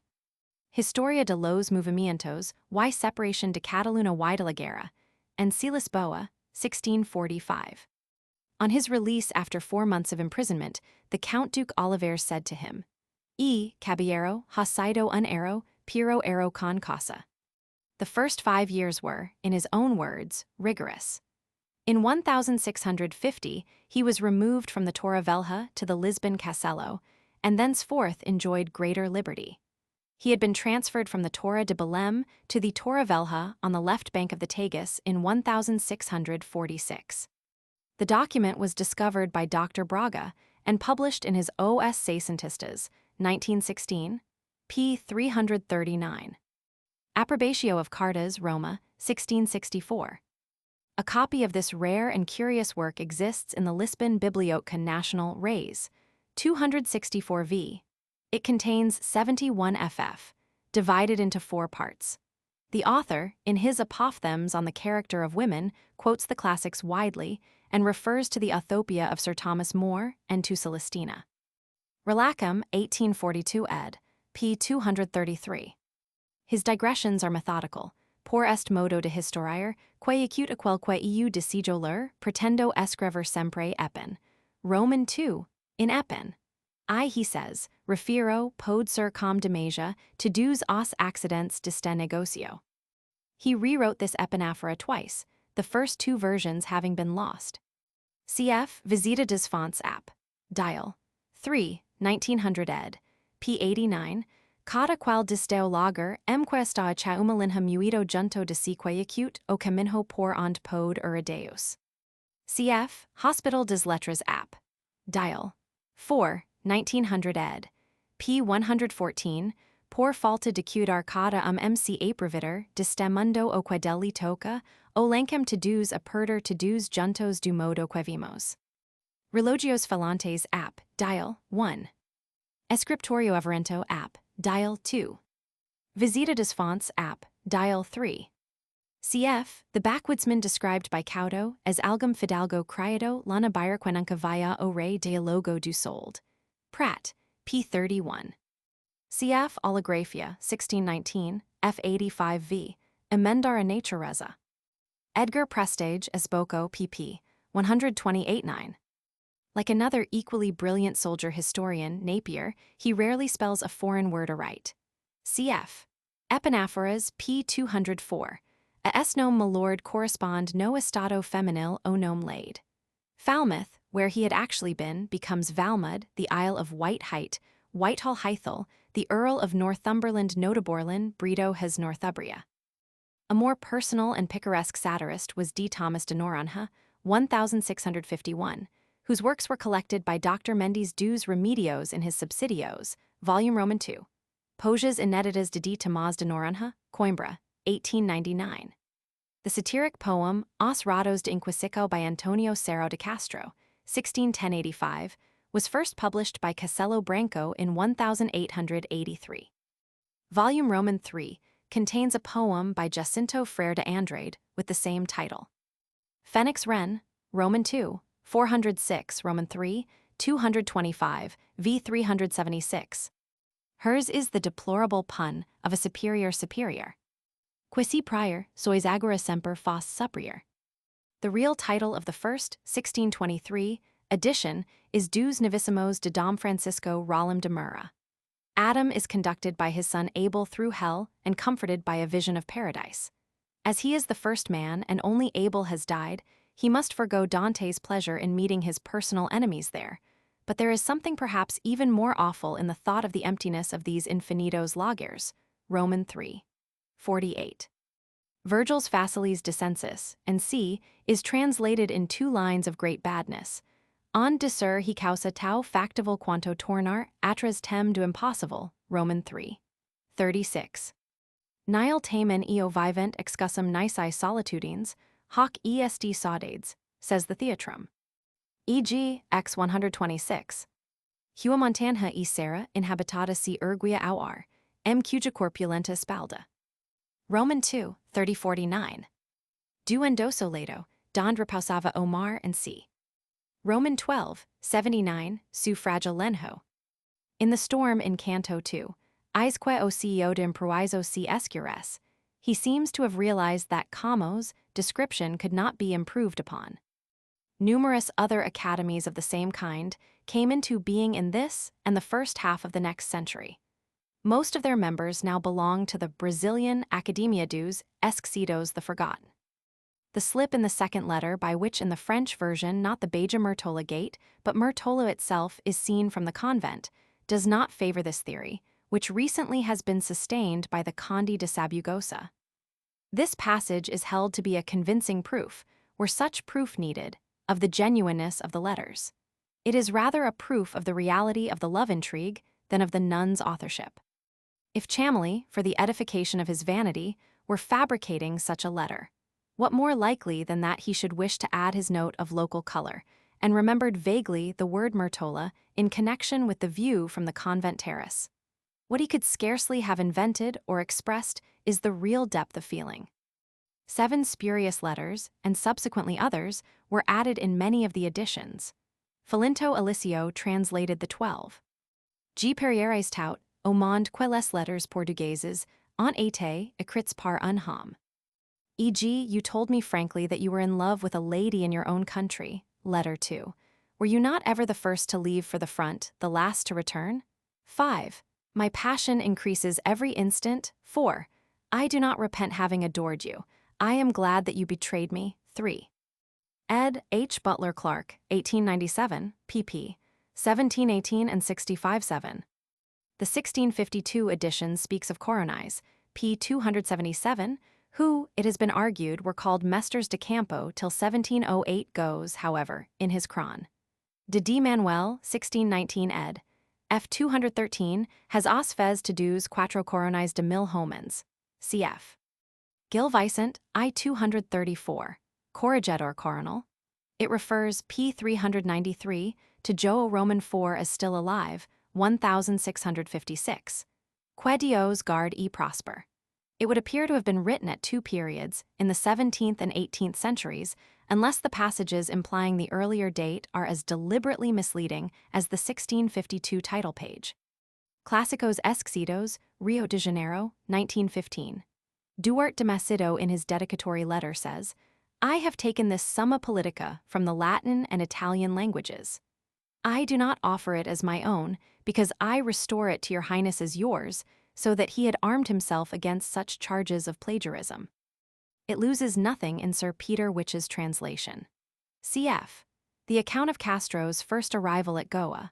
When the entry was to be, the 2 governors were in a falluc with gilded oars and an awning of divers-colored silks. The castles and ships entertained him with the horror of reiterated shootings. The vivas and expectation of the common people did without any cunning flatter the new government, and c. Cada clausula he filhid eloquentia mat sublime, and c. Barbosa Machado. E.g. 1759 ed. p. 342. Cujas ruinas serial de sua fama, os elogios maiores would be straightened out from Latin into Portuguese, serial os maiores elogios de sua fama. On his homeward voyage in 1654, he had suffered from a violent storm, and was only saved by a Dutch pirate who landed the passengers of the Portuguese ship at the Ilha Graciosa without their belongings. Historia do Futuro, 1718, p. 93. See Letters from Bahia, July 22, 1695. v. 1816. The 18th century. The 18th century did not kill literature in Portugal any more than in other countries, but poetry had lost its lyrism, and under the influence of French and English writers, assumed a scientific, philosophical, or utilitarian character. No mighty genius arose in Portuguese literature at the bidding of João v. 170650, but the king's lavish patronage gave an impulse, and he founded the Academia Real de Historia in 1720.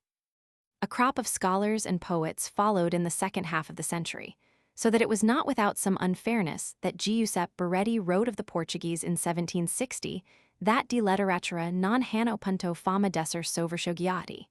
Quel poco que scrivono, je in prosa je in verso, e grave tutto pansiuto e peterudo. It was the age of Arcadias, the famous Arcadia Uliciponense, 1756-74, and the Nova Arcadia founded in 1790, i.e. precisely a century after the Italian Arcadia. All the poets of the century belonged to one or other of these societies or made their mark as dissidents from them. One of the founders of the Nova Arcadia, Francisco Joaquim Binger, 1763–1856, lived on into the middle of the 19th century, and a few of his poems were collected under the title O Moribundo Cisne do Vauga, 1850. A typical 18th century poet is D. Francisco Xavier de Meneses, 1673–1743, 4th Conde de Ericeira, who in turning to literature was but following the traditions of his family. A staunch defender of pure Portuguese against those who, he said, disfigure and corrupt the language by the introduction of foreign words and phrases, he wrote a large number of works in prose and in verse. The best known of them is his Henriqueta, 1741, a heroic poem on the conquest of Portugal by Count Henry in 12 long cantos of prosaic oitavas. It may contain lines more inspiring than these. Ia contramina fabricu Roberto, domina conhecendo o lugar certo. But they do not really differ greatly from the rest of the poem. The large quantity of poetry still written at the beginning of the century had met with severe criticism in Fray Lucas de Santa Catarina's Serum Politico. He slyly calls the Egloga campestre Poja Ervada. The objects of the Arcadia of 1756 were to free Portuguese literature from foreign influences and restore the purity of the language. If to some extent it merely substituted French or Italian influence for Spanish, its cry was also back to the classics and to the Portuguese Quinhentistas. As to the language, its services were invaluable, for at a time when French influence was great in Portugal, and in the rest of Europe it checked the use of Gallicisms. As to literature, the attempt to write poetry on an ordered plan was perhaps foredoomed to failure. It plodded along in an artificial atmosphere of Roman gods and antiquities, and became hidebound in imitation of the Horatian ode. Pedro Antonio Correa Garçao, 1724–72, one of the first members and most prominent poets of the Arcadia, did good service in his determined efforts to deliver his country's literature from foreign imitations and the false affectation of the time, and to revert to the classics, Greek, Roman, and Portuguese. He even prophesied that Gil Vicent's day would come. His master was Horace, Grand Horatio, and his Horatian odes, if they show no remarkable lyrical gift, have a dry native flavor in the purity of their language. He was also successful in reviving the cultivation of blank verse. There is a fine sound in some of the sonnets in which he sings Marilia, Lydia, Belissa, Maria, Nise, writes to a friend to ask for a doubloon or for Spanish tobacco, sends birthday congratulations or laughs at a bald priest. The themes are mostly of this level. His satirical vein is marked in his 2 short comedies in blank verse, Teatro Novo, a skit on the drama then in vogue, and Assembleira ou Partida, in which certain Lisbon types are ridiculed and which contains the famous and much overpraised cantata de Dido. Correa Garçao's days ended tragically in prison. The motive of his arrest is not clear. Tradition wavers between a love intrigue and political reasons, and declares that the Marques de Pombal, whom he had offended, signed the order for his release on the very day of the poet's death after 18 months of imprisonment. Pombal was effusively praised by Domingos dos Reis Quita, 1728–70, a Lisbon hairdresser who wrote bucolic poetry melodiously, but with perhaps even less originality than we have learnt to expect in that kind since the time when Virgil mistranslated Theocritus.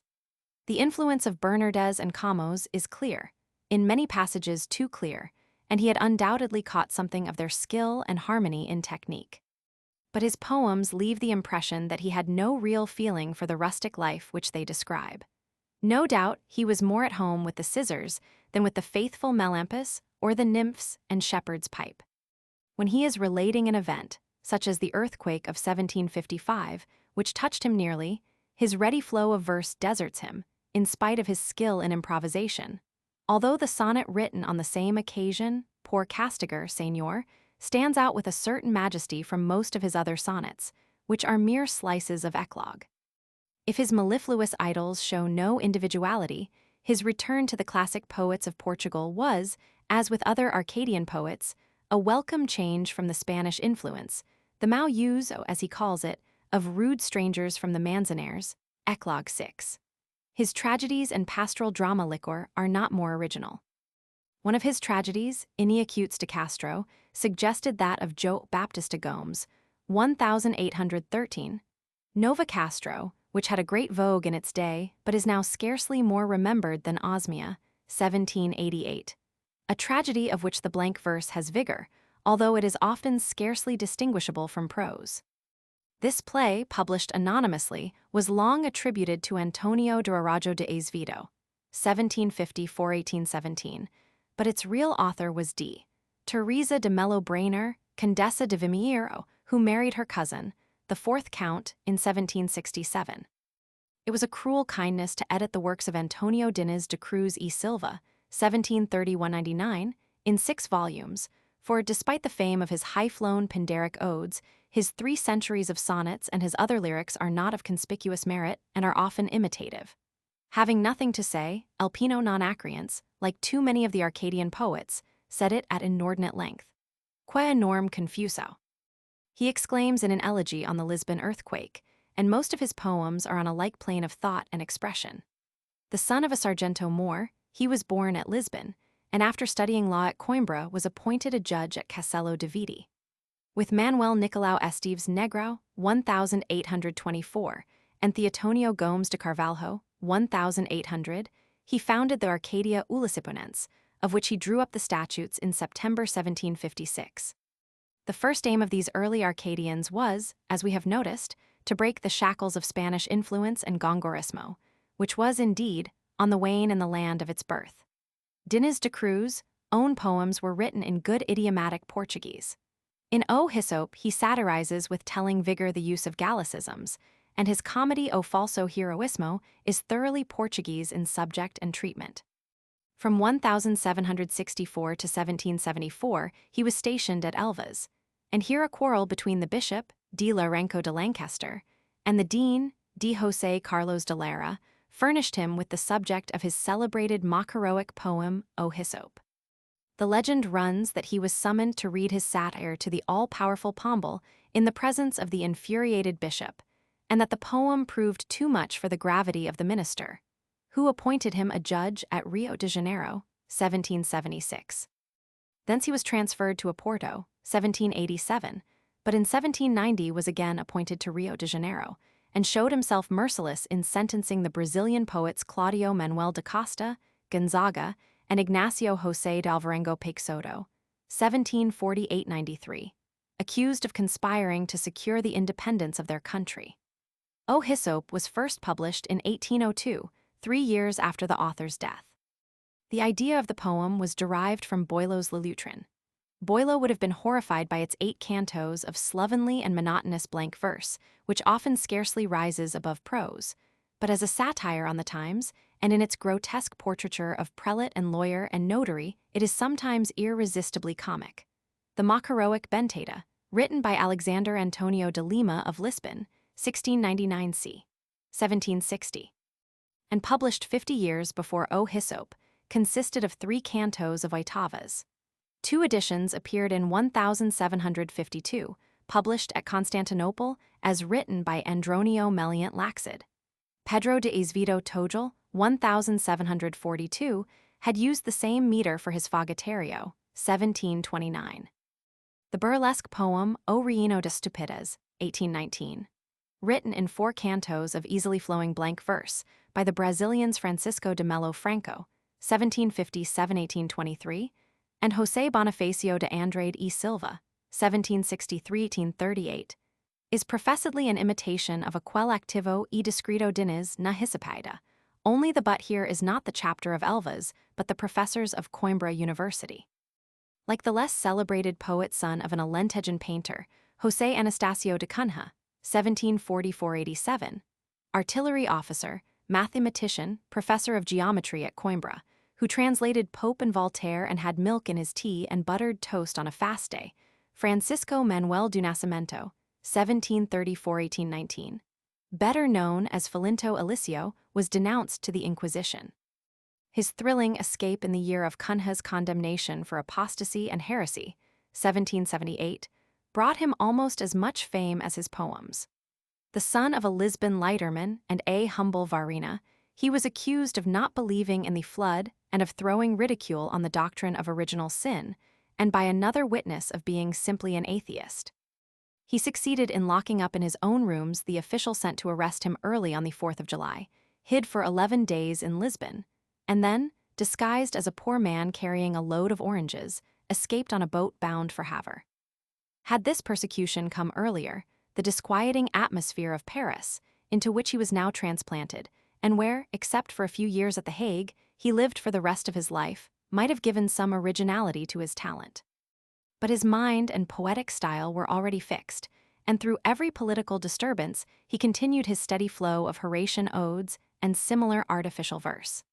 He wrote for 70 years, Lamartine notes the precoces favors of his muse, and at the age of 64 calculated that he had already composed 730,000 lines, probably too modest an estimate.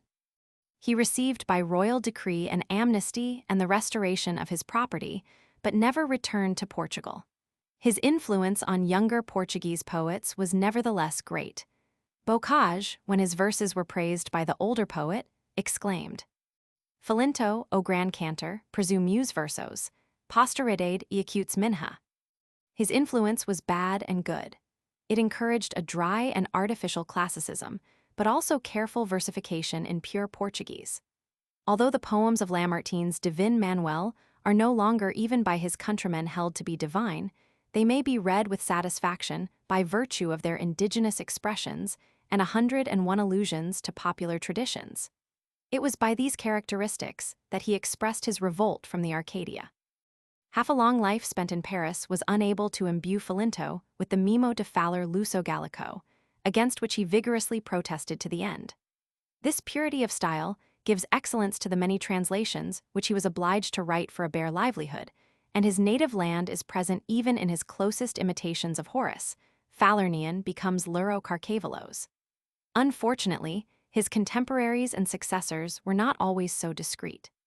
The genial satirist Nicolau Tolentino, 1741–1811, son of a Lisbon advocate, after studying law at Coimbra spent some years teaching rhetoric to the raw youth by Sanjos Rapazes of Lisbon. He was perpetually discontented with his lot or ready to profess himself so. "Long years have I already spent in begging," he says candidly, "and shall perhaps pass my whole life in the same way." He harps on his poverty. The kitchen, he complains, is the coolest room in his house.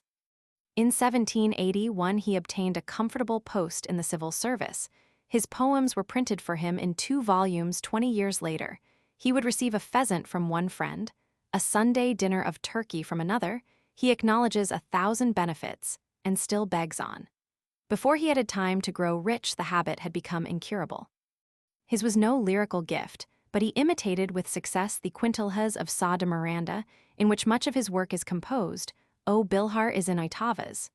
He writes naturally. His style is thoroughly Portuguese, often prosaic.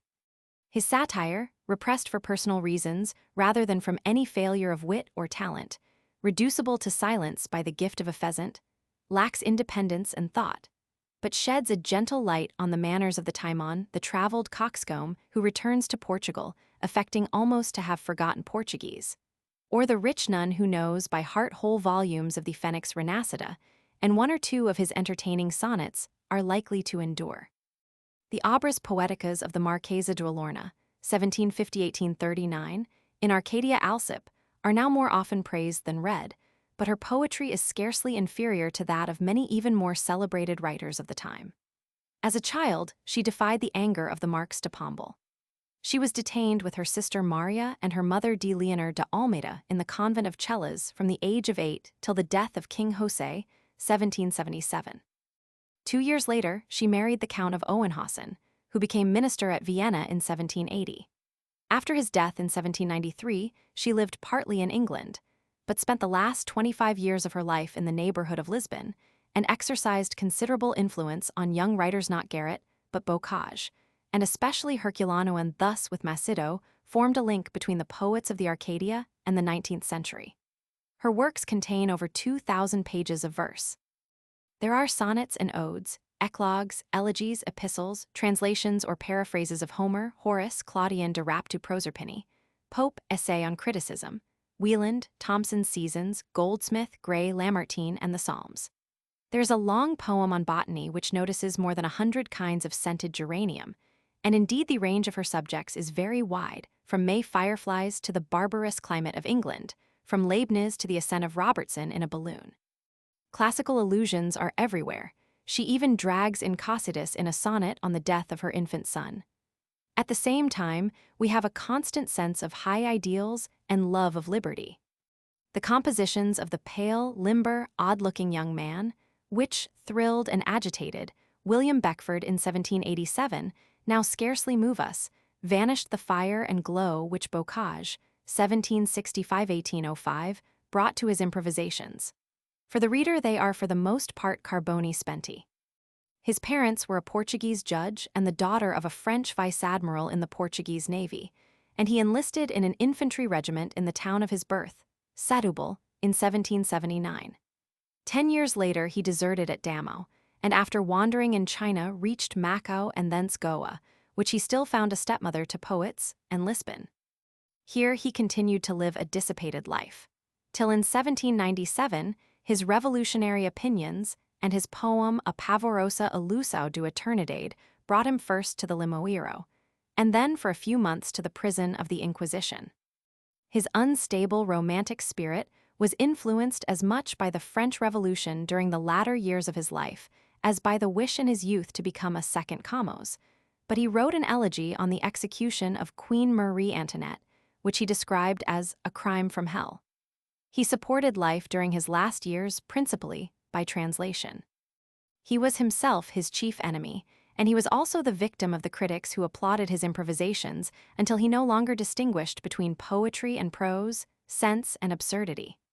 No better Portuguese pendant to the celebrated line of blank verse, a Mr. Wilkinson, a clergyman, will be found than that in one of Bocage's elegies. Carpido objecto meu, carpido objecto. The undoubted talent of Elmano Sadino, as he was in Arcadia, was thus frittered away in occasional verse in which his fecund gift of satire found expression, and a great poet was lost to Portuguese literature. His impromptu sallies against rival poets, such as Macedo, brought him contemporary fame, but in some of his poems, especially the sonnets, we have proof of a possibility of greater things. No doubt his work is disfigured by pompous phrases and hollow classical allusions. He did not always rise above the bad taste of the period. He was unable to concentrate his talent or separate prosaic from poetical subjects. Thus he sang of an ascent in a ballo aerostatico in 1794 and saw in the Vil mosquito a proof of the existence of God. But his was nevertheless a very real and above all a very Portuguese inspiration, and some of his sonnets have force and grandeur and hover on the fringes of beauty, especially when they voice his unaffected enthusiasm for Portugal's past greatness and heroes. One of the foremost poets of the Nova Arcadia was Belchior Manuel Curvo Semedo, 1766–1838, 2 volumes of whose composicos Poeticas appeared in 1803. A crowd of secondary lights revolved round the great planets of the 2 Arcadias. The poems of Ulfino Cinthio, Domingos Maximiano Torres, 1748–1810, are not without vigor versos, 1791.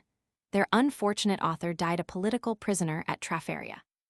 The gay and lively abbate of Jacinth, Paulino Antonio Cabral, 1719–89, was the son of an Oporto doctor and was parish priest at Jacinth, near Amarant, from 1753 to 1784. His poems are still read for their pleasant satire, but he was careless of literary fame. Some of the sonnets of both these writers deserve not to be forgotten. Joe Xavier de Matos, 1789, a 4th edition of whose rimas appeared in the year after his death, is now remembered chiefly for some of his sonnets, as that beginning Paz si o Sol, with its melancholy charm. He was a true but not a great or original poet.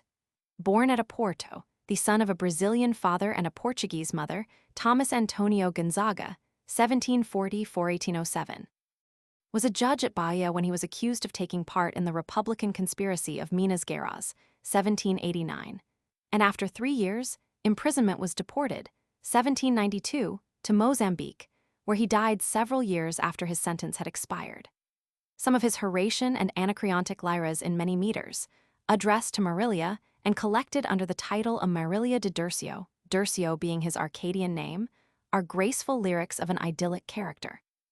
Of the other poets implicated in the conspiracy, Claudio Manuel da Costa, 1729–69, who was found dead in his prison cell, was an Arcadian poet of the Italian school and shows a gentle love of nature in his sonnets.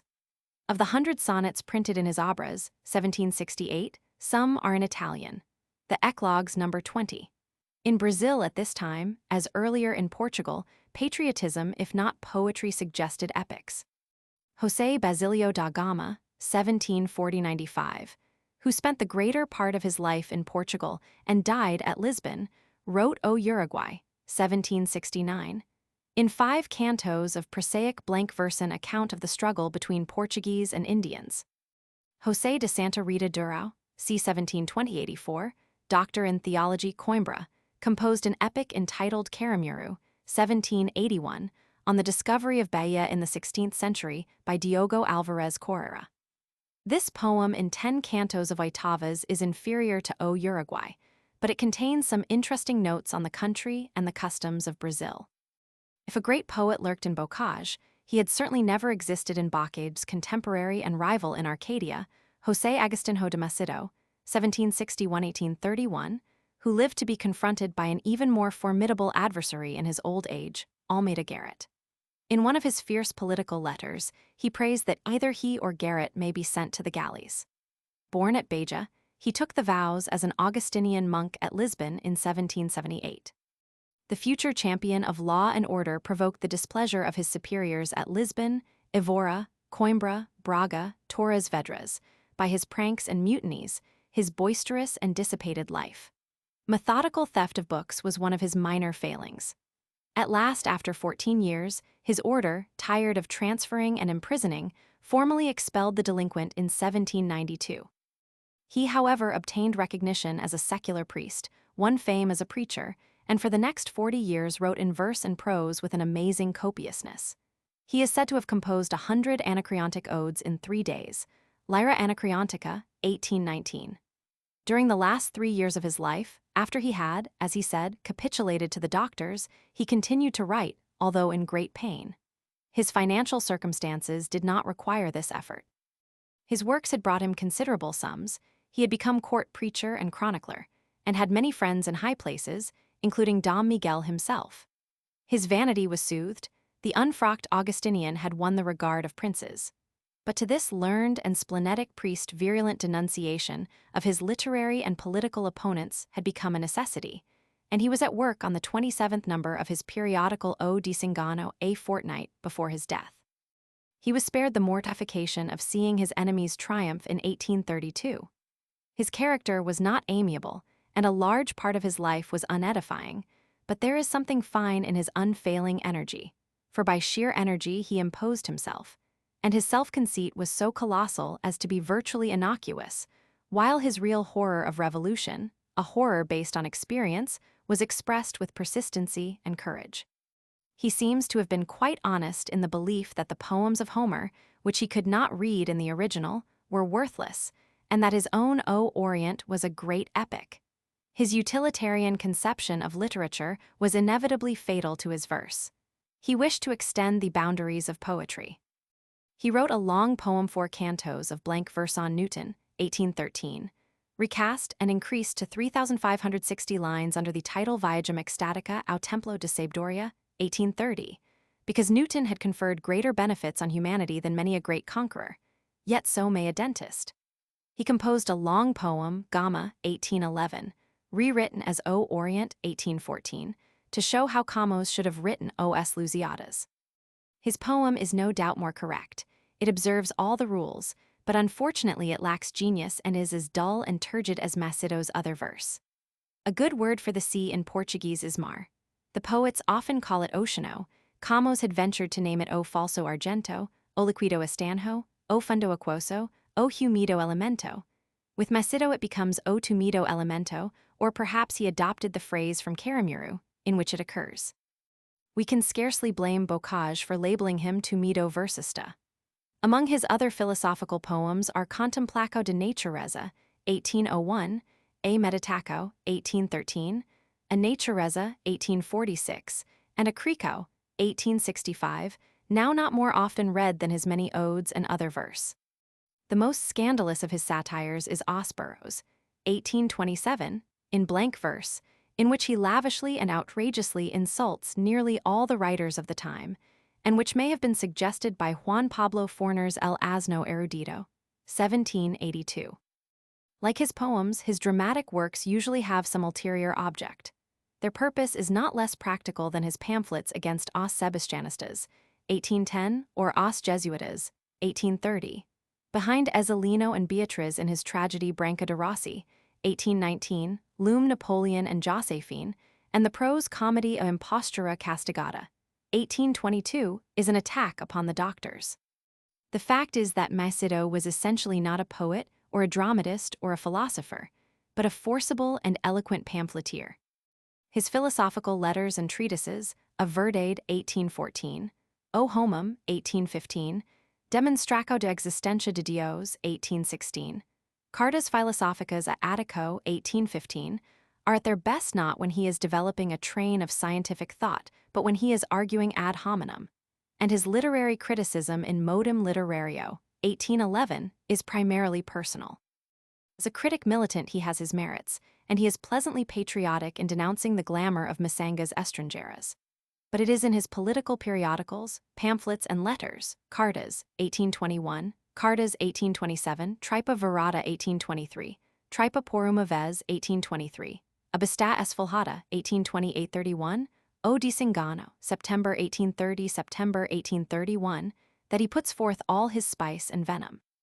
Ponderous and angry like a lesser Samuel Johnson, he bullies and crushes his opponents in the raciest vernacular. He may be unscrupulous in argument, but his idiomatic and vigorous prose will always be read with pleasure. Macedo's dramatic works were neither better nor worse than those of other playwrights of the time. It was the professed object of Manuel de Figueiredo, 1725-1801, to write plays morally and dramatically correct. The effect of this didacticism in the 14 volumes of his Theatro, 1804-15, is disastrous. He wrote in prose and verse, but the plays in ordinary prose are to be preferred, since in the others, like M. Jourdain, he made de la prose sans le savoir. He wrote comedies and tragedies in which he is involuntarily comic. Even in Ignes, he keeps the even tenor of his dullness, and he warns the reader in a preface that his Aeneacutes is not to be considered beautiful since she was probably over 30, and that her and Pedro's passion had had time to cool. There is more life in the plays written in a medley of prose and verse by Antonio José de Silva, 1705-39, whom Southey considered the best of their dramatic writers. But it is doubtful whether they would have received any attention in the 19th and 20th centuries had it not been for the tragedy of their author's life. He was born at Rio de Janeiro, the son of Portuguese Jews. His mother had been arrested by order of the Inquisition as early as 1712, and the whole family came to Lisbon, where the father practiced successfully as a lawyer. In 1726, his mother was rearrested, and this time Antonio José with her. He was released after suffering torture and publicly abjuring Jewish doctrines in an auto de fe. 11 years later, after studying at Coimbra and following his father's profession in Lisbon, he was again arrested. With his wife, he had married his cousin despite the dangerous fact that her mother had been burnt, and she herself imprisoned by the Inquisition end on October 18, 1739. He was first strangled and then burnt in an auto de fe at Lisbon. For some years, 1733-8, before his death, the people of Lisbon had admired the plays of the Jew, as they called him, at the Teatro do Barro Alto. Of the 8 plays that have survived in print, it must be said that they are for the most part very purposeless and ineffective. He attracted his audience sometimes by wit, more often by sheer farcical absurdity. The constant plays on words, the meaningless snatches of verse interpolated, do not increase the interest, which flags on every page because the author has not the slightest power of concentration. The action, at least, is quick and varied. It shows Silva's inventive talent and explains the popularity of his Galhofeiras comedias, however much it may weary the reader. His plays with classical subjects are especially cold and dull. A Ninfa Seringa o Amores de Pani Seringa, os encantos de Medea, Ecepeida, Amphitreo, as Verides de Prodio, Labyrinto de Creta. His best play, Guerras do Alecrim e Mangerona, 1737, contains some elements of character drawing and describes the devices of the starving gentleman de Gilvas and de Fuas to obtain rich wives at the expense of miserly father and country cousin. The action consists in a bewildering succession of disguises, the scene, pt. Roman 2, sc. 5, in which Gilvas and Fuas doctor their stolid rival and ridicule the medical profession, has humor, but shows the usual inability to end before the reader's patience has been long exhausted. In the Vida do Grande Quixote de la Mancha, 1733, Silva made bold to dramatize Don Quixote in a series of scenes not over-skillfully connected. Of his own invention, there is a comical scene, pt. Isc. 8, in which Don Quixote is harassed by doubts as to whether the enchanters have not transformed Dulcinea into Sancho Panza. He begins to see a certain likeness, but most of the scenes are directly copied and here become signally insipid, as that of Sancho's judgments, Roman 2. 4, or that of the lion, I5, which is as far removed from Cervantes as the sorry lions of the Alhambra at Granada from those in Trafalgar Square. The drama of Nicolau Lewis, whose life is obscure but whose name was possibly Nicolau Lewis de Silva, belongs to the Literatura de Cordel, popular plays imitated and often directly translated from the Spanish and Italian, and acted with great applause in the 18th century at Lisbon. Most of them were published without the author's name, and although it is believed that he wrote over one-third of the numerous comedias de cordel of the century, only a few, as O Capitao Belisario, 1781, and O Conde Alarcos, 1788, can be definitely assigned to him, a fact which incidentally bears witness to his lack of individuality. His best-known tragedy is De Ignes de Castro, 1772, an imitation of Renard Displays de Morir by Luis Velas de Guevara, 1579–1644. In prose, it was not an age of great writers, but of research and learning. The Lisbon Academia Real des Sciences, founded by the Duc de Lafos, met for the first time in 1780, and was not slow in inaugurating the work, which has won for it the gratitude of all who care for the language or literature of Portugal. D. Antonio Quitano de Sousa, 1670–1759, had published his valuable Provas de Historia Genealogica, 1739–40, in 7 volumes, and the learned curé of Santo Adrião de Sever, Diogo Barbosa Machado, 1680–1772, had spent a long life in bibliographical study and compiled his indispensable and magnificent Bibliotheca Lusitana, 1740–159, with a generous inaccuracy which is attractive in the minute pedantry of a later age. The scarcely less famous Vocabulario Português of Rafael Bluto, 1638–1734, who was born of French parents in London but spent over 50 years in Portugal, began to appear in 1712. The work of research was now carried on, among others by Francisco José Freire, 1719–73, Fray Joaquim de Santa Rosa de Viterbo, 1744–1822, the librarian Antonio Ribeiro dos Santos, 1745–1818, D. Francisco Alexander Lobo, 1763–1844, Bishop of Viseu, Cardinal Saraiva, 1766–1845, Patriarch of Lisbon, and Fray Fortunato de Esboventura, 1778–1844. Critics of poetry were Luis Antonio Verney, 1713–92, Archdeacon of Evora, L. Barbadino, whose criticisms in his Verdadeiro Método de Estudar, 2 vols. 1746, are severe, even harsh.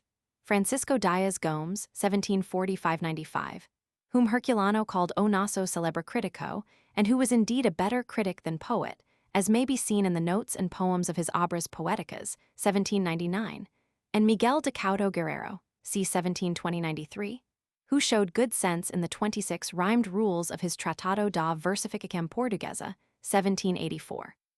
The best-known work of the learned son of a Lisbon blacksmith who became the first Bishop of Beja and Archbishop of Evora, Manuel do Cenaquilo Vilas Boas, 1724–1814, is his Cuidados Literarios, 1791.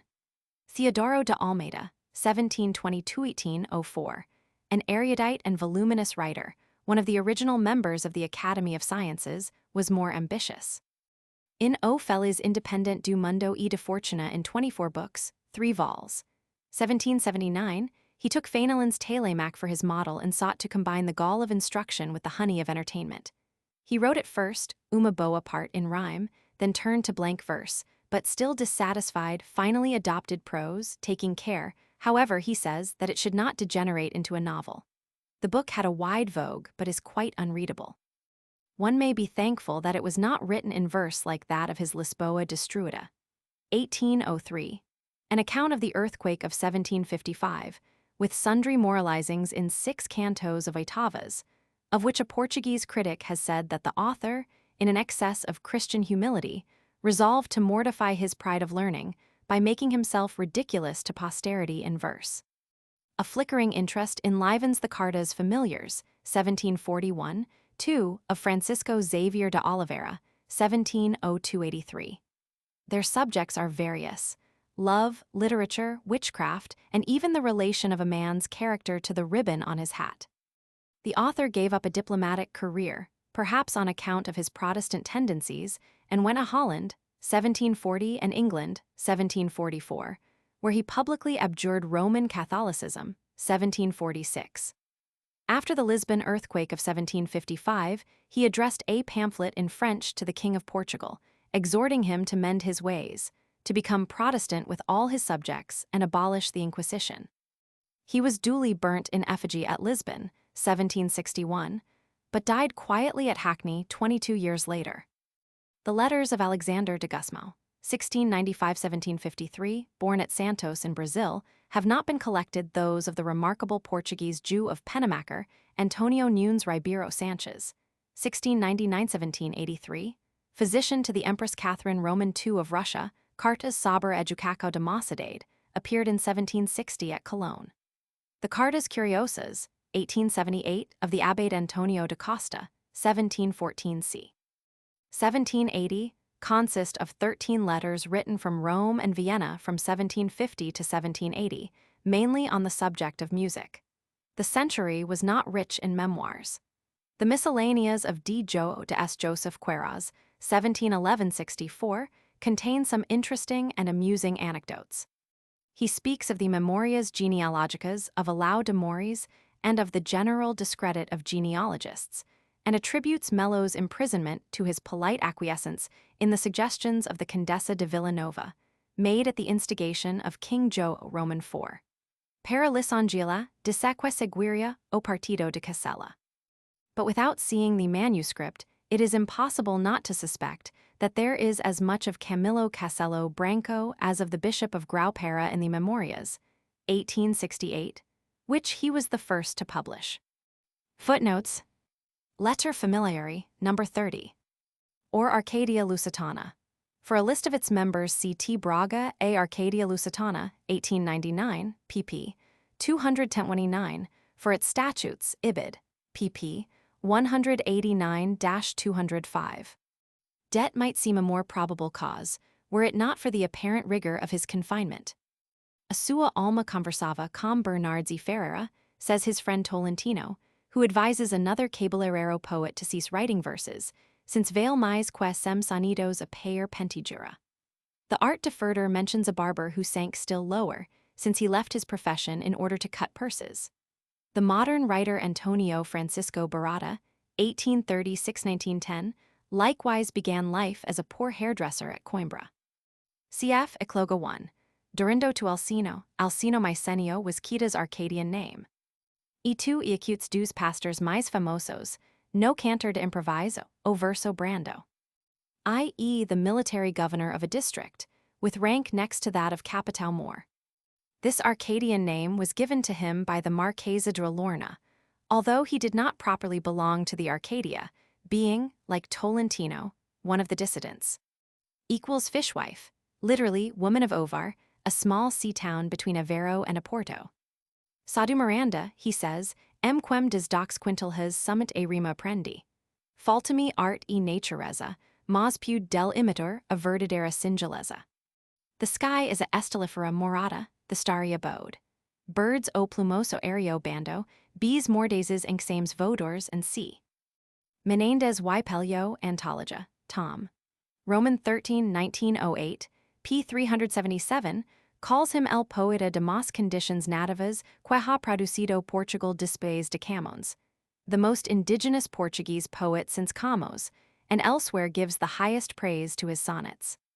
His modern editor, Visconde Julio de Castilho, has shown that the additional surname de Vasconcelos was bestowed on him gratuitously. The Couvade, Roman 2. 62 is also described by Henrique Dias, Naufragio de Nau Espalo, 1904 ed., p. 25, and Piero de Magalhães Gandavo, Historia de Provincia Sancta Cruz, 1576, cap. 10. His works in the Dic. Bibliog. Go from J 2163 to J 2475. Many are, however, single odes, sermons, and see other 18th century sermons worth reading are those of the learned Franciscan Fray Sebastião de Santo Antonio. Sermos, 2 vols. 1779-84. Superficially, at least, more than Manuel Quitano de Sousa, 1658-1734, he deserves to be called a varo encycloptico. He admires Cicero not only as philosopher and orator, but as a sublime poet. O Homum, 1815, p. 98, and Seneca calls Petrarca immortal, Tasso incomparable, and is generous in his appreciation of English writers. At about the same time, John Keats, as Petrarca 5 centuries earlier, was also reading Homer in translation, but in a somewhat different spirit. Newton, Promeo. In the second edition, 1827, he says that this poem, in 12 cantos and about 1,000 oitavas, written with more fire and a purer light than those of Camões, had cost him 9 years of assiduous application. Macedo called bocage fanfaro glossador, and much abuse of the same kind varied the monotony of elogio mutuo. Such woodenness was unlikely to appreciate El Greco's pictures. In the preface to his Agriparia, Theatro, Volume V, 1804, he speaks of extravagantia do vaidoso dominico, herein following Feria y Sausa, who calls Theata Copuli the Gongora of painters and adds, Piero vale mas unileneza del Ticino que todas sus extravagantias juntas por mas que ingeniosas, Fuente de Agonite Prologo, section 37. Arnaldo Gama, modem Hasem Annos, 3a ed. 1896, p. 35. Teatro Comico Portugues, 4 vols. 1759-90, volume Roman 3. Ibid, volume I. Ibid, volume Roman 2. Inocencio de Silva, Dic. Bibliog, Roman 6. 275-85, Roman 17. 91-3 gives 217 titles. Now Academia das Ciências de Lisboa, but it is found convenient to retain the original title in order to distinguish it from a more recent, private, institution, the Academia das Ciências de Portugal. Roman 6, 1910. Section 1. The Romantic School. In Portugal, the first quarter of the 19th century was filled with violence and unrest. The French invasion and years of fighting on Portuguese soil were followed by a series of revolutions and civil wars. It seemed as if a more general earthquake had come to complete the ruin of 1755, against which Lisbon had so finely reacted. The historian who attempts to record the conflicts between Megalists and Constitutionalists and the miserable political intrigues which accompanied the ultimate victory of the latter must waver disconsolately between tragedy and farce. But horrible and pitiful as were many of these events, they succeeded in awakening what had seemed a dead nation to a new life. The introduction of the parliamentary system called into being eloquent orators, and, more valuable than much eloquence, the conviction sprang up, partly under foreign influence, partly through love of the soil, deepened by persecution and banishment, that literature might have a closer relation to earth and life than a philological Philentian ode. Returning exiles brought fresh ideas into the country, and the two men who dominated Portuguese literature in the first half of the century had both learnt much from their enforced sojourn abroad. Almeida Garrett, 1799-1854, one of the strangest and most picturesque figures in literature, was born at Oporto, but spent his boyhood in the Azores, Ilha Terceira, where his uncles, especially the Bishop of Angra, gave him a classical education and destined him for the priesthood. He, however, preferred to study law at Coimbra, 1621. Here politics were in the air, and he soon made himself conspicuous as a liberal. The fall of the Constitution drove him into exile, 1823, in England, near Edgbaston, and in London, and France, Havre, and Paris. And for the next 30 years, politics remained one of his ruling passions. His first great opportunity for rhetorical display was his defense in the law courts against the charge of impiety incurred by the publication of his poem O Ritratto di Venus, 1821. Although even before going to Coimbra, he is said to have preached to a church full of people. He was able to return to Portugal in 1826 and edited O Cronista and O Portuguese, which evoked Macedo's wrath and ended in Garrett's imprisonment. When Dom Miguel returned from Brazil, and instead of signing the paper, the famous Carta of 1826, had himself declared absolute king, 1828, Garrett again became an exile, chiefly in London, and did not return to his country till July 1832, when he landed as a private soldier at Mindelo, one of the famous 7,500 who fought for King Pedro and his daughter, Maria de Gloria. His zeal and outspokenness rendering him an uncomfortable colleague at Lisbon, he fared rather badly in the ignoble scramble for office which followed the triumph of the cause. He was sent first on a mission to London, and then as chargé d'affaires to Brussels, 1834-6. The diplomatic service was in many ways congenial to his character, but his enemies made the mistake of slighting and neglecting him, and, refusing the post of minister at Copenhagen, he returned to Portugal and helped to bring about the revolution of September 1836. But his life is the whole history of the time, enough to say that for the next 15 years, his activities in politics and literature were unceasing. In 100 ways, he showed his versatility and energy. He served on many commissions, was appointed inspector of theaters, 1836, chronista more 1838, elected deputy 1837, raised to the House of Peers, 1852. As journalist, founder and editor of several short-lived newspapers, as a stylist and master of prose, his country's chief lyric poet in the first half of the 19th century, coming as a fire to light the dry sticks of the 18th century poetry, and greatest dramatist since the 16th.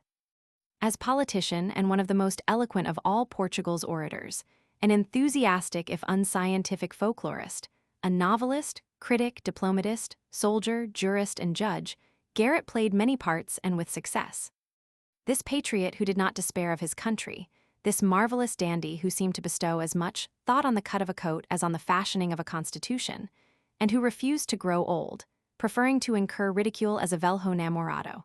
His love intrigues ended only with his life, and he wrote his most passionate lyrics when he was over 50. This artist in life and literature, lover of old furniture and old traditions, this lovable, ridiculous, human Garrett, whom his countrymen called divine, can still alternately charm and repel us as he scandalized and fascinated his contemporaries. His motives were often curiously mixed. His immeasurable peacock vanity as well as his generosity prompted him to champion weak causes and assist obscure persons. A man of high ideals and an essential honesty, he only rarely deviated into truth in matters concerning himself. When past 50, he was still 46, and he wrote an anonymous autobiography and filled it with his own praise. He often gave his time and talent ungrudgingly to the service of the state, and then cried out that his disinterestedness went unrewarded. Fond of money but fonder of show and honors, he died almost poor but a viscount. Although of scarcely more than plebeian birth, he liked to believe that the name Garrett, which he only assumed in 1818, was the Irish for Gerald, and that he was descended from Gaet, 1st Earl of Desmond, and through the Geraldines from Troy. At the mercy of many moods, easily angered but never vindictive, capable occasionally of half-unconscious duplicity but never of hypocrisy, he remained to the last changing and sensitive as a child. His faults were mostly on the surface and injured principally himself, offering 100 points of attack to critics incapable of understanding his greatness. That he did not play a more fruitfully effective part in politics was less his fault than that of the politics of the day. But the twofold incentive of serving his country by useful legislation and of a personal triumph in the chamber prevented this ingenuous victim of political intrigue from ever devoting himself exclusively to literature. In politics, he was an opportunist in the best sense of the word, and a liberal who detested the art of the demagogue. His few months as minister in 1852 gave no scope for his real power of organization and of stimulating others. In the life and literature of his country, he was a great civilizing and renovating force. He taught his countrymen to read and what to read, and, having freed them from the trammels of pseudo-classicism, did his utmost to prevent them from merely exchanging pedantry for insipidity. Edizinda, based on the Romance Sylvaninha and originally published in London in 1828, and reviewed in the Foreign Quarterly Review, October 1832, or by others, e.g. Balthazar Diaz, O. Marx de Mantua, or popular romances revised and polished by their collector. His own compositions, Volume I, often have great charm, as Muragea Rosalinda, Bernal Frances. His early verses, many of the poems published or reprinted in Lyrica de Jo Minimo, 1829, Flora Sem Fructo, 1845, and Fabulas y Cantos, 1853, were written under the influence of Filinto Eliseo and the 18th century. But fired by Romanticism during his first exile in France, he introduced it into Portugal in his epic poems Camões, 1825, and Dona Branca, 1826, in which prosaic passages alternate with others of fervent poetic beauty and glimpses of popular customs which in themselves spell poetry in Portugal. But Garrett was no super-romantic. In fact, he deprecated the extravagances and exaggerations of the ephemeral romanticism which is now coming to an end in Europe. At Brussels, he learnt German, and the poetry, and especially the plays, of Goethe cast a steadying influence over his work. Garrett had early been attracted towards the theatre. His Merope, in its subject derived from Alfieri, and Cato, 1821, were both written in his student days. Neither of them can be called dramatic. In vain, a glow of liberty and rhetoric strives to melt the ice of Cato. Its parliamentary debates still leave the reader cold. When 15 years later, in the tercentenary year of Vicent's last comedy, he was able definitely to undertake his favorite scheme of providing Portugal with a national drama, he found difficulties. He had to provide not only theater, actors, and audience, but also the plays.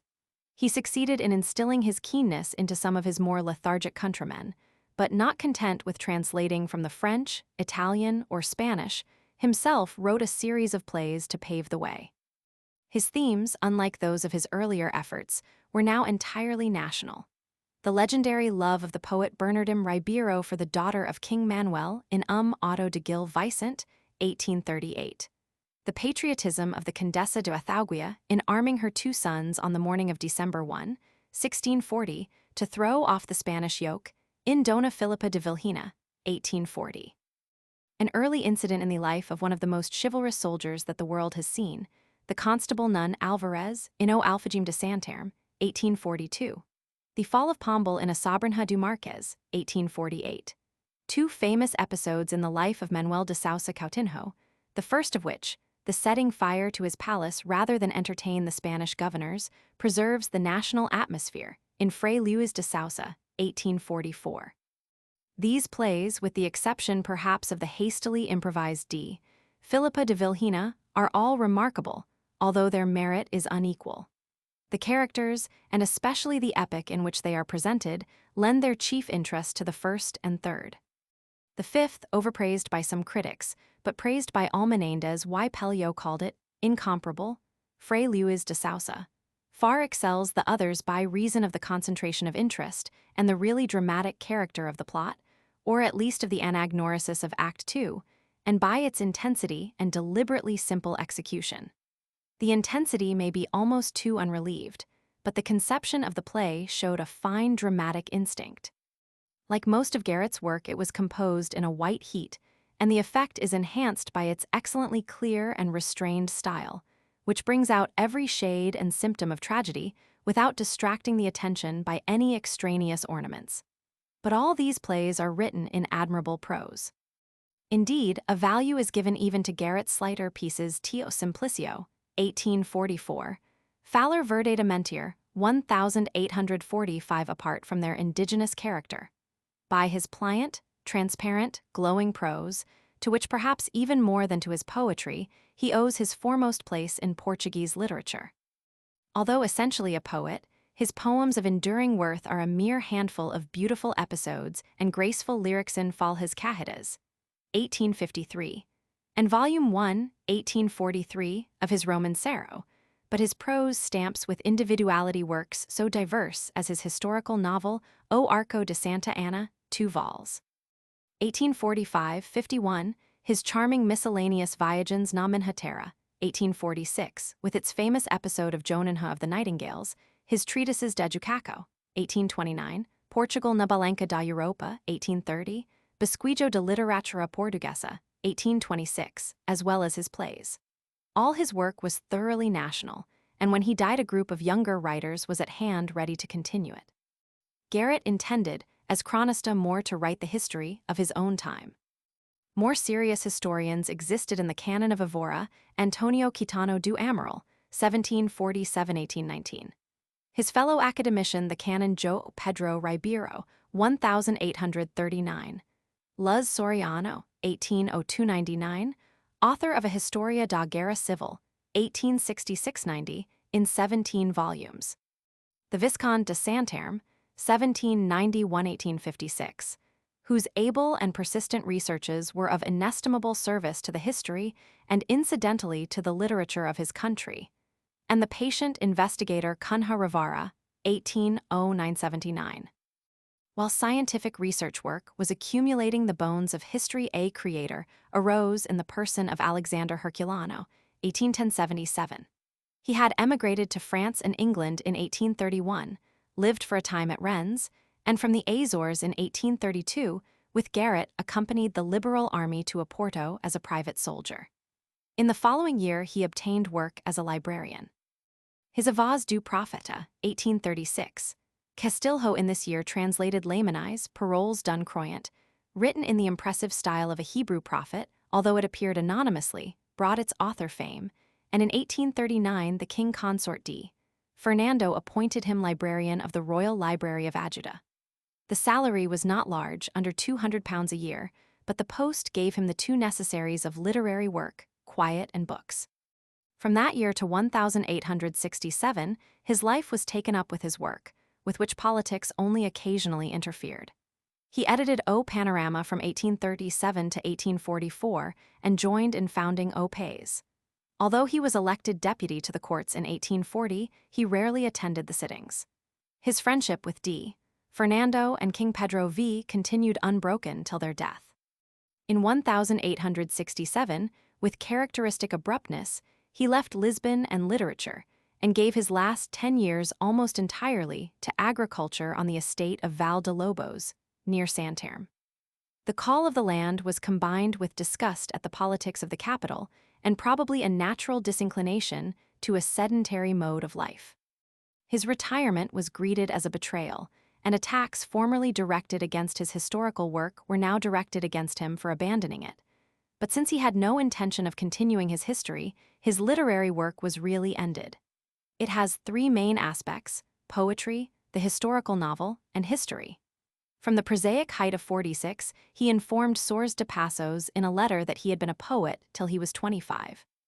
Some of the poems of a Harpa du Crent, 1838, especially a Tempestade and a Cruz Mutilata, rise to noble heights by reason of a fine conviction and a rugged grandeur, as of blocks of granite.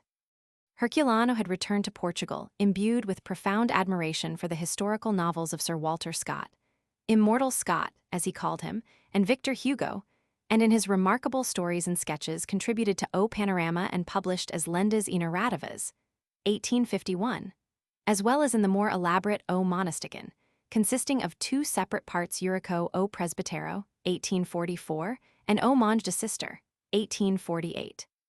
He wrote romance based upon scrupulous historical research. A slight leaning towards melodrama is as a rule successfully withstood, and his intense and powerful style enchains the attention. Eurico is really a splendid prose poem, in which the 8th century priest Eurico is Herculano brooding over the degeneracy of Portugal in the 19th century.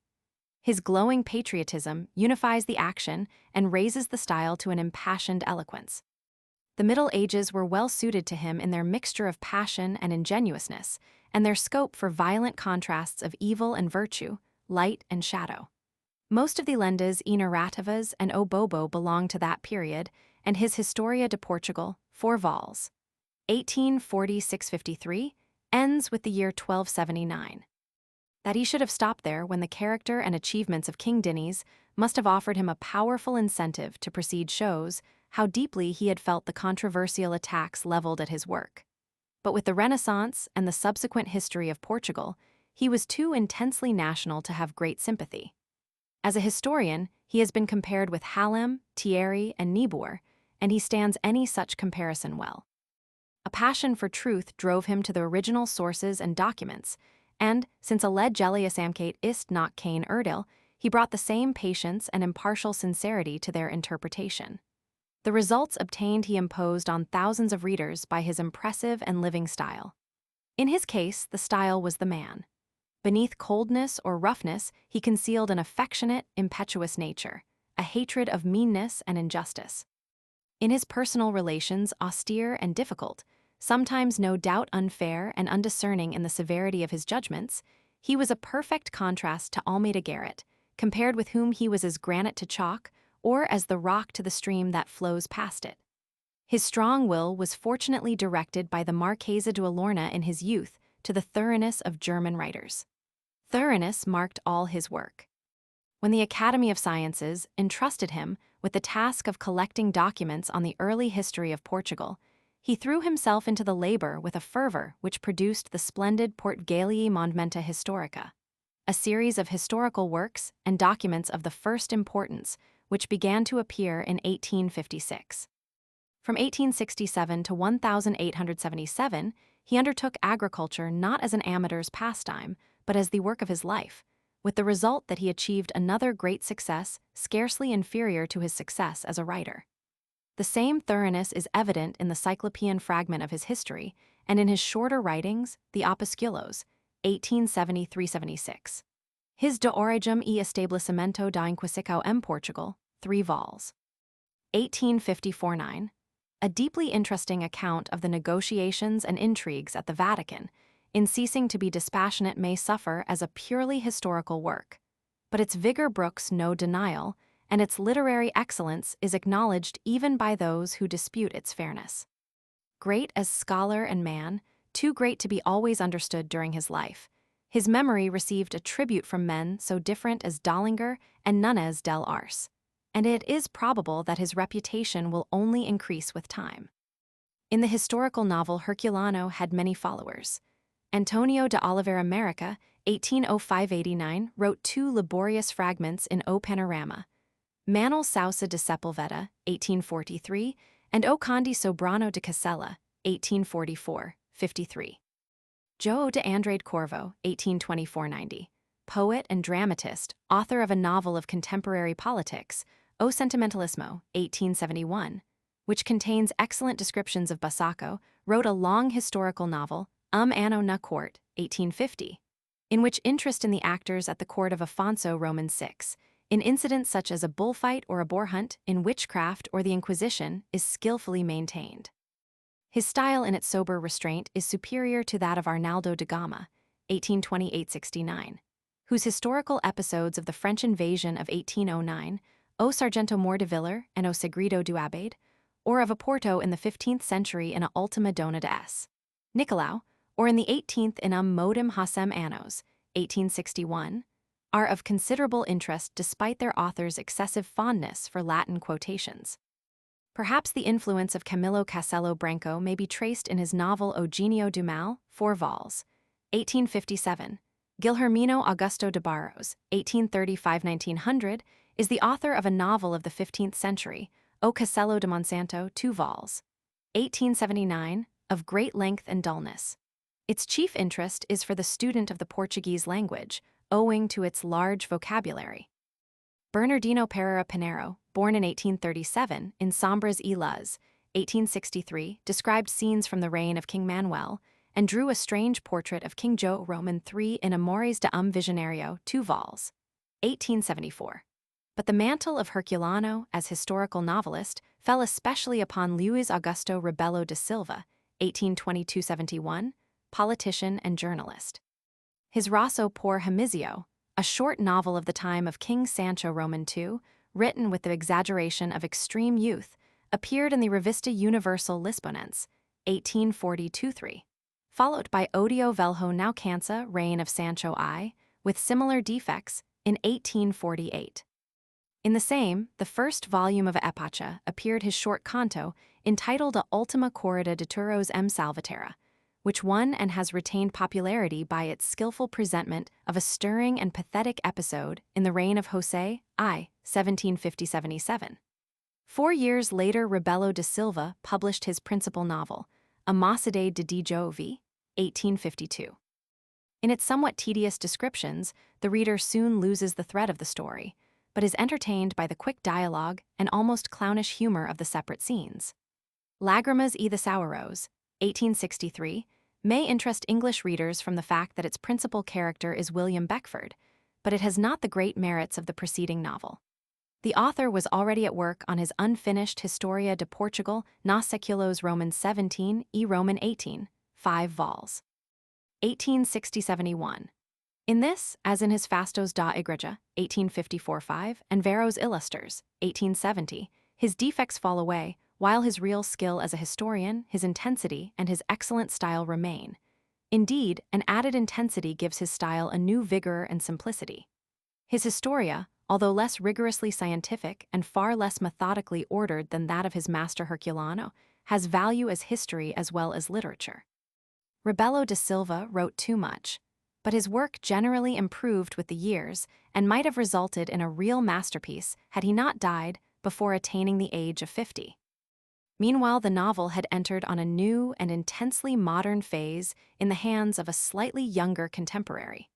The Life of Camilo Castelo Branco, 1825-90, whose numerous novels have been and still are read enthusiastically in Portugal, had about it an element of improbability which is reflected in his works, and made it possible to combine their apparent sincerity with a peculiar unreality. Born at Lisbon but left an orphan at the age of 8, and brought up by a sister, wife of a doctor in a small village of Trás-os-Montes, a widower in his teens, then a boisterous Oporto medical student, twice imprisoned for love affairs and finally guilty of abducting an heiress as a bride for his son, his whole life was spent in a whirlwind, actual or imaginary, a tragicomedy which, stricken with blindness, he ended by suicide. He read and wrote in the same tempestuous fashion. The sentimental atmosphere of his novels is relieved systematically by outbursts of cynicism and sarcasm. When he began to write, Romanticism was in full swing, but his last 20 years were spent under what was to him the vexing and tantalizing shadow of the new realism. His first story, Maria Não Me Mates, Quesu Tu a Mi, 1848, was sentimental and sensational, and something of these qualities remained in the greater part of his work. His first more elaborate novel, Anathema, 1851, in which the story is interrupted by lengthy musings and moralizings, he himself described as a kind of literary crab, and most of his novels are somewhat lopsided. He confessed that his discursiveness was incurable. It is the more hysterical among his works, such as Amor de Perdico, 1862. Its character is well described by the title of the Italian version, Amor Sfrenato or Amor de Salvaco, 1864, and those which combine this character with a chain of amazing coincidences, as Os Misterios de Lisboa, 1854, and O Livro Negro do Padre Diniz, 1855, which were read most avidly in Portugal. He himself favored the quieter romance de Homem Rico, 1861, and Livro de Consolaco, 1872. We may prefer the Attic flavor of the humorous sketch of a country gentleman, born in the year of Waterloo, at Lisbon, in Aqueta dum Anjo, 1866, which somehow recalls the best work of Pedro Antonio de Alarcón. Castelo Branco had a true vein of comedy, and although a great part of the work of this specialist in hysterics has an air of unreality, he is many-sided and yields frequent surprises. The true Camillo appears only intermittently in his novels, and charms with a simplicity of style and description worthy of Fray Luis de Sousa, as in some of his novellas Do Minho, 12 vols. 1875-7, The Country House in Caraco, Quebca y Estamago, 1862, The Trás-os-Montes Fidalgo S. House in Os Misterios de Lisboa, The Village Priest in Aceria, 1865, Padre Joe in dos Casamentos Felices, 1861, The Farrier in Amor de Perdico, The Charcoal Burners in O Santo de Montanja, 1865. Then, as if with the question, what will the Chayado, what will the Lisbon critics say? He pulls himself up, lashes himself with sarcasms, and plunges into his improbabilities and passions. A poet and a learned and ingenious if unscholarly critic, he saw and described the charm of the villages of North Portugal. But he satirized with peculiar venom the bourgeois life and the enriched brasileiros of Oporto, as in a Filha do Arcidiego, 1855, a Neta do Arcidiego, 1856, a Dauda do Candle, 1867, Os Brilhantes do Brasileiro, 1869, Memorias de Guilherme do Amaral, 1863, and Homem de Brios, 1856, the last two being continuations of Onde está a Felicidade, 1856. This last work has a broader historical setting, and many of his novels are really historical episodes, some of which bear a strong resemblance to Pérez Galdó's Episodios Nacionales. Especially is this the case with the latter part of As Tres Irmãs, 1862, and with Abruxa de Monte Cordova, 1867, both written before the appearance of the first Episodio Nacional. In Eusebio Macario and Acordia, he set his hand to the naturalistic novel, and in A Brasileira de Presens, 1882, modified this method to suit his favorite fantasy of extremes, in which the angel and martyr are contrasted with the romantic Don Juan or vulgar brasileiro or narrow-minded Minho Noble. Apart from their historical interest and occasional charming glimpses of life and literature, his books are invaluable for their style, and he is the author of many masterly passages rather than of any masterpiece. He sometimes here, as in all else, leaving moderation to the bourgeois epithet, allows himself to be carried away by his immense vocabulary, but often, indeed usually. His language is a flawless marble, a rich quarry of the purest, most vernacular Portuguese, derived from the Portuguese religious and mystic writers of the 16th and 17th centuries. Absorbed in his work night after night till the first songs of birds announce the dawn, writing in or after a paroxysm of grief or excitement in his own life, he first lived, then swiftly set on paper. The incidents of his novels Amor de Perdico was written in a fortnight. Their plot may be ill-constructed, the delineation of characters shallow, Balzac manqué, the episodes far-fetched and melodramatic, but they corresponded, if not to the life of their author, and thereby attained intensity of style and a certain unity of action. Yet he was always greatly concerned with schools and tendencies.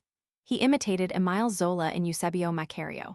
Although he declared the realistic school to be the perversion of nature, Emile Silvestre in As Tres Irmãs, Octave Feuillet in Romance de Homem Rico. Sure of his genius but not of the channels into which he should direct it, at his best perhaps in brief essays and sketches from which his high-flown romanticism is absent. As in the studies of the lives of criminals in Memorias do Carcereiro, 2 vols. 1862, and his many scattered reminiscences of life in Minho, the valley of the Taimga, and Oporto. With his sensitive, restless temperament, his imagination, his satire and sadness, of tears rather than saudade, for which the action in his stories is too rapid, his intolerant hatred of tyranny and intolerance, his essential interest not in things nor even characters but in life and passion, and his unfailing power of expression, he may well be called the Portuguese genius personified.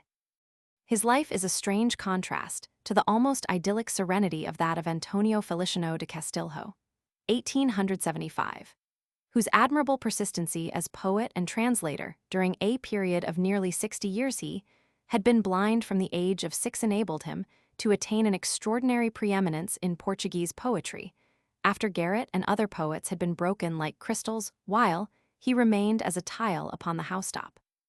A romantic with a natural leaning to perfection of form, he always retained something of the Arcadian school, and like the Arcadians sought his inspiration in Bernardino Ribeiro and other bucolic Quinhentistas. Unsympathetic critics incapable of appreciating Castilho's masterly style may feel that in the 21 letters of the Cartas de Eco e Narcís, 1821, in A Primavera, 1822, and Amor e Melancholia o a Novissima Helosa, 1828, He combined the classical school's dearth of thought with the diffuseness of the Romantics. But his quadras, a Visao, o Sao Jo, a Noite du Cemiterio, and his blank verse are alike so easy and natural, his style so harmonious and pure that, despite the lack of observation and originality in these long poems, they have not even today lost their place in Portuguese literature. In their soft, vague melancholy and gentle grace, they were even more popular than his romantic poems, A Noite do Castelo, 1836, and Os Ciúmes do Bardo, 1838, and influenced many younger writers. Like Garrett, he taught them to seek the subjects of their verse in the popular traditions of their own land.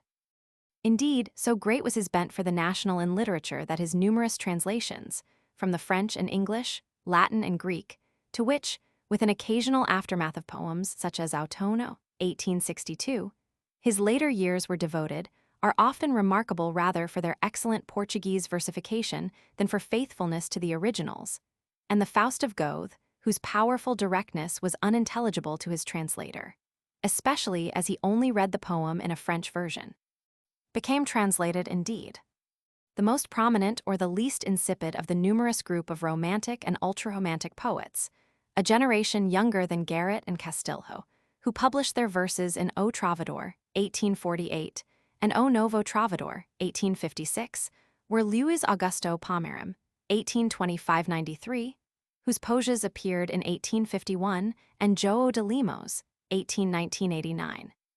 Some of whose poems, one of the best known is A Lua de Londres in Flores e Amores, 1858, Religio e Patria, 1859, and especially Cancos de Tarde, 1875, have a delicacy of rhythm and are more scholarly than those of most of the Romantic poets.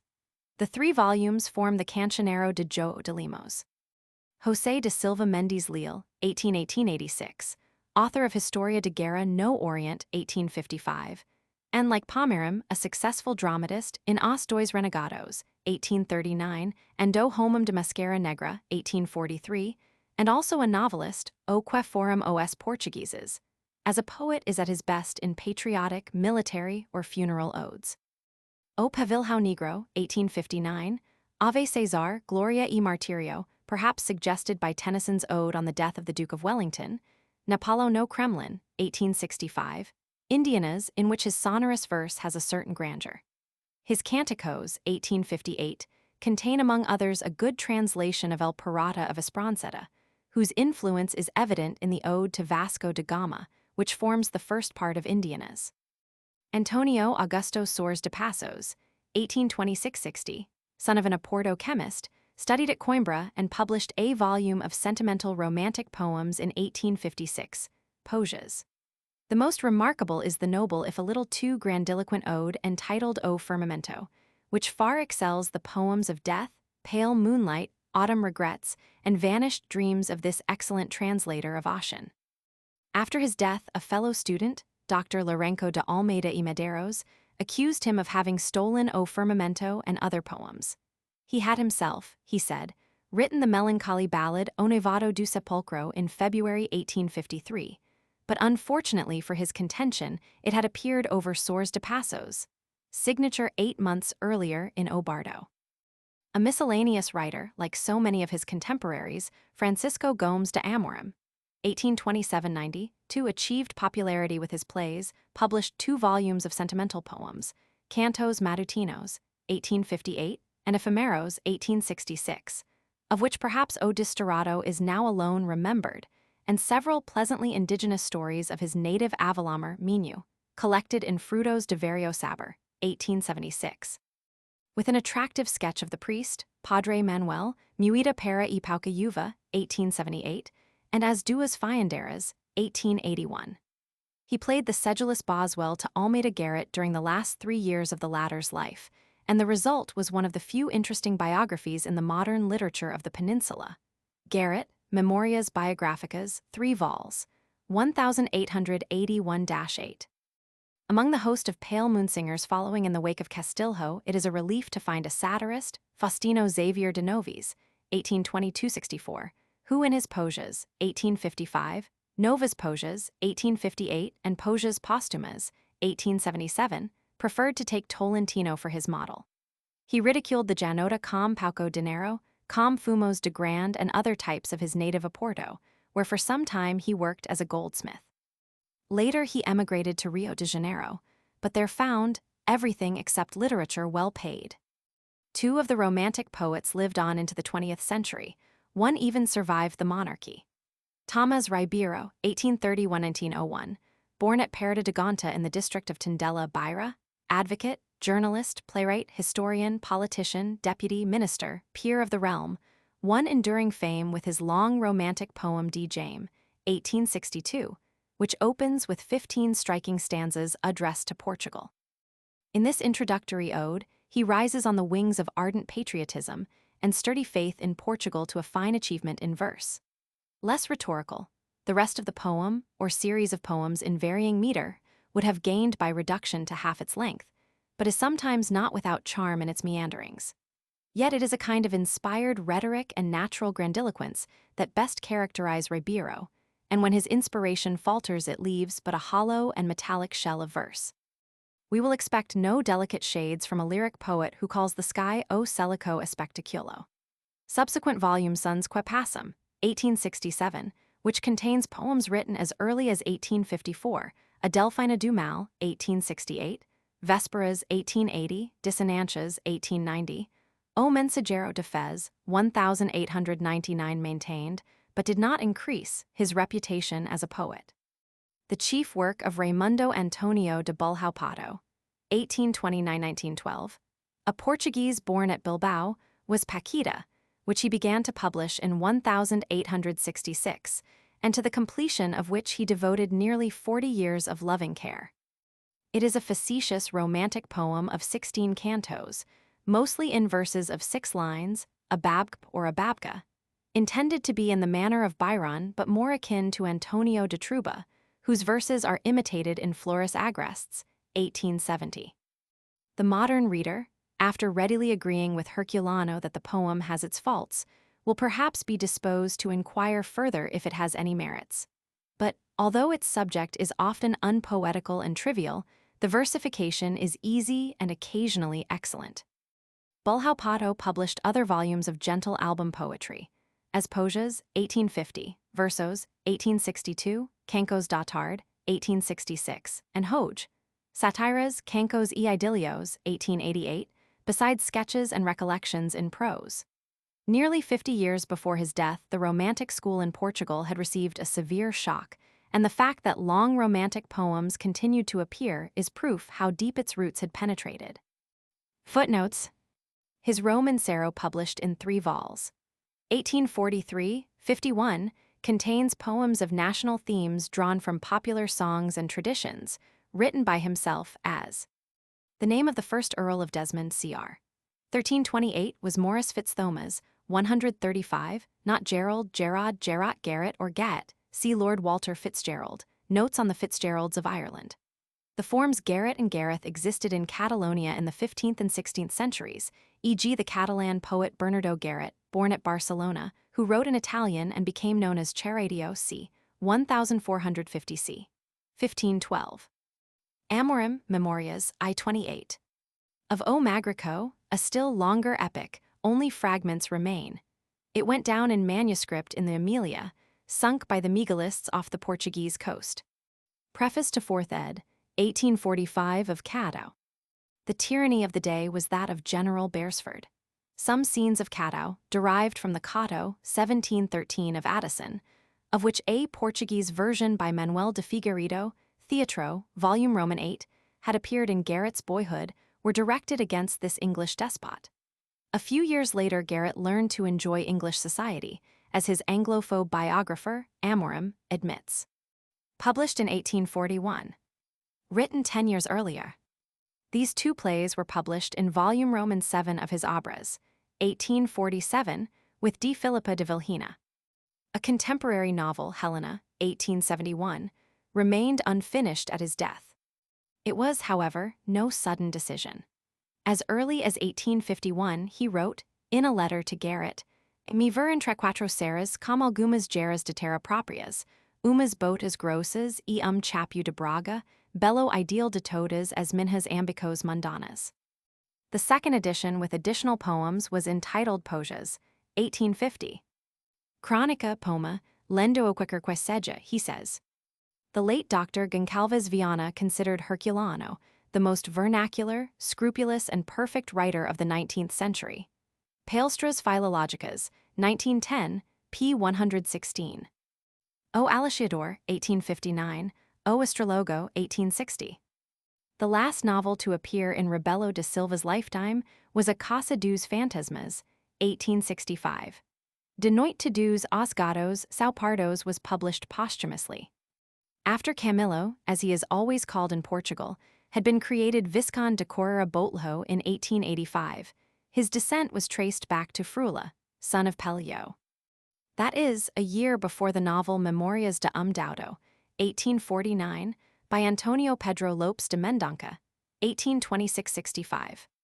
Cf. also Carlota Angela, 1858, O que fazem mulheres, 1858, Anos de Prosa, 1863, O Sang, 1868, Estrelas Propicias, 1863, Estrelas Funestas, 1869.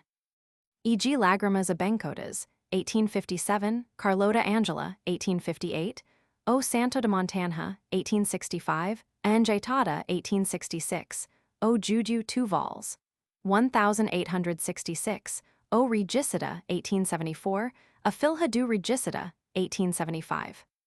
That it is not impeccable such a phrase as Conforter o Palacio o Livro Negro do Padre Diniz, 1896 ed. p. 135, well shows. M. A. Vaz de Carvalho, Ciros no Campo, 1877, p. 171. Part 2 is entitled A Festa de Mayo, 2 cantos. Written in 1830.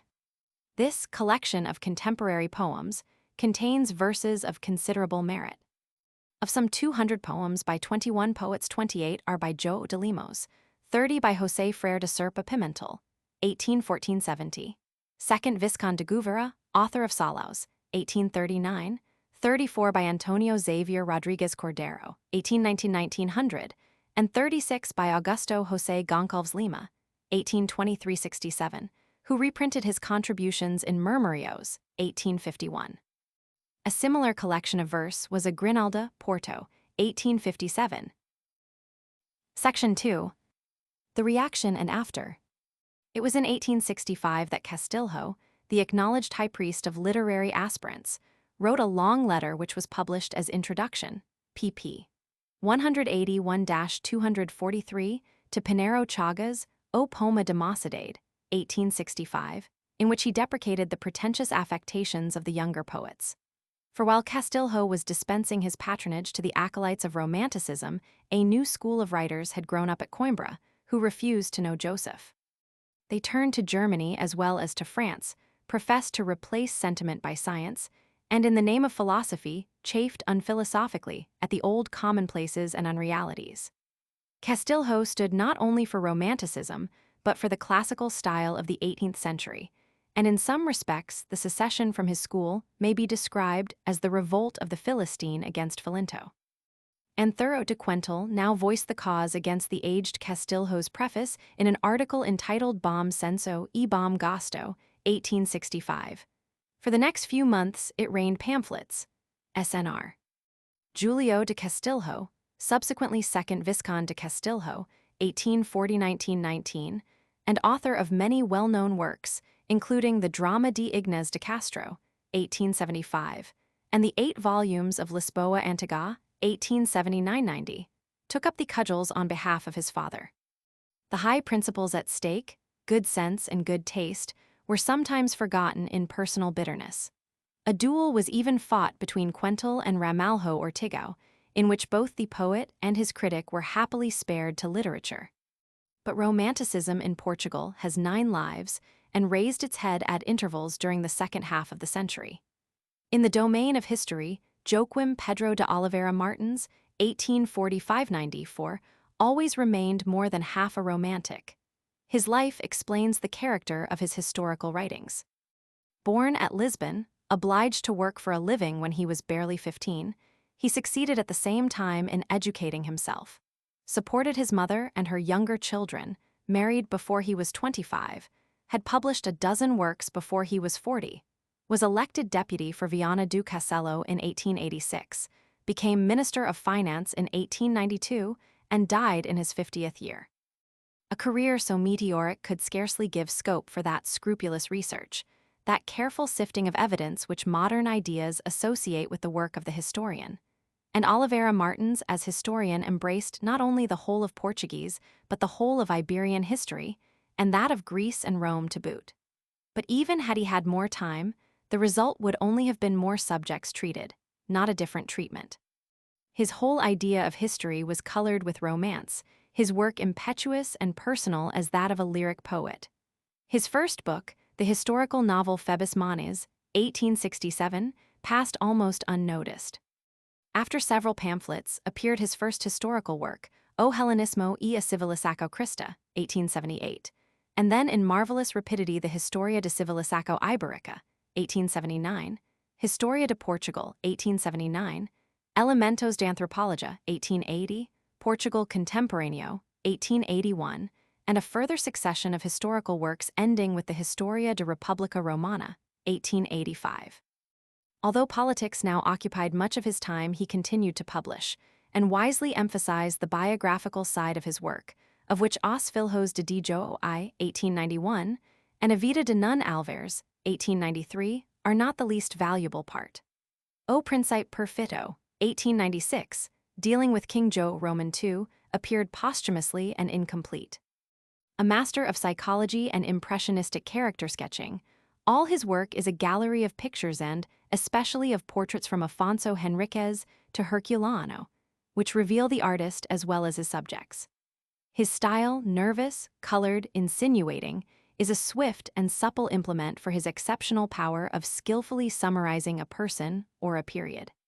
He is capable of vulgarity, as in the account of Queen Philippa, and the frequent use of colloquialisms perfectly unbefitting the dignity of history, but not of dullness. He uses and abuses epigram and metaphor, and is not free from the pompous rhetorical antitheses of Victor Hugo, e.g. de Cid Transformusi M. Wallenstein, till the reader suspects him of being ready at all times to sacrifice truth to a phrase. Yet it is surprising, considering the circumstances of his life and the extent of his work, how often he bases his history, if not on documents, on the work of reliable earlier historians, Portuguese and foreign. If he fills in the gaps with pure romance or an uncritical use of texts. For instance, in A Vida de Nun Alvares he incorporates as authentic those charming letters of Nun Alvarez, which a mere glance at their style shows to be apocryphal. These are but the poet's arabesques. The main structure is often sound enough. Were there no other history of Portugal, it might be necessary to consider his work not only fascinating, but dangerous. Nor would Portugal Contemporâneo alone convey an impartial or complete idea of Portuguese history in the first two-thirds of the 19th century. We may deny him the title of great historian. We cannot deny him a foremost place in the literature of the century, as a writer of brilliant intellect and feverish energy, and a powerful reconstructor of characters and scenes in their picturesqueness and their passions. The work of Manuel Pinheiro Chagas, 1840–95, poet, playwright, critic, novelist, historian, was even more abundant and for the most part of a more popular character and more commonplace. He is also more Portuguese, and his works deserve to be read if only for their pure and easily flowing style. Many of his novels are historical. A Court de D. Jove, 1867, has an account of an Outeiro in which figures the Camões do Rocio as the poet Quitano José de Silva Saudomeyer, c. 1695–1739 was called. The subject of the earlier novel Tristezas à Beira-Mar, 1866, is that which Amorim in his Abnegação derived from an English novel, but is here more naturally treated. A Mascara Velha, continued in O Juramento de Duquesa, appeared in 1873. As Duas Flores de Sang, 1875, is concerned with revolution in France and at Naples. A Flor Seca, 1866, treats of more everyday scenes and contains some amusing if rather obvious character sketches, as the old servant Maria do Rosario, a rustic Juliana, or the devout and vixenish old maid de Antonia. His Novelas Históricas, 1869, contains 6 historical tales dealing with Afonso I, Nun Alvarez, Prince Henry the Navigator, King Sebastian, Pombal, and the French Revolution. His Historia de Portugal, 8 vols. 1867, begun on a plan originally laid down by Ferdinand Denis, contains lengthy and frequent quotations from previous historians but is colored by later political ideas. The 2 shorter works Historia Alegre de Portugal, 1880, and Portugueses Illustres, 1869, are admirably suited for their purpose to interest the people in the history and heroes of their country. The chief work of the able and industrious critic and historian José María Latino Silho, 1825-91, was his Historia Politica e Militar de Portugal, desde os fins do século Roman 18 até 1814, 3 vols. 1874-91. Antonio Costa Lobo, 1840-1913, editor of the instructive Memorias de Soldado de India, in his Historia de Sociedade em Portugal no século Roman 15, 1904, began a meticulous and well-thought-out study of an earlier period of Portuguese history. José Ramos Silho, 1830-1914, is chiefly known for his elaborate romantic biography of the brother of King João V. Historia do Infante de Duarte, 2 vols. 1889-90. Dr. Henrique de Gama Barros, born in 1833, in the invaluable Historia da Administração Pública em Portugal nos séculos Roman 12 a Roman 15, 3 vols.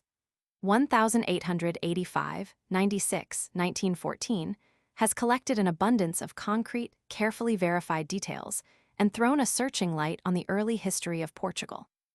In literary criticism, as well as in historical research, the 19th century worthily continued the traditions of the 18th. Francisco Marques de Sousa Viterbo, 1845-1910, after first appearing in print as a poet in O Anjo do Pudor, 1870, rendered excellent service in both those fields. The best-known work of Luciano Cordero, 1844-1900, is his study Soror Mariana, 1890. Zefimo Consigliere Pedroso, 1851-1910, and Antonio Tomás Pires, 1913, were celebrated for their studies in folklore. The Visconde de Juromenha, 1807-87, for his edition of the works of Camões. The Conde de Ficalho, 1837-1903, for several remarkable studies and his edition of Garcia de Orta. Aníbal Fernandes Tomás, 1840-1912, as a bibliographer. Augusto Epifanio da Silva Dias, 1841-1916, as scholar and critic. José Pereira de Sampaio, 1857-1915, who used the pseudonym Bruno as a critic. Aniceto das Reis Gonçalves Viana, 1840-1914, and Julio Moreira, 1854-1911, as philologists. Luís Garrido, 1841-82, as critic and classical scholar in his Ensaios Históricos e Críticos, 1871, and Estudos de Historia e Literatura, 1879. After the death of the diligent and enthusiastic but sadly unmethodical bibliographer Inocencio de Silva, 1810-76, his celebrated Diccionario Bibliográfico Português was carried on by Brito Aranja, 1833-1914, and the task of continuing it is now entrusted to SNR. Gomes de Brito. To the eminent folklorist Francisco Adolfo Silho, 1847-1919, the language, literature, and folklore are indebted for many works of permanent value.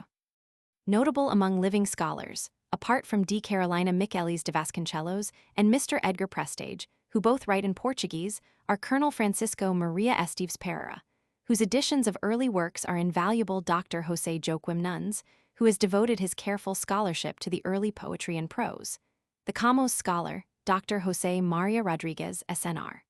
Pedro de Isvido, archaeologist and historian, SNR. David Lopes, a scholar equally versed in literature and history, SNR. Candido de Figueiredo, born in 1846, enthusiastic student and exponent of the Portuguese language, while Dr. Fidelino de Figueiredo has a wide and growing reputation as critic and as editor of the Revista de Historia, SNR. Anselmo Bromkamp Frere, born in 1849. founder and editor of the Arquivo Histórico Portugués and a most sagacious critic and keen investigator, is the author of attractive and important historical studies and editions, which have become more frequent since he has been able to spare more time from public affairs. Dr. José Leite de Vasconcelos, born in 1858, has a European reputation as archaeologist, folklorist, philologist, and founder and editor of the Revista Lusitana. Ethnology, numismatics, and poetry are among his other subjects, and he maintains the renown of the Portuguese as polyglots, since he writes in Portuguese, Spanish, French, Latin, and Galician. His untiring enthusiasm for all that is popular or genuinely Portuguese is reflected in his numerous books and pamphlets, and he happily infects younger scholars. The gift and training of exact scholarship were denied to Dr. Theophilo Braga, born in 1843. But his exceptional ardor, industry, and ingenuity have been of inestimable value to Portuguese literature, which will always venerate his name even though his works perish. More than 30 years ago, they numbered over 60, and that was, as it were, only a beginning. His volumes of verse, Falhas Verdes, 1859, Visão dos Tempos, 1864, Tempestades Sonoras, 1864, Ondina do Lago, 1866, Torrents, 1869, Mergens Seculars, 1884, which was intended to succeed where Victor Hugo's Legende des Cycles had failed through lack of a plano fundamental, have been variously judged, some regarding them as real works of genius, others as a step removed from the sublime. His works on the Portuguese people are always full of interesting matter. His important Historia de Literatura Portuguesa was to have been completed in 32 volumes, but his energies have been spent in many directions, and he has further written works of history, including that of Coimbra University in 4 volumes, Positivist Philosophy, and Sociology, as well as short stories and plays. The Portuguese novelists in the 19th century showed an increasing tendency to write plays, while authors whose reputation belonged more exclusively to the drama rarely rose above mediocrity. The success of Garrett's plays was bound to fire a crowd of dramatists. Gomes de Amorum's Gigi, 1852, on a 15th century theme, was followed by plays with a thesis, such as A Viúva, 1852, Odio de Roca, 1854, written on the slavery question at Garrett's request, and Figados de Tiger, 1857, which entitles itself a parody of melodramas. Having emigrated as a boy to Brazil, he was able to use his knowledge of South America, sometimes with more zeal than discretion, as in O Cedro Vermelho, an exotic play in 5 acts and 79 scenes, which the unfamiliar dresses and hybrid dialogue helped to make popular at Lisbon.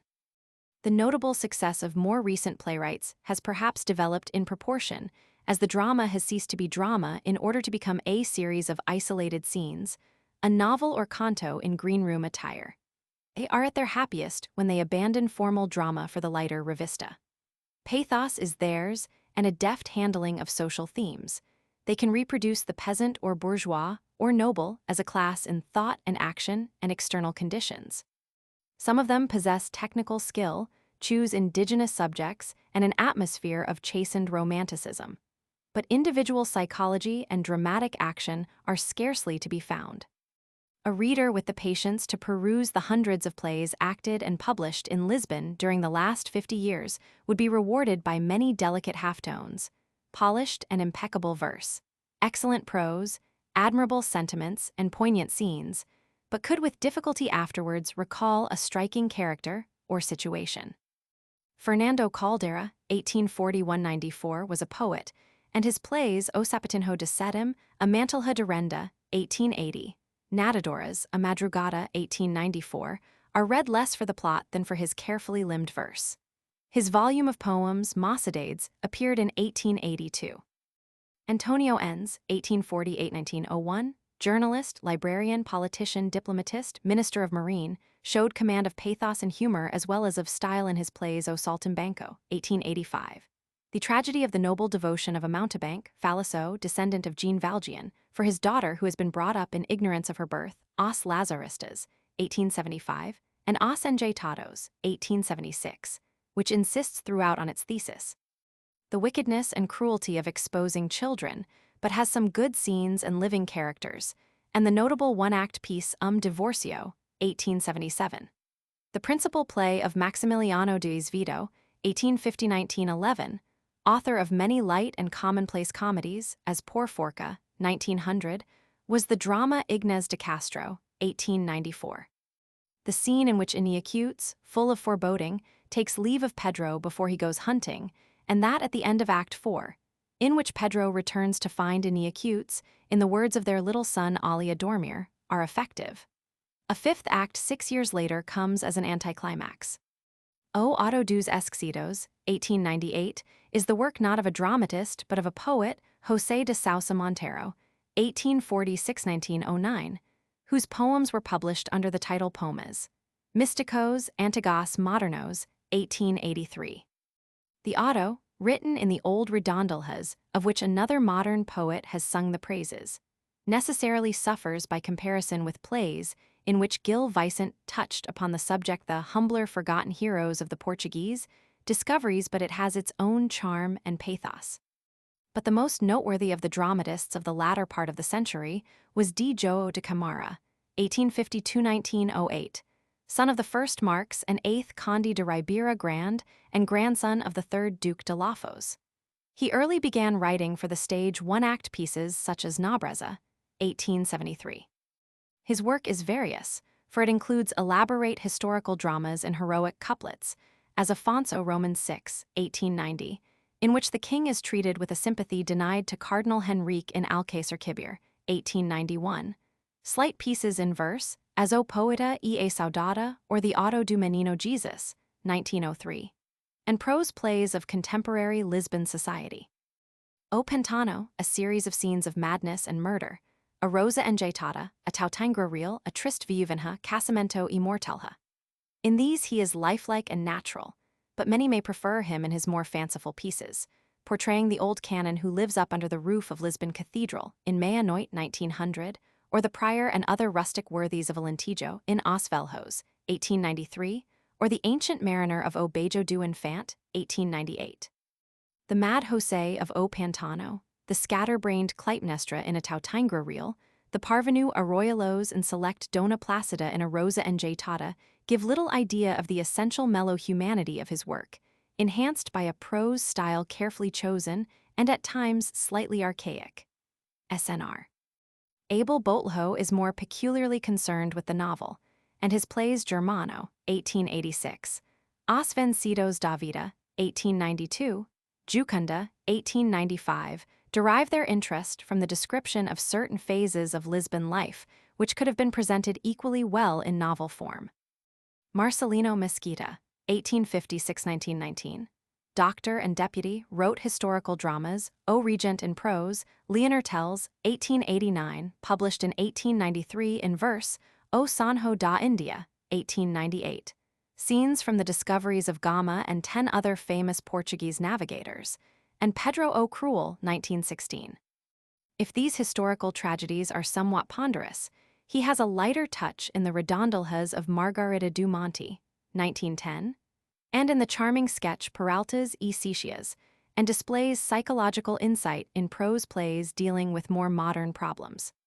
The comedy Parola, 1889, O.S. Castro's, 1893, O Velho Thema, 1896, Sempre Noiva 1900, Alma's Don'ts, 1905, which treats of hereditary madness and suicide, and in the moving tragedy Envelhesser, 1909, although it is perhaps out of keeping with the finely portrayed character of Eduardo de Mello that he should so end who had endured so nobly. His prose style has great merit. A few words require excision, e.g. Ristorante, Revolver, Disconforto, and he wrote many shorter problem pieces or episodes in prose. Fim de Penitencia, 1895, O Auto do Busto, 1899, O Tio Pedro, 1902, A Noite do Calvario, a Mentira, in which a wife lies to her husband by the life of their child, who dies. The monotony of the rhymed couplets in Leonor Tells is intensified in the work of SNR. Henrique Lopes de Mendonça, born in 1856. His verse is more declamatory. The use of strained esdrúxulo endings is carried so far that it becomes a mannerism, and the verse often resembles a hurdle race, the line running on smoothly to the obstacle at its end, Thalamo Calamo, Silencio Recompenso, Fantasma Fazema. This no doubt helps to increase the effect of hollow resonance. Nor is there a compensating skill in psychology. There is nothing subtle, for instance, in the characters of O Duque de Viseu, 1886, the cruel Joe Roman II, the timid Manuel, the high-minded Duke, and self-sacrificing Margarita. Amorta, 1891, deals with Pedro as justice and saudade for the dead Iñiacuts. Afonso d'Albuquerque, 1898, has a tempting subject, handled previously by Costa Lobo in his play also, in verse Afonso d'Albuquerque, 1886. But it is embarrassing to find the most unrhetorical of heroes, will of iron but not as here tongue of gold, solemnly haranguing in couplet after couplet. Although here, as in the other plays, the atmosphere of Portugal's spacious days is well maintained. Somos de Cristo si ha de mudar o cântico de Brahma, confundindo o Indico no Atlântico. It is perhaps a relief to turn to the prose plays. O Azabar 1909, written in 1904, the interest of which centers in the artist Fidelio, no Sigo 1904, dealing with divorce, and especially to O Salto Mortal, which treats of more homely peasant affairs, and to the admirably natural fishermen's scenes and dialogues enacted at Ericeira in the second half of the 19th century, in Amarlauco, 1899. The author succeeds in giving a more definite picture of a whole community here than of any of his individual heroes in high places. A Haranca, 1913, also has the lives of fishermen for its subject. An equally slight but charming one-act piece in verse is Saudade, 1916. While the dramatist's power of evoking past scenes is shown in the glowing historical tales of Sang Português, 1920, Gente Namorada, 1921, and Lencas en Africa, 1921. The most conspicuous among slightly younger dramatists is SNR. Julio Dantas, born in 1876, who published a first volume of poems, Nada, in 1896. He is gifted with wit, lightness of touch, an excellent style, and a sense of atmosphere, which enables him to bring a pleasant, archaic flavor to reconstructions of the past and observe the true spirit of history in periods the most diverse. His malleable talent is equally at its ease in O Quemoro de Amor, 1899, and Viriato Tragico, 1900. In Spain of the 17th century, Don Ramón de Capichuela, 1911, Contemporary Lisbon, Crucificados, 1902, Mater Dolorosa, 1908, O Repostero Verde, 1912. The Inquisition-clouded Portugal of the 17th century. Santa Inquisição, 1910, or its lighter side with the Bonbon Marquis. D. Beltrão de Figueroa, 1902, the gentle, romantic Portugal of the middle of the 19th century. Serão nas Laranjeiras, 1904, or the bullfighting Portugal of the same period. A Severa, 1901, with the gallant Marques de Marialva and the beautiful and magnanimous gypsy of the Moraria. The filigree of his elaborate stage directions is skillfully used to enhance the effect, and some of his scenes are exquisite, especially the simple, very charming, and tragic one-act comedy Rosas de Tudo o Ano, 1907. If the characters are usually sacrificed to their setting, here and there a slight sketch stands out, as that of the cynical old cardinal who delights in the mental torture of others, in Santa Inquisição, the attractive bishop of Sor Mariana, 1915, or the characters in Acia dos Cardis, 1902. Ernesto Bister, 1829-80, in the middle of last century, wrote lively comedies of contemporary Lisbon life. The comedies of Gervasio Lobato, 1850-95, as Os Grotzcos, a Condessa Helisa, 1878, O Festum de Balthazar, 1892, O Comissario de Policia, Sua Excelência, and many others, are natural, farcical scenes of high spirits and real good humor and good feeling. More literary and charming is the work of SNR. Eduardo Schwalbach, whose O Dia de Juízo, 1915, and Poma de Amor, 1916, came to crown a long series of plays and revistas. There are touches of real comedy in the lightly sketched scenes and characters of SNR. Augusto de Castro's Caminho Perdido, 1906, Amor e Quinhentista, 1907, As Nossas Amantes, 1912, A Culpa, 1918, as in his slight, attractive essays Fumo do Meu Cigarro, 1916, Fantoches e Manquins, 1917, and Conversar, 1920. Thought and character in SNR. Augusto Lacerda's O Vicio, 1888, Casados Solteros, 1893, Terra Mater, 1904, A Dúvida, 1906, Os Novos Apostolos, 1918. In SNR. Bento Mantua's O Álcool, 1909, and Novo Alter, 1911, the problem may be a little too much in evidence, but in his prose plays Macina, 1906, and Gent Mocha, 1910, the human interest is insistent. Macina, apart from the author's weakness for strained coincidences, is a story of peasant life very naturally told. A young playwright of promise is SNR. Vasco de Mendonça Alves, author of Promessa, 1910, and Filhos, 1910. The subject of Filhos is unpleasant if not original. It is that of Eca de Queiroz, os Mayas and Ens, os Enjeitados, but is treated with dignity and in a good prose style. SNR. Jaime Corteso, hitherto known rather as a poet, has turned to the drama in Egas Manes, 1918. The novelists of the second half of the century were numerous and, as a rule, too dependent upon foreign models, chiefly French. Joaquim Guilherme Gomes Silho, 1839–71, neither by date nor inclination belonged to one or other of the two schools between which lies his brief 10 years' activity. His talent developed early.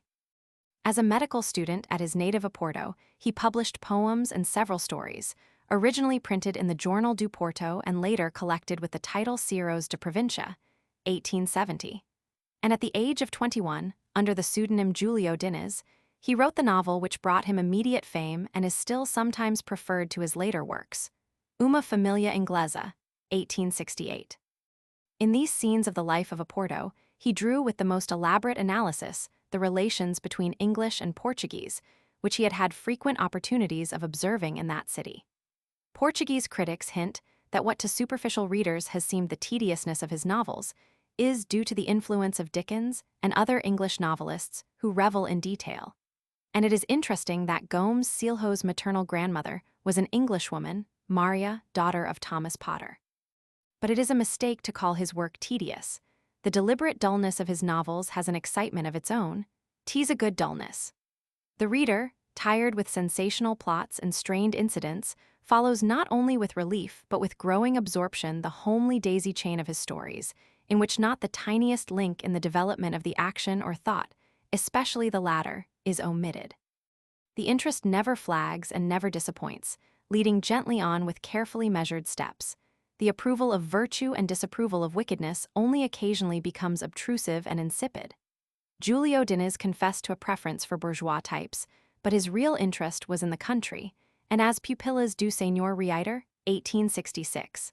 A village chronicle suggested by Herculano, S. O. Paracho de Aldia, is by many held to be his best work. The characters are delineated with the same delicate charm as that of Jenny in his earlier novel, and there is a background of curious observation as folhadas, husking the maize, espadelladas, breaking flax, rapadas, dressing the flax, fiadas, gatherings of women to spin at the winter lerira in the faint light of a lamp hanging on the smoke-blackened wall, the men at cards in the tavern, the old country doctor going his rounds on horseback, the solemn greetings Gardo Deus. Louvado seja nosso, Senhor Jesu Cristo. If he sometimes sees the peasants as he would have them be rather than as they are, if his realism is subdued and gentle, his descriptions are at least truer than those of the naturalistic school. In A Morgadinha das Canavies, 1868, another village chronicle of Minho, the winter life of the peasantry is described.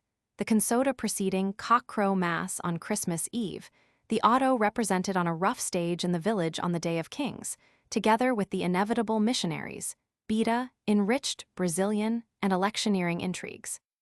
Some critics have seen a falling off in his last novel, Os Fidalgos de Casa Marisca, 1871, written in the winter of 1869–70 at Madeira, whither he went in vain quest of health, but it is perfectly on a level with his previous work. There may be a slight tendency to exaggerate some of the characters. As there was in A Morgadinha, the contrast between Jorge and Mauricio may be too crude. The last scenes may be touched with melodrama. The style may have traces of the Francisismo, which Castilho noticed in his first novel. The execution may be excessively minute. These were not new defects in his works.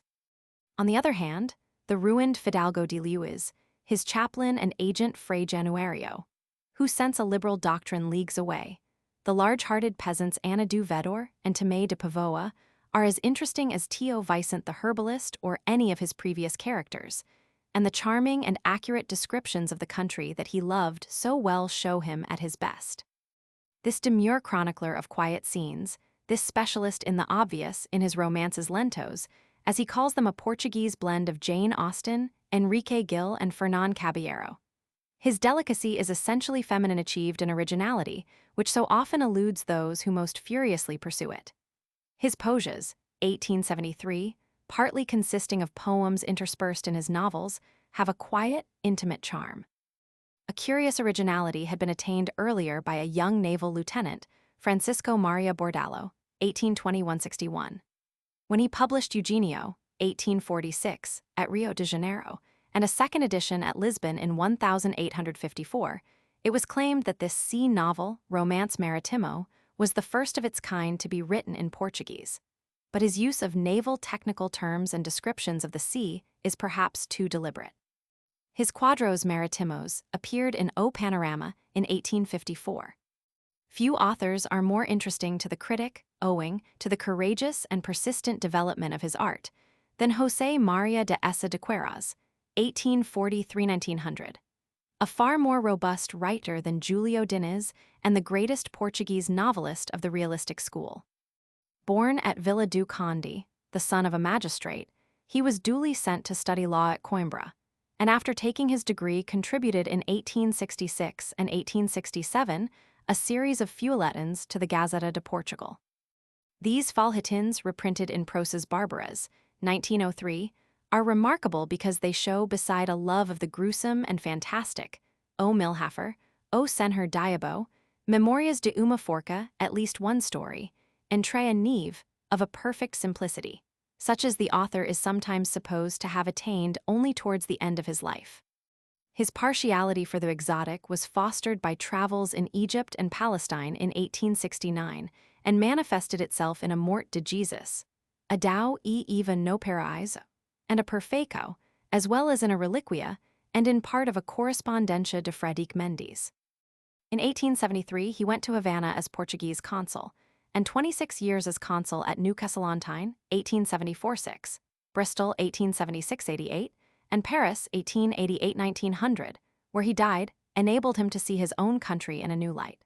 His prose lost its exuberance, his taste became more severe, his extravagant fancy, so strangely combined with realism in many of his works, was merged in natural descriptions of his native land. He regained his own soul without losing that peculiar mockery with which he veiled a kindly, sensitive temperament, and which agreeably stamps the greater part of his writings. But indeed, the introducer of the naturalistic novel into Portugal only played with materialism, which in his hands was always unreal. Legendary and romantic, as in Fray Genebro, es Cristivam o Tesouro. Deliberately false and artificial, as a Civilisaco, a macabre fantasy, as O Defunto, or half-intentional caricature, as O Primo Basilio and Os Maias. What more chimerical than a Reliquia, or more elusive than O Suave Milleger, or more fanciful than O Mandarim, 1879, in which without himself knowing China the author makes his readers know it. All through his life, he was as it were groping through Manuelan for a purer Gothic. The pity was that his education from the first should have thrown him into contact with French models so that his very language too often reads like translated French instead of directing him to a truer realism, such as that of his nearer neighbor Parida, to which he turned in his last works, and in which he might have written regional masterpieces had he not died at a moment when his art apparently had lost nothing of its vigor. More probably, however, his still unsatisfied craving for perfection would have sought relief in mysticism. His first novel was a sensational story written in collaboration with Ramalho Ortigão, O Misterio de Estrada de Sintra, 1870, originally published in the Diario de Noticias, July 24–September 27, 1870.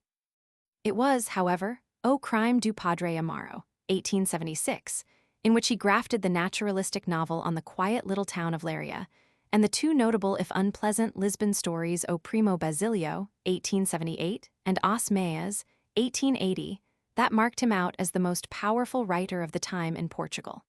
but he was still feeling his way.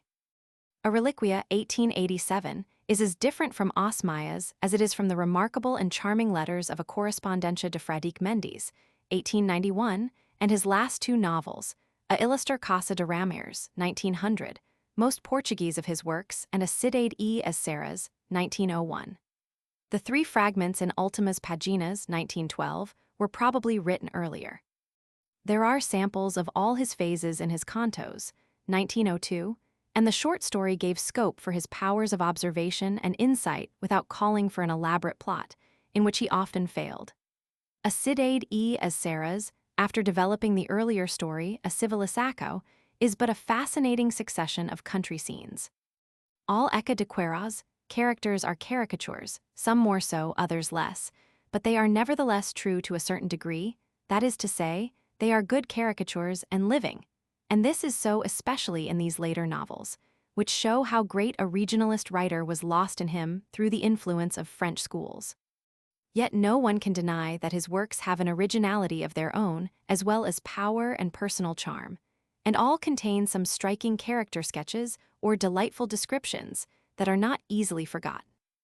The dullness of the naturalistic novels of Julio Lorenzo Pinto 1842–1907 is not relieved by Eca de Queiroz, pleasant irony and definite characterization. These scenes of contemporary life, while they display a praiseworthy restraint, give the idea rather of exercises in imitation of a French exemplar or of one of Eca de Queiroz's early novels than of living stories. Their style is slovenly, the development of the plot prolix and monotonous.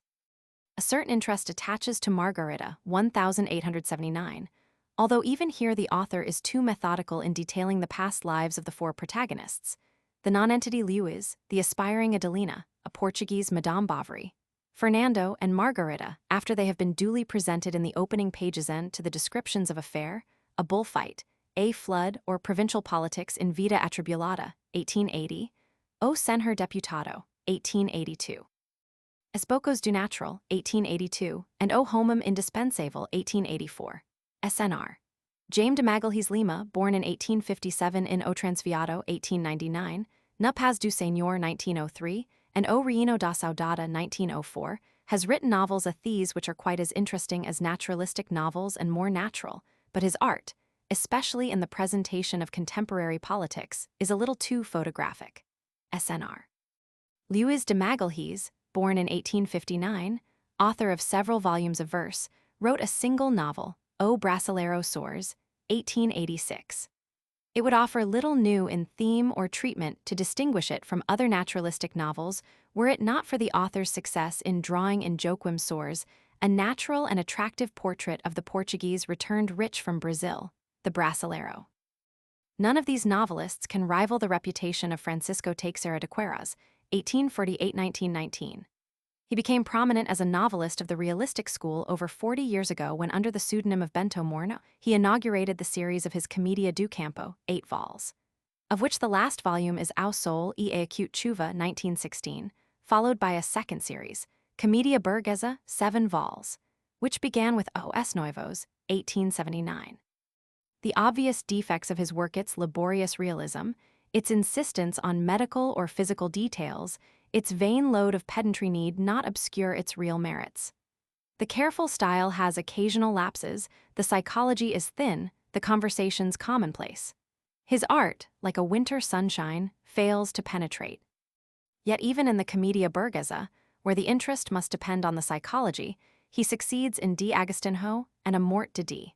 Agostinho, 1895, in giving individuality to that strange, rickety figure of the old Fidalgo in his ruined Lisbon Palacio. And in the Minho scenes of the Comedia do Campo his scrupulous descriptions obtain their full effects. In the Romeria Pilgrimage, the Cantadera Improvisator, the Diligentia with its load of priests in Amor Divino, the girl shepherdess, the abbade fond of hunting wolves and boars, the old women spinning, the lawsuit of centuries over the fruit of an orange tree, the sexton Coruja and his dog Coisa, in Vingança do Morto and O Enterro de Umcao, and especially some old familiar country house, with Dona Maria and her preserves and recios infernis in Amor Divino and Amores. Amores, 1897, Minho and the Minhodos are presented with naturalness and skill. Many of these scenes are from the short stories of Cantos, Novos Cantos, 1887, A Nossa Gente, 1900, and A Cantadera, 1913, some of which have been collected in an attractive volume, Arvordos, 1895. SNR. Manuel de Silva Gayo, born in 1860, poet and novelist, wrote in Pecado Antigo, 1893, a short novella as it calls itself, or rather a canto, remarkable for its combination of color and restraint. It describes country scenes and customs in a style that may not be spontaneous, but is well subservient to the matter in hand, and has a vigor, purity, and concision too, often lacking in modern Portuguese prose. Some of his early stories were collected in A Dama de Ribadalva, 1904. In his later novels, this style is not maintained. We will not quarrel with its abruptness in Ultimos Crentes, 1904, a remarkable story of 19th-century Seiscentistas in a fishing village to the extreme north of Estremadura, but it is more slovenly in Os Torturados, 1911, in which a certain originality of thought seems to have damaged the form in which it was expressed. There is a welcome Spanish directness in the work of the able journalist SNR, Carlos Malero Diaz, deputy for Viana do Castelo in 1935, in his novels O Filho das Hervas, 1900, Os Tels da Albergaria, 1901, and A Paixão de Maria do Céu, 1902. Frankly sensational in O Grande Cagliostro, 1905, he displays his gift for the short story in Avencida, 1907, a volume of dramatic tales of which a consoda is especially effective. SNR. Joe Grave, born in 1872, carefully elaborates his prose in A Eterna Mentira, 1904, and Jornada Romantica, 1913. It turns to marble in the musings of the marble faun in O Ultimo Fauno, 1906, but loses this unreality in studies of the poor in country, Gentpauber, 1912, and Town, Os Famintos, 1903, a tragic story of a workman's family at Oporto. More recently, he has treated historical themes with success in Parsifal, 1919, and A Vida e Paixão do Infanta, 1921. In the historical novel SNR. Francisco de Rocha Martins has won a special place by picturesque works such as Os Tavares, 1917. He has an eye for dramatic episodes and has composed many a living picture of the past. Abel Botelho, 1856–1917.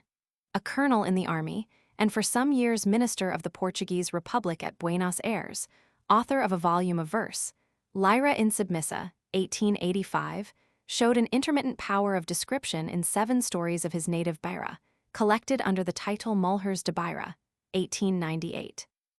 In his series of novels published under the heading Pathologia Social, O Barão de Lavos, 1891, O Livro de Alda, 1898, Fatal Dilemma, 1907, Prospera Fortuna, 1910, he would seem to have labored under a misapprehension, believing apparently that the introduction of physiology into literature might prove him an original writer.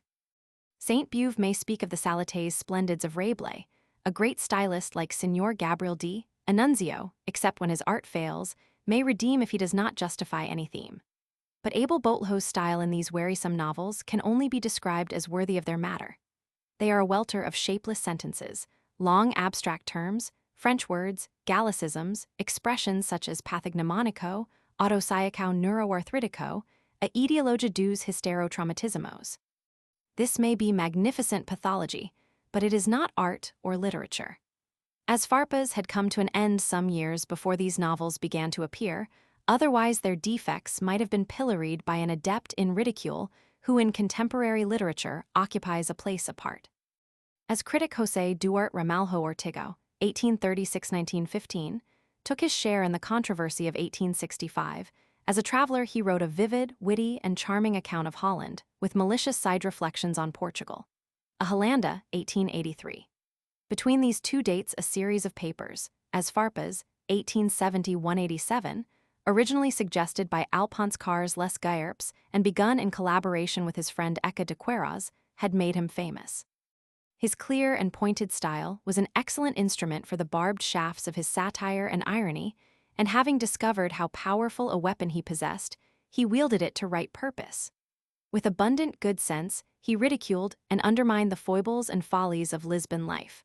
obstinately determined to bring health to the minds and the bodies of his fellow countrymen, and succeeding by his wit where a more sedate reformer might have failed. The range of subjects covered was very wide, the interest of many of them necessarily ephemeral, and his skill in brief character sketches is remarkable. But although Ramalho Ortigão will always be remembered as the author of As Farpas, it is perhaps a Holanda that will be read. The former work was imitated by Filho de Almeida in Os Gatos, 1880–994, which achieved popularity in Lisbon. His is a more lumbering wit. The rapier of Ramalho Ortigão is exchanged for bludgeon or umbrella. But Os Gatos, despite much that is vulgar and much that is dull, contains some good literary criticism and successful descriptions, of places rather than of persons. A battling critic was Manuel José de Silva Pinto, 1848–1911, in Combats e Críticas, 1882, Frente a Frente, 1909, and Na Procella, 1909. Equally vigorous and pure was the style of Joaquim de Sena Freitas, 1840–1913, in Paragoa e Terra, 1903, and A Voz do Semidor, 1908, as likewise that of Francisco Silveira de Moda in Viagens na Galiza, 1889. The literature of travel is not extensive. Oliveira Martins published in the Jornal do Comércio of Rio de Janeiro in 1892 his of Inglaterra de Hoge, 1893. Eca de Queiroz showed a deeper acquaintance with England in his Cartas de Inglaterra, 1905. SNR.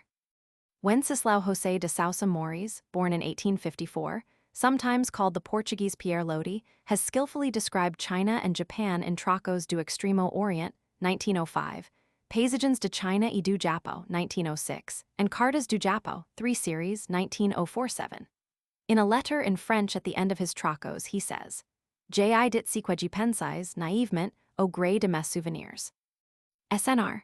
Manuel Teixeira Gomes, versatile and gifted, traveler, diplomatist, Portuguese minister at the court of St. James, and author, is essentially an artist. With a clear, colored, liquid style, he excels in painting the blue seas, transparent air, and sunburnt soil of Algarve in Agosto Azul, 1904. His pagan and unconventional art has the power of impressing incidents on the mind, as of giving sharp relief to fantastic persons such as the canon and his 3 witless sisters in Gents Singular, 1909, the Danish literary lady in Inventario de Junho, 1899, or the avaricious Dona Maria and the inane minister of Sabina Frere, 1905. This comedy in 3 acts contains sufficient shrewdness, humor, and clever characterization for a long novel instead of a short play. The tiny volumes Tristia, 1893, and Alum, 1895, by SNR. Antiro de Figueiredo, born in 1867, were notable for their style, and in other works Partindo de Terra, 1897, The Passionate Letters of Doida de Amor, 1910, the novel Comicos, 1908, and the fascinating historical studies Di Pedro e Diani Circumflex, 1913, and Leonor Telly's Flor de Altura, 1916. His prose maintains a restraint and charm which place him among the best stylists of the day. One of the noblest qualities of this prose is its precision, the scrupulous use of the right word, common or archaic. It is the more disconcerting to find good Portuguese words such as estaco, hospedaria, comodo, bondade ousted by guerre, hotel, confortável, bonomia. But these are only occasional blemishes in a style of rare distinction. It can paint a whole scene in a brief sentence, as Os Milhares Amerlessim Calidament. This power of description gives excellence to his Recordacos e Viagens, 1905, whether the recollections be of Minho or of Uma Aldea Espiritual in Italy. It is really as a writer of short sketches and essays that he excels. In Senhora do Amparo, 1920, and especially in the 17 sketches of Jornadas de Portugal, 1918, skill in the choice of indigenous words gives a forcible and original poetry to glowing descriptions redolent of the soil. D. Maria Amelia Vaz de Carvalho, 1847–1921, collaborated with her husband, the poet Goncalves Crespo, in Cantos para os Nossos Filhos, and in Ciros no Campo, 1877, 3 stories in one of which are enjeitada, one may perhaps see reminiscences of Julio Diniz, A Casa Murisca, and Cantos e Fantasias, 1880, treated slight themes with a delicate charm. But she is less well known as writer of cantos or as poet, in Vozes do Ermo, 1876, than as the author of a notable historical biography, Vida do Duque de Palmela, 1898-1903, and of critical essays on Portuguese and foreign literatures. In the latter, the English predominates, but French, German, and Italian, as in Arabsco's 1880, are not forgot. The sane judgment, sympathy, and insight of alguns homens do meu tempo, 1889, figuras de hoje e de ontem, 1902, cerebros e caracos, 1903, no meu cantinho, 1909, coisas de agora, 1913, and other volumes have been appreciated by countless readers in Portugal and Brazil. A writer who likewise combines literary and historical criticism with original work in verse poemitos, 1882, and prose is the Conde de Sabugosa, born in 1854. Skillful and delicate reconstructor of the past in embrachados, 1908, Donas de Tempos Idos, 1912, Gent d'Algo, 1915, Neves de Antanjo, 1919, and Aranha de Leonor, 1921, who collaborated with another stylist. The Conde de Arnoso, 1856-1911, author of Azulejos, 1886, in the volume of cantos entitled De Braco Dado, 1894. His historical portraits are full of life and charm, painted in the warm colors of knowledge and emotion. If we accept D. Maria Amelia Vaz de Carvalho, the literary achievement of women in Portugal in recent years has not been remarkable. Like D. Claudia de Campos, author of the novels L. 1898, and A Esfinge and short stories, D. Alice Pestana Cale has cultivated with success both the novel, as in Descarada, 1902, and the canto, as in De Lunge, 1904, which contains stories of familiar life written with sincerity and truth. If D. Ana de Castro Osorios Ambicos, 1903, gives the impression rather of a series of scenes than of a long novel, in her short stories in Felizes, 1898, especially a Terra and Quattro novellas, 1908, she ably describes common family life in town or country, or in a Sacrificata, the lives, past and present, of aged nuns in a dwindling convent. D. Virginia de Castro e Almeida has written two novels concerning the development of the soil in Alentejo, Terra Bemdita, 1907, and Trabalho Bemdito, 1908. They are frankly novels with a thesis to prove, but contain so much vigor and zest of living that they stand out from other more feudal or anemic novels of contemporary Portugal. The growing prominence of the canto is felt in the work of Castelo Branco, Eca de Queiroz, Teixeira de Queiroz SNR. Jaime de Magalhães Lima, Via Redemptora, 1905, Apostolos de Terra, 1906, Vozes do meu lar, 1912, and many other novelists.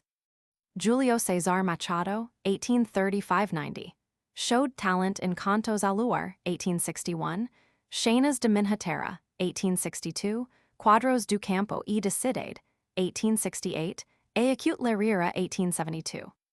His skill in the description of rustic scenes would have been more convincing had he not thought it necessary to introduce touches of extraneous elegance and humor into his very real love of the country, so that the patent leather boot is ever appearing among the tamancos in these light humorous sketches and romantic tales. As slight but perhaps more natural are the Cantos do Tio Joaquim, 1861, by Rodrigo Paganino, 1835-63. The pleasant stories of village life, Cantos, 1874, and Ciros do Inverno, 1880, written by Carlos Lopes, born in 1842 under the pseudonym Pedro Ivo, and Cantos, 1894, and Azul e Negro, 1897, by Afonso Botlo. The poet Augusto Sarmento, born in 1835, also wrote stories of village life, Cantos do Solero, 1876, but stories as these, treating of emigration and other Minhodo evils, among which he includes beatas, witches, and brasileiros de Tornaviagem. A writer of cantos as disappointing as Machado is Alberto Braga, 1850-1911. He has a sense of style and technique, and some of his tales, especially O Enjeitado, are pathetic.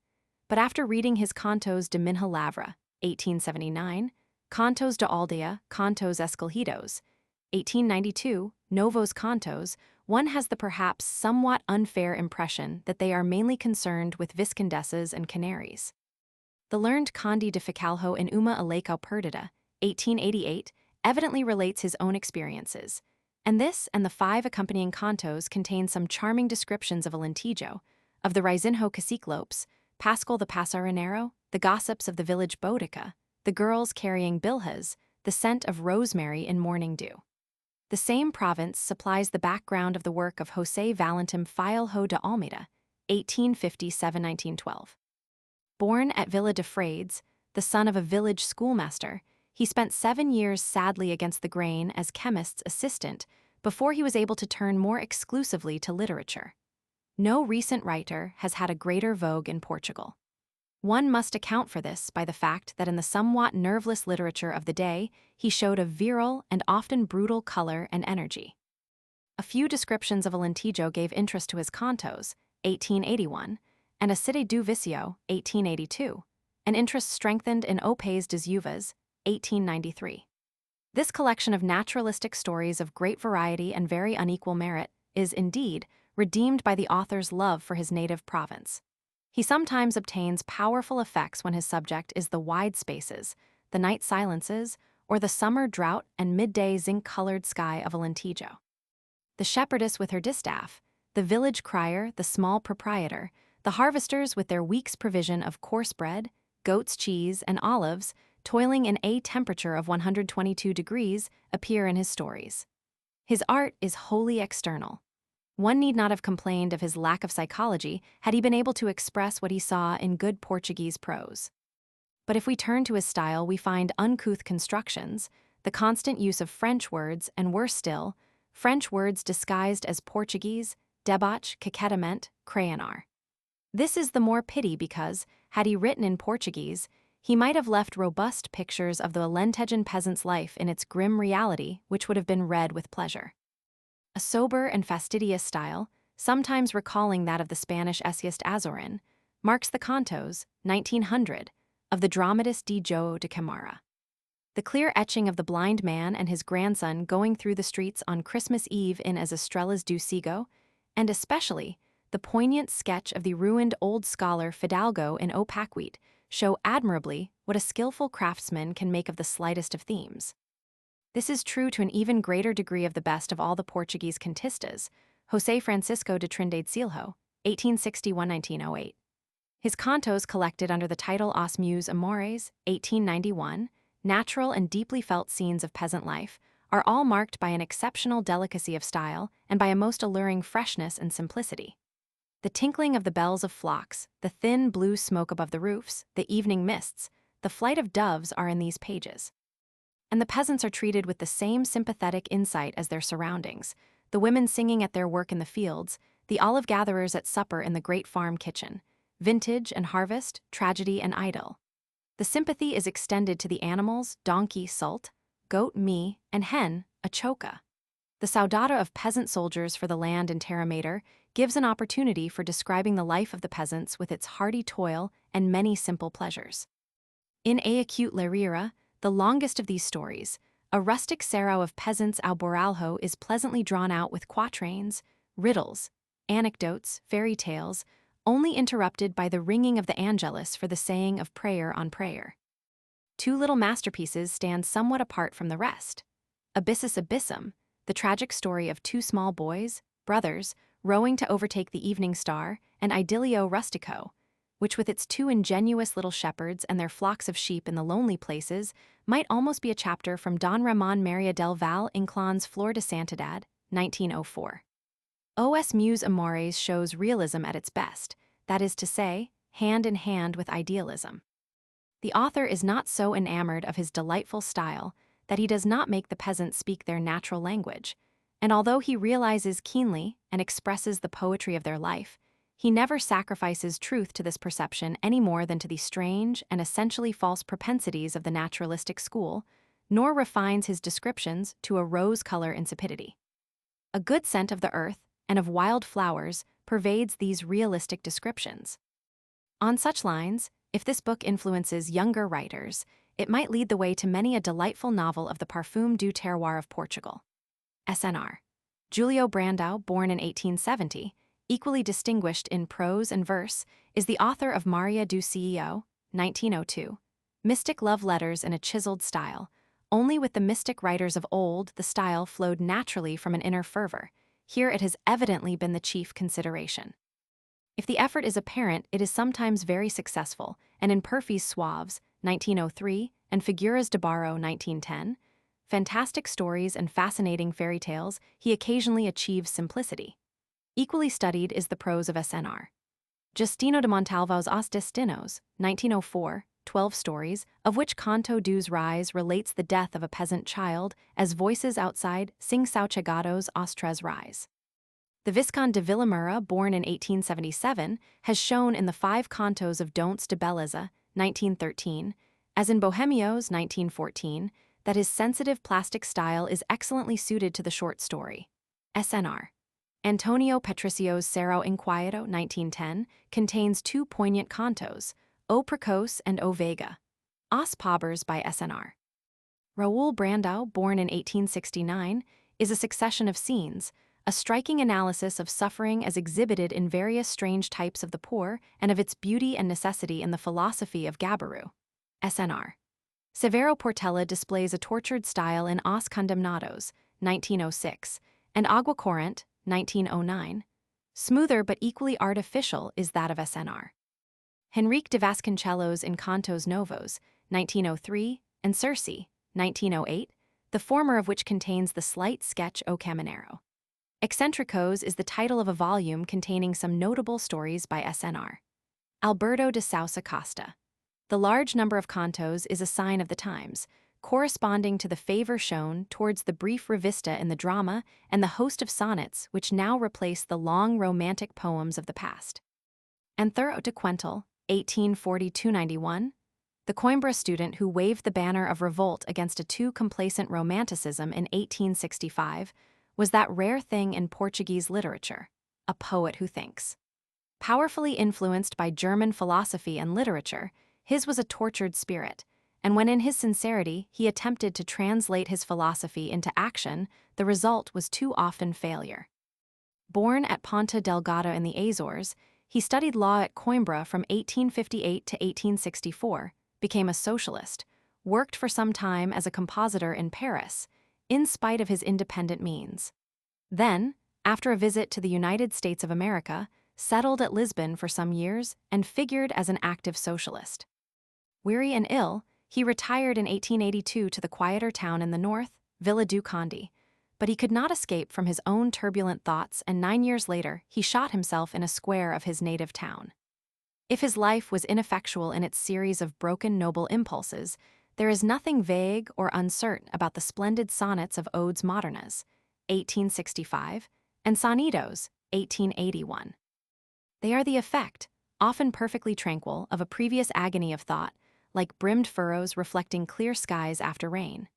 His search was for truth, not for words to express it, far less for words to describe his own sensations. Indeed, he was far from considering poetry as an end in itself and destroyed more of his poems than his friends published. In his autobiographical letter, addressed to Dr. Stork in 1887, he states that his poetry was written in voluntariamente. That is to say, after much thought on the great problems of existence, verse came to him unrhetorical and spontaneous, as it did to João de Deus without any thought whatever. Já sosega depois de tanta luta, já me descansa em paz o corcam. Quental's poems owe their strength and intensity to the fact that they had passed through the fire of tanta luta. Totally different from Quental's was the genius of João de Deus, 1830–96, the most natural Portuguese poet of the 19th century. Born at Messens in Algarve, he studied law at Coimbra, became a journalist, but did not come to live permanently at Lisbon until he was elected to represent Silves in the Chamber of Deputies in 1868. It is significant that many of his most perfect lyrics were contributed to provincial journals. They are written in the simple language of a peasant composing a quatrain. He sought his inspiration not in books or any of the rival schools of poetry, but in his native soil and popular speech, and through him, Portuguese poetry was renovated. His first published work, Alada Coimbra, 1860, in oitavas, gives no measure of his genius, but some of his best poems, such as Evita, were widely known before Flores do Campo, 1868, appeared, followed by Ramo de Flores, 1875, Falhas Soltas, 1876, and finally the collected edition, Campo de Flores, 1893. His last years were spent in advertising and perfecting his special method for teaching children to read. If ever poet was born, not made, it was João de Deus. He is at his best when he does not attempt thought or philosophy or even give rein to his satire. His verse, clear and light as a leaf, a cloud, a stream its favorite metaphors and entirely free from rhetorical effects, has a most spontaneous charm. Despite occasional defects, the use of lukewarm or unpoetical words, objectos, chale, a fable, basola, or such rhymes as gada du tie, his work, which lacks the fire that more spacious times might have elicited, abounds in exquisite love lyrics. The popular inspiration is also evident in the Peninsulares, 1870, of José Simões Dias, 1844-99, many of whose poems are a mere string of quadras.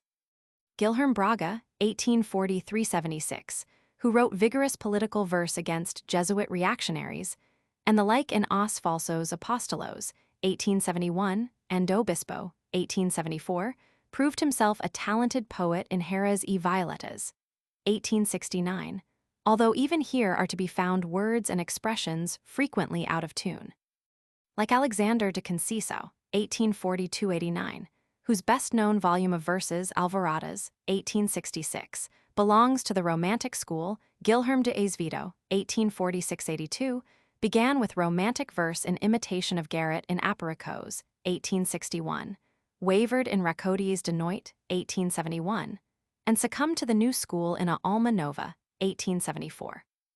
João Penha, 1839-1919, in Rimas, 1882, and Novas Rimas, 1905, shows a command of meter and harmony worthy of something better than his commonplace themes. Goncalves Crespo heard in his verse the plaining music of a guitar of Andalusia, but Penha never cared to be serious. Cesario Verde, 1855-86, was a Lisbon poet who in verse written between 1873 and 1883, O Livro de Cesario Verde, 1886, showed a most promising gift of presenting reality in phrases limpidly clear without straining after effect. Another poet who died almost as young left a far more definite achievement, although his poems are scarcely more numerous than those of Verde.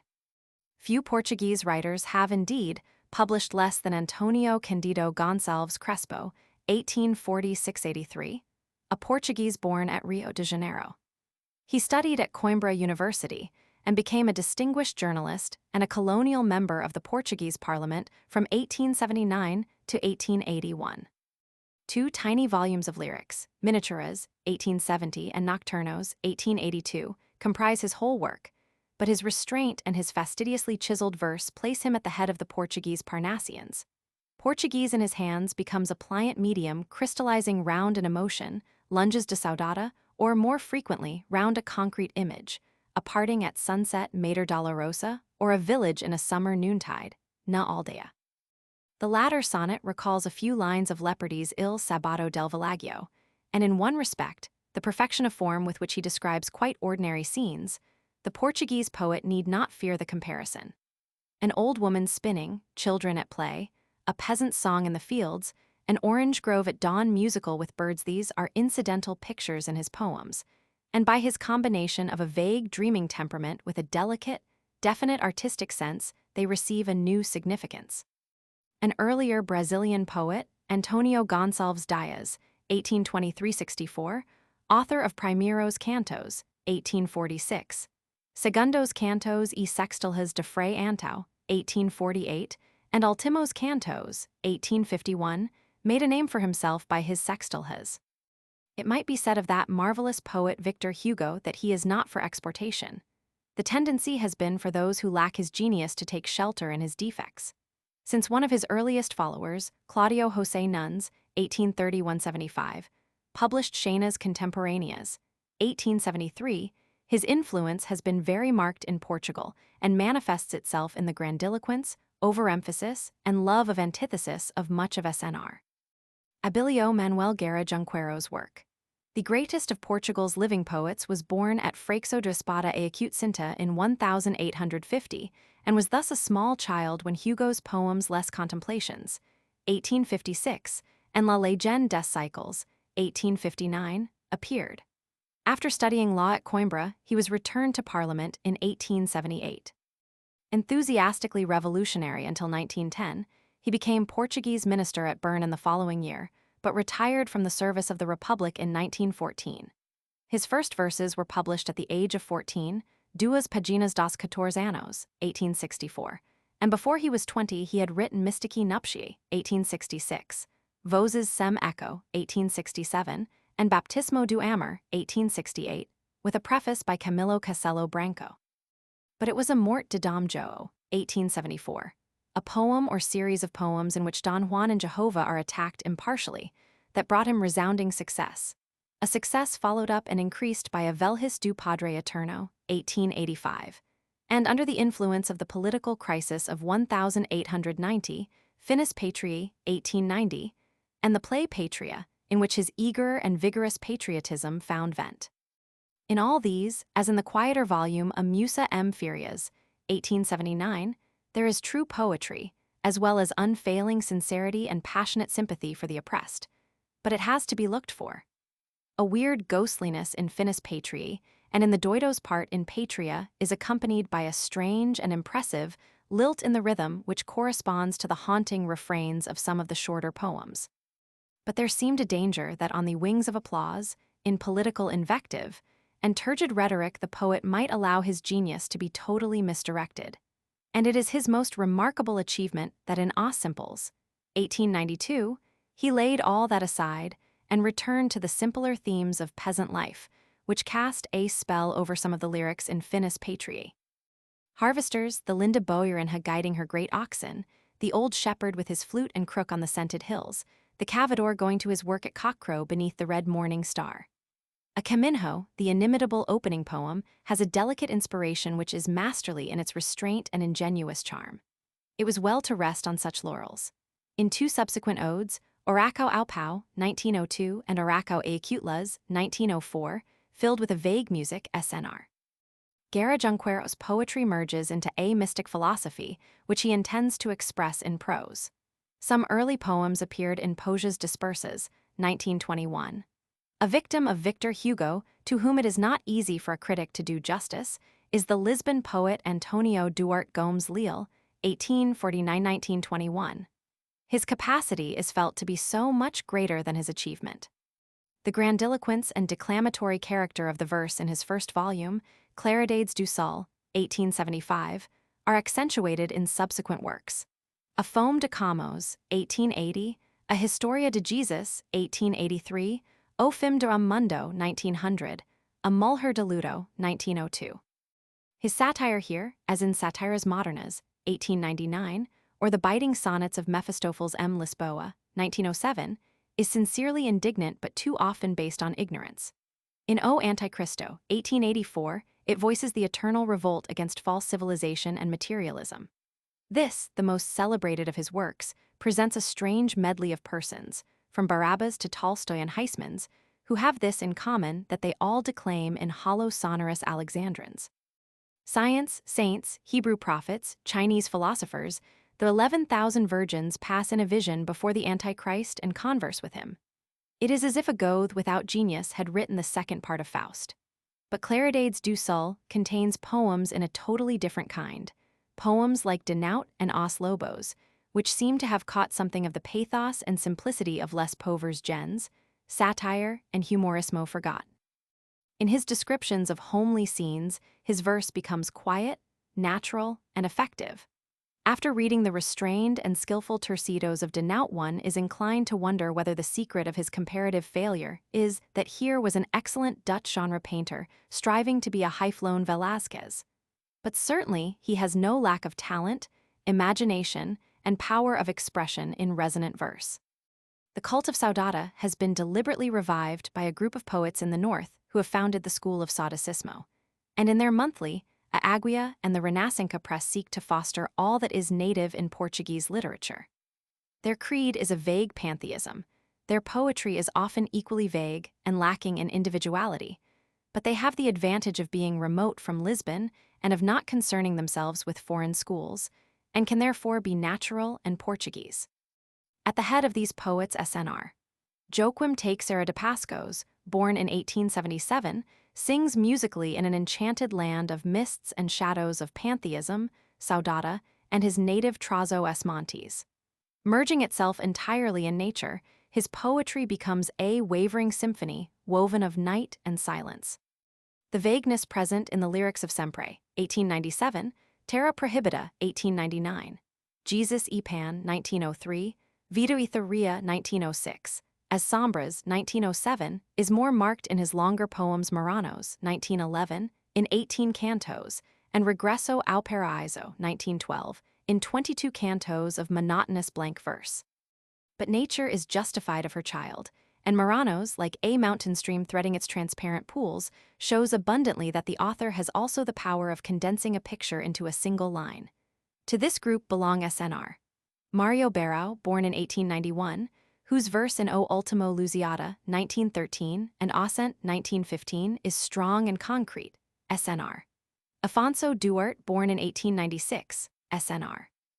Augusto Casimiro, author of Para a Vida, 1906, A Victoria do Homem, 1910, and A Ivacaco de Vida, 1912, and other young writers of promise. Few, if any, of the younger poets have found in Portugal so ready a reception for their work as Antonio Naber, 1867–1900.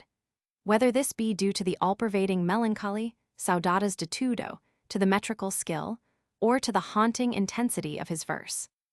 In a series of poems written between 1884 and 1894, he combined the dreams of a student at Coimbra, a lendaria Coimbra, the homesickness of a Portuguese in Paris, and a real sympathy for the poor and miserable.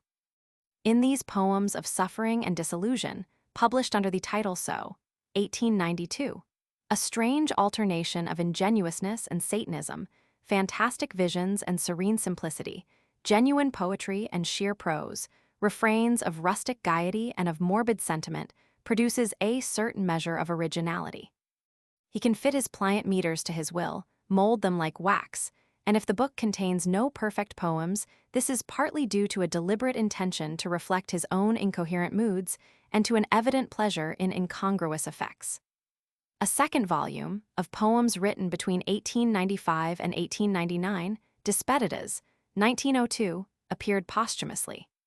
The permanent secretary of the Lisbon Academy of Sciences, Colonel Cristóvão Ayres, born in 1853, has won distinction in many fields. Well known as an historian of the army, Historia Orgânica e Política do Exército Português, 8 vols. 1896–1908. And as a critic, he has also written short stories and volumes of verse which have placed him in the front rank of the living Parnassian poets of Portugal. In Indiana's 1878, Intimas 1884, Anoitecer 1914, and Cinzas ao Vento 1921, he displays great technical skill, especially in the reproduction of still scenes as in the sonnets Paisagem Agarela or Ao Luar. The Parnassian verse of Joaquim de Araújo, 1858–1917, in Lyra Intima 1881, Occidentes 1888, and Flores da Noite 1894 has a narcotic spell, a slow lulling music. And there is real opium in the pliant melodies of Antonio Feijó, 1860–1917, during 16 years Portuguese minister at Stockholm, in Lyricas e Bucólicas, 1884, and Ilha dos Amores, 1897. The words are heavy with sleep like cistus flowers. Astros des noites límpidas velivas, or a neve que na terra lentamente, les lurdes flocons des nejuses années. This perfection of meter is seen at its highest in his Cancionero Chinas, 1890, translations from the French Livre de Jade, 1867, itself a translation by Judith Gautier from various Chinese poets. The poems of João Diniz in Aquarellas, 1889, Manuel Duarte de Almeida, 1844–1914, in Estancias ao Infante Henrique, 1889, Ramo de Lilieses, 1887, and Terra e Azul, SNR. Manuel da Silva Gayo in Novos Poemas, 1906, SNR. Julio Brandão in Saudades, 1893, in which he weaves the Linho Lourenço de Saudades, O Jardim de Morte, 1898, and Nuvem de Waro, 1912, SNR.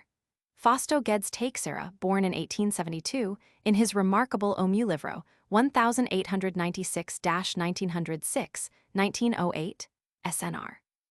Luís Osório in Neblinas, 1884, Poemas Portugueses, 1890, and Alma Lyrica, 1891, SNR. Guilherme de Santa Rita and Vacilantes, 1884, and O Poema de Morto, 1897, and indeed of a great catervavatum belong to this school. The chiseling of faultless sonnets has become a mannerism, but the critic who recalls the vague and often slipshod diffuseness of earlier romantic poems pauses before condemning. Perhaps it may be possible, in time, to combine the cunning artifice of the verse gutter with thought and a breath of life and nature. The Conde de Montserrat, 1850–1913, wrote some pleasant regional verse in Musa Alemtejana, 1908, in which he describes life in the Charnacas, Moors, and Herdades, estates of Alentejo. The sound of the well-wheel among orange trees, the ringing of trindades, the long lines of women hoeing, the old herdsmen singing melancholy fathus, the smoking accorda of the workmen's meals, the storks fleeing from the July heat, the processions to pray for rain. The same out-of-door air and fullness of treatment pervade the work of SNR. Augusto Gil, with a more popular strain in Musa Seriala, 1894, Versos, 1901, Luar de Janeiro, 1909, Sombra de Juno, 1915, Alba Plena, 1916, SNR. José Siljo de Cunhas Terra do Sol, 1911, and Villancites, 1915, and D. Branca de Gonta Colossos Cancos do Meodaya, 1912. A more vigorous talent also is that of SNR. João de Barros in Algas, 1899, Entrea Multidão, 1902, Dentro de Vida, 1904, Terra Florida, 1909, and Antu, 1912. At the head of the Portuguese symbolists, their symbolism has been rather external than philosophic, stands SNR. Eugenio de Castro, born in 1869. He wished, while retaining perfection of form, to fill it with a new imagery and color, and that his verse in describing nature through his sensations should remain detached and impersonal. The poet is uma sombra saudosa doutras sombras. The success achieved in Aristos, 1890, was strikingly maintained in Sagrammer, 1895, O Rei Gallior, 1897, Constanca, 1900, De Poida Cifa, 1901, A Sombra do Quadrante, 1906, O Annal de Polycrates, 1907, O Filho Prodigo, 1910, and the 21 sonnets of Camafius Romanos, 1921. His versification is not sufficiently varied, a defect naturally less apparent in the shorter poems. His rare words and rhymes often have a cumbrous air, but a real fire occasionally runs through the cold monotony of his verse, lighting up its heavy jewels with a glow almost of life. If it is sometimes an echo of Baudelaire, it is a Baudelaire thoroughly acclimatized. His debt was not wholly to French Parnassian or symbolist, for he had also drunk deep of Greek and German literature. His originality in modern Portuguese poetry is a very real one. Yet it is a pleasure to pass from verse often so perfect, always so artificial, to the more natural poems of two younger writers. SNR Antonio Correia de Oliveira, born in 1880 in his Auto do Fim do Dia, 1900, Reis, 1903, and Auto de Junho, 1904, shows a true lyrical gift, an inspiration of the soil, of the quatrains of popular poetry. Passu meo tafel, meo magano, e poran passu nasrim roses. In his later works, Alma Religiosa, 1910, Auto dos Quatro Estacos, 1911, Os Teus Sonidos, 1914, A Minhatera, 1916, the effect is sometimes strained or marred by an almost morbid iteration. SNR. Afonso Lopes Vieira, born in 1878, displays a genuine talent in O Naufrago, 1898, O Encoberto, 1905, Our Liver, 1906, and O Pau e as Rosas, 1908. Ilhas de Bruma, 1918, is filled with the rhythm of the sea and with the traditions and native poetry of Portugal. There is a certain strength as well as a subtle music about his verse, which is of good promise for the future. Whatever that future may be for Portuguese literature, Portugal will join the more worthily in the great literary age which will eventually spring from years of terrific upheaval if she studies and utilizes her full heritage of prose and verse. There is the less excuse now for its neglect, since the devoted labor of many Portuguese scholars is rendering it yearly more accessible. Footnotes. The incomplete list in the Dic. Bibliog, Volume Roman 8. Records 44 published in 1865 and 1866. These include Julio de Castilho, S. O. Senhor Antonio Feliciano de Castilho, E. O. Senhor Anthuro de Quental, 1865, 2a ed. 1866, R. Ortigao's Literatura de Hoge, 1866, SNR. Braga's as Theocratias Literarias, 1865, Quentel's A Dignidade des Lettres, 1865, and C. Casello Branco's Vaidades Irritadas e Irritants, 1866. The Autiro, lit. Hill, was an assembly of poets to gloss our motes. Often the gathering place was outside a convent, from the windows of which the nuns gave the motes for the poets to gloss. Historical research and compilation are carried on by SNR, Fortunato de Almeida in his Historia de Igreja em Portugal, 1910 and c. And by SNR, Afonso de Dornelas, Historia e Genealogia, 1913 and c. SNR.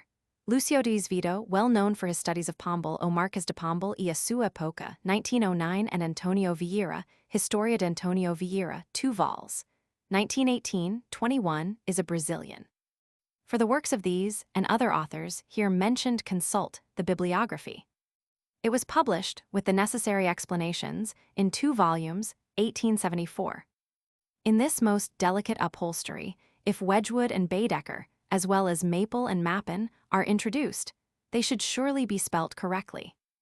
The Athenaeum in 1872 announced that Lord Stanley of Alderney was preparing a translation of As Pupillas.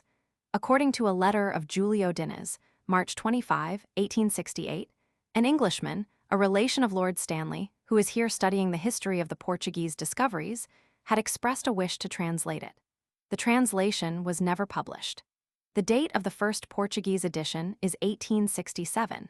It was dramatized at Lisbon in 1868.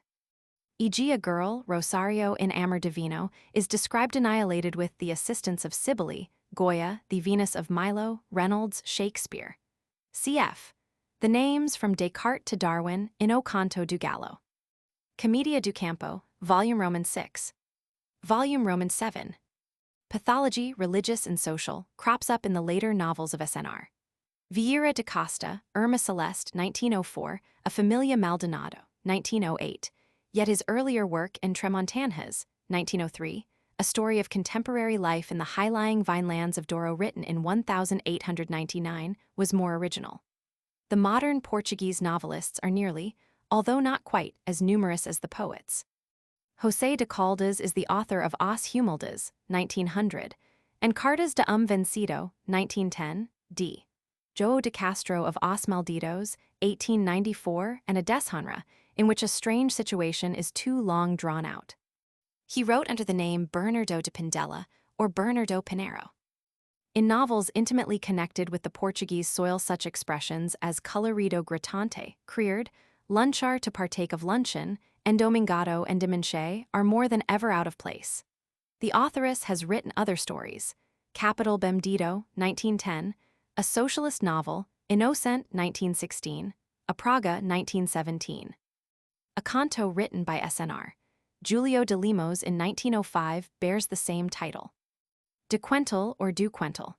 C. J. Late de Vasconcelos, Licos de Filologia Portuguesa, 1911, p. 125 ad fin. E.g. Tive Casellos Fortalezas Pelo Mundo, now tenho casa now tenho pau. The cadence here, as in many of SNR, Guerra Junqueiro's lines, is singularly arresting. The tendency to morbid repetition is exaggerated in Patria and has influenced many younger poets as SNR, Correia de Oliveira and especially Antonio Naber. The reader is credited with no imagination and the effect is diminished. For instance, in Patria, Deixe-me dormir, dormirem paz, dormir.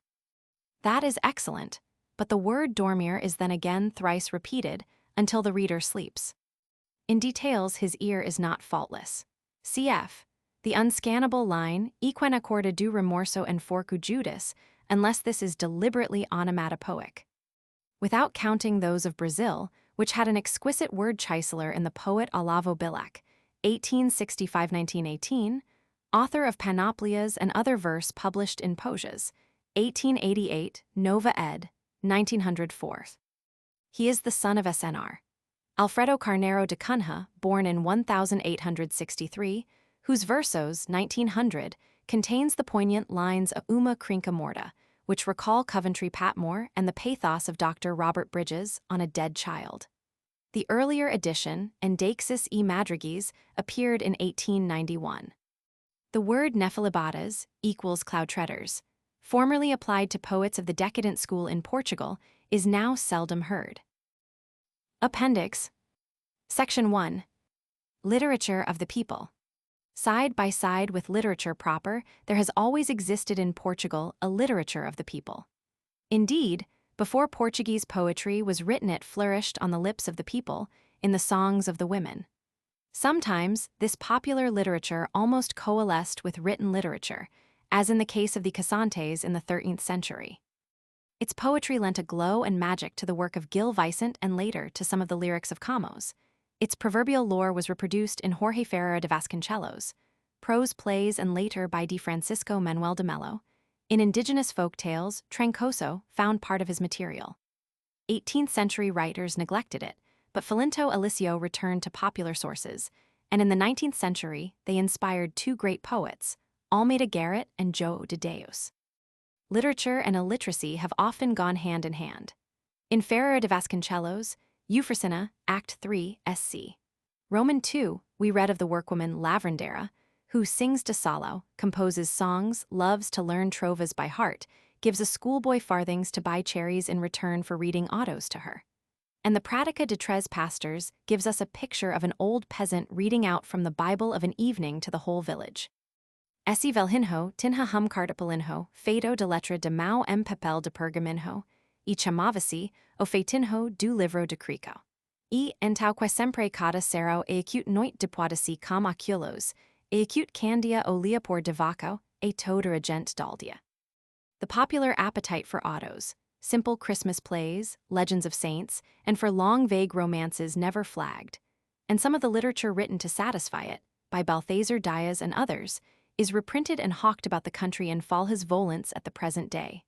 As Dias' Historia do Imperatriz Porcina, Porto, 1906, a romance of some 1,500 octosyllables in Aya, and his Tragedia do Marques de Mantua. The prose Verdadeira Historia do Imperador Carlos Magno, Porto, 1906, is the last descendant of Nicolas Piemont's Spanish translation, from the French original Carla Magno, printed at Seville in 1525 and at Alcalá in 1570, or rather of Jeronimo Moreira de Carvalho's Portuguese version 2 PTS, 1728-37. It is an instance of the Portuguese delight in strange, even fantastic, but in any case foreign, themes. The Verdadeira Historia de Donzela Theodora, Porto, 1911, daughter of a merchant of Babylon, was introduced from the East and was translated by Carlos Ferreira from the Spanish 1524 and published at Lisbon in 1735. The Verdadeira Historia do Grande Roberto Duque de Normandia e Imperador de Roma, Porto, 1912, is a belated echo of the French story of Robert le Diable, which also came to Portugal through Spain, Burgos, 1509. The Verdadeira Historia da Prinça Magalona, Porto, 1912, has a similar derivation from France, 14th or 15th c, through Spain, Sevilla, 1519, and retains its popularity as a record of unswerving constancy, na fé e na virtude. The Verdadeira Historia de João de Calais, reprinted at Oporto in 1914, is also undisguisedly foreign. The story of Flores e Branca Flor, last offshoot, a vile extract Menendez y Pello called it, of the charming Greek tale which came originally from the East, was mentioned by several poets, King Dinis, Joan de Gilhade, the archpriest of Hida, in the 13th and 14th centuries, and in the Gran Conquista de Ultramar, 13th c, and was condemned by Louis Vives. The prose story copied by Boccaccio in his Filocolo is still popular in Portugal and Galicia. There is an edition printed at Oporto in 1912.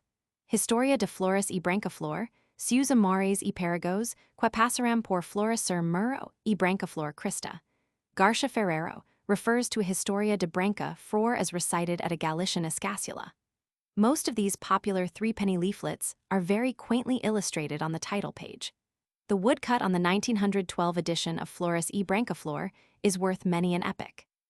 The portrait of Robert le Diable, 1912 ed., represents no less a person than Napoleon Roman III and the true likeness of the beautiful Princess Magalona, 1912 ed., is Queen Alexandra.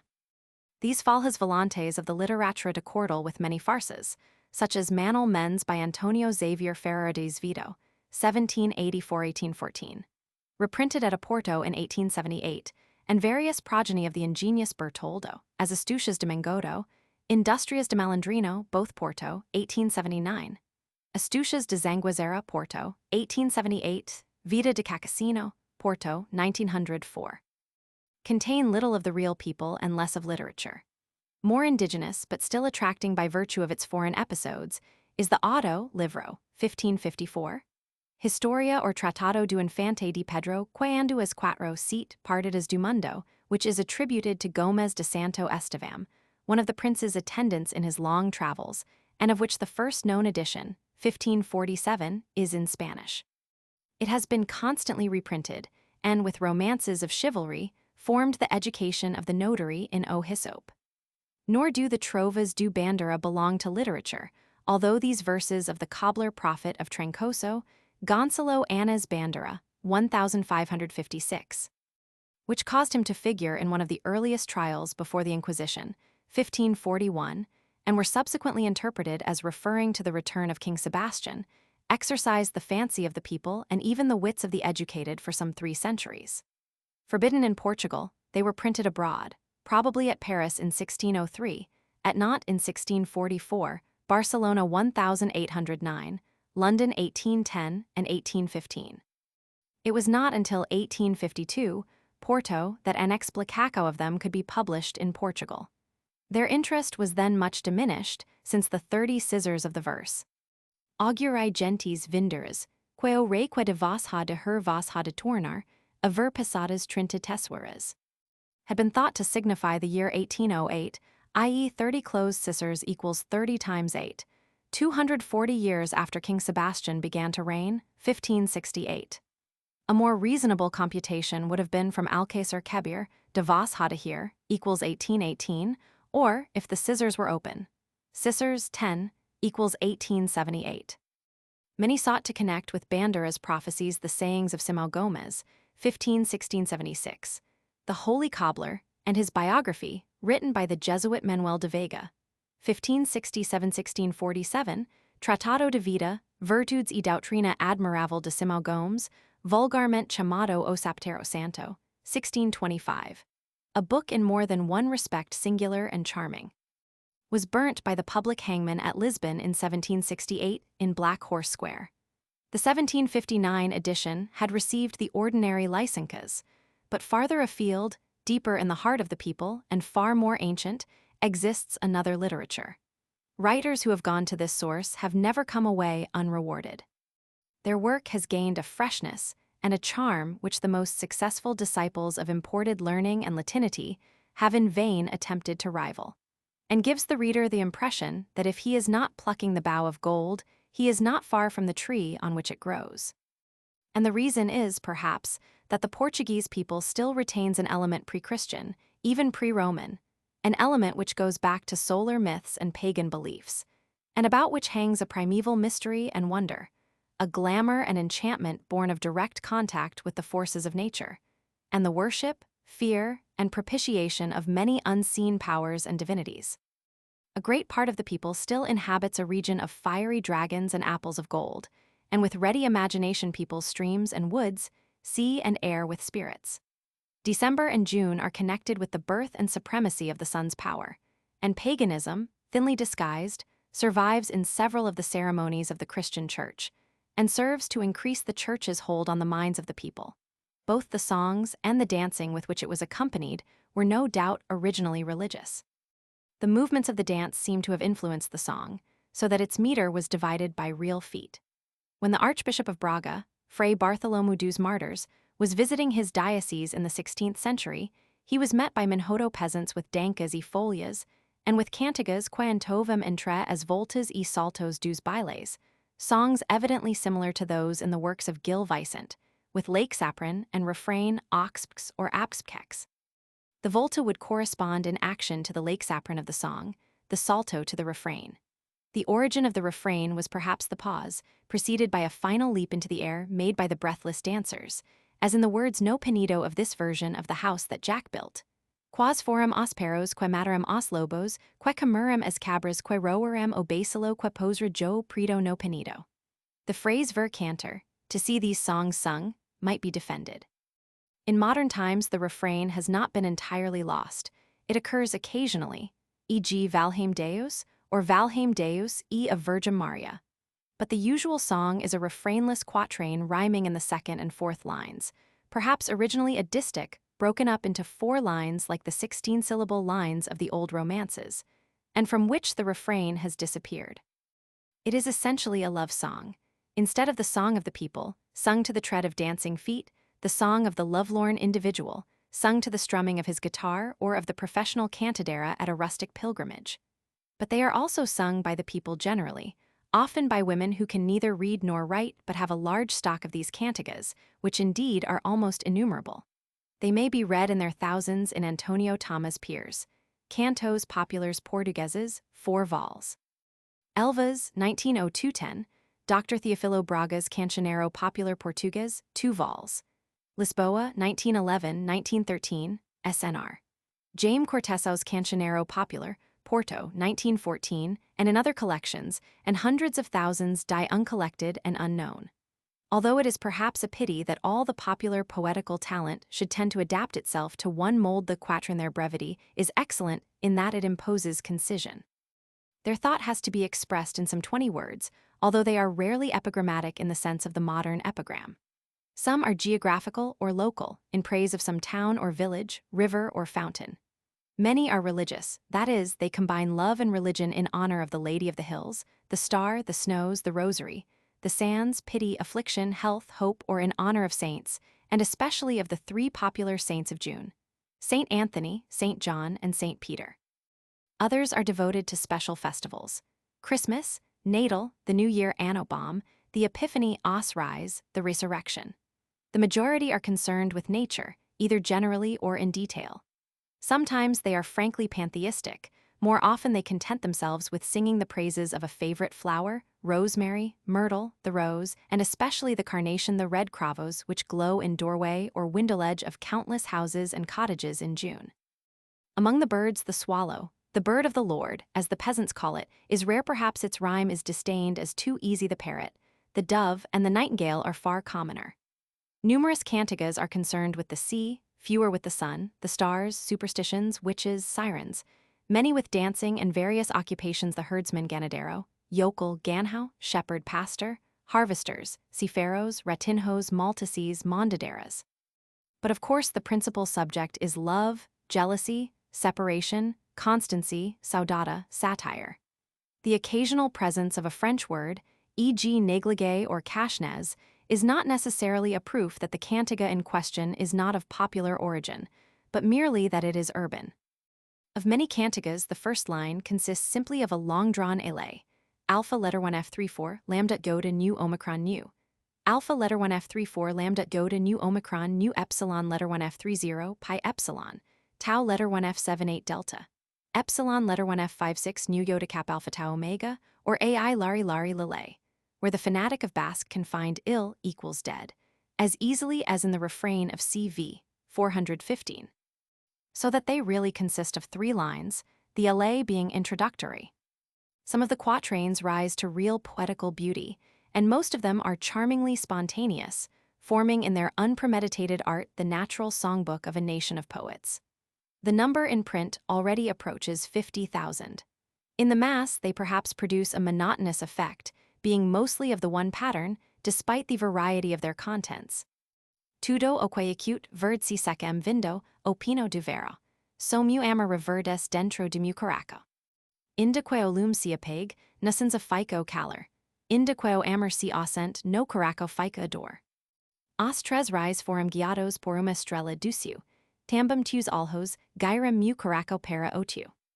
A few links in these modern cantigas carry us back to the songs in Gil Vicent's plays and beyond. A dialogue between mother and daughter, a reference to dancing de terreiro, balho, dance and song, to the casada, mas mal casada, or Aya sequence, as Filho de Virgin Maria Sagrada. Other links in the popular literature throughout the ages are the riddles adivinhas, at which Gil Vicent's shepherds played in the auto pastoral Castellano. The example given in João de Barros' Grammatica, 1540, is: Ainda opinao e acute nado, João filho anda pelo telhado, 1785 ed. p. 176. The father is still unborn and the son is on the roof. A fire and its smoke. Modern instances are printed in Dr. Theofilo Braga's Cancioneiro Popular Português, Volume I, 1913, pp. 363-70. The Lullabies, cf. The modern Ro, mu menino, dormi descansa, tu es mu alivio e a minha esperança with Gil Vicente Ro, Nustro Dios y Redentor, no lores and c. I-57. The Cantigas de Anno Bom, the pagan Janeras, as Filinto Alicio called them. The Cantigas das Reis, the Alvaradas, the Mayos. The alva or alvarada should properly contain the word alva in the refrain, as in CV 172 or Geraut de Bornel s. Quel jorn es apripchats, quen orion ve ella stella creguta quadats lo jorn, quiu li ben conaguta et ades sira el alba. For day is near, and high in the east appears the star that brings in the day. I know it well, and soon it will be dawn. The theme is the parting of lovers at dawn. Wilt thou be gone? It is not yet near day. A Catalan albicosante is given in Mala y Fontanals, Roman Cirillo Catalan. Marietta levet de mati que elegua is clara, el sol vol sortir como emen levare sigipo notinch Marietta levet, de mati levet, que el sol vol sortir, que elegua is clara como, and c. An example of a Galician Mayo, that is, a song introducing the Mayo or Mayboy, corresponding to our Queen of the May, is given in Mala's article in Volume Roman 6 of Romania. It closely resembles that of Gil Vicente est e acute o Mayo e acute est, in the Auto de Lusitania. Est e acute o Mayo que imagino e acute, est e acute o Mayo que anda dope, o noso Mayo anc pequenino da de comer e acute verxin do camino. Vele o Mayo cargado de rosas, vele o Mayo quelas tre mas hermosas. It then breaks into a moinera, in Castilian. Angel somos, del cielo venimos bajamos, si nos deus licentia e la reine la pedimos, la cantamos. To the Janeras more than one classical author alludes. Mello Epen. I thus notices them at Evora on New Year's Eve, 1638, before the house in which the Conde de Linhares was lodged. Affim de cili canterm certas bencons and regatiwas, costume de nossos anseos, quacam nom de Janeras en tovum placidament, pelas portas dos mais caros amigos, si congregu grand numo de pao. Some romances, also Zachara, and in the Azores Arabia, have been printed direct from the lips of the people by Dr. Late de Vasconcelos in his Romancero Português, 1886. The degenerate, more modern and subjective form of the romance is the fado, a ballad, melancholy as the old salo, composed by the professional fadistas of the towns. The fado is even more modern than the modernha end of 18th and beginning of the 19th century. It dates from the first third of the 19th century and has not even now penetrated to the south, being indeed largely a Lisbon product. It may be composed in verses of 4 quadras, 5 quintilhas, or 10 decimas lines. The individual in the favorite quadras expresses his personal sorrow and his love. The immemorial lore of the Portuguese people as a whole survives less in them than in the no less numerous proverbs Basque, de muitas, e varias maneras de adagios. There is scarcely a Portuguese writer whose works do not furnish a goodly crop of these proverbs, often in evidently popular form, sometimes betraying their Spanish origin in the rhyme. They have been collected in Antonio Delicado's Adagios Portugueses, 1651, in Adagios, 1841, Philosophia Proverbial, 1882, and elsewhere.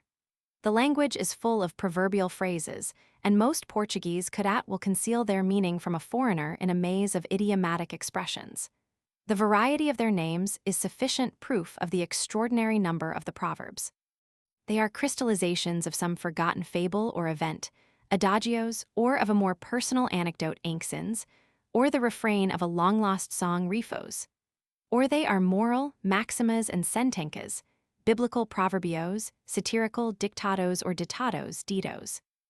Many of them embody the wisdom of the ages in a form admirably concise and forcible, e.g. quem muito abarca pauco abraca, which is the very reverse of Portuguese history, e nulla stringe e tutto, el mondo abraxia, or ate, au lavar das cestas, e acute vindima.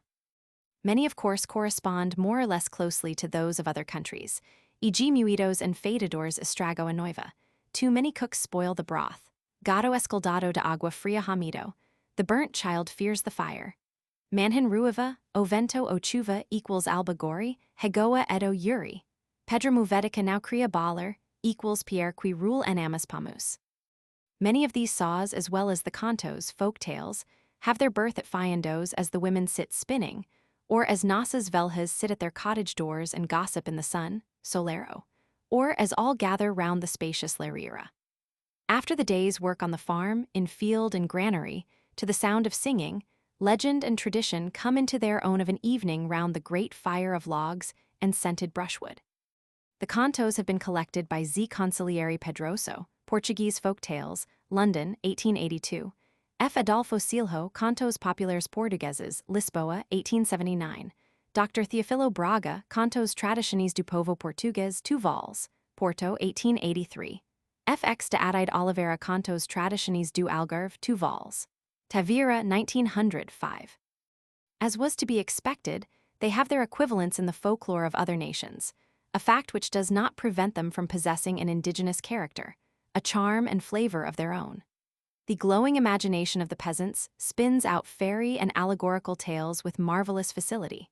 Thus old Mother Poverty, Tia Miseria, owned a pear tree in front of her cottage, and had obtained the privilege that whoever went up it to steal her pears should be unable to come down. When death comes, she asks him to fetch her one more pear. Once up the tree, all the priests and lawyers cannot bring him down, and only when he agrees to the bargain that poverty shall never die is she willing to release him. A great part of the popular literature has been set down in cold print during the last half-century. Much remains ungarnered. In every province there are peculiar words, phrases, traditions, heirlooms of times prehistoric, waiting to be gathered in, and both the Portuguese literature and the Portuguese language of the future will owe a debt of gratitude to their collectors, and find rich material in the pages of the Revista Lusitana. Footnotes.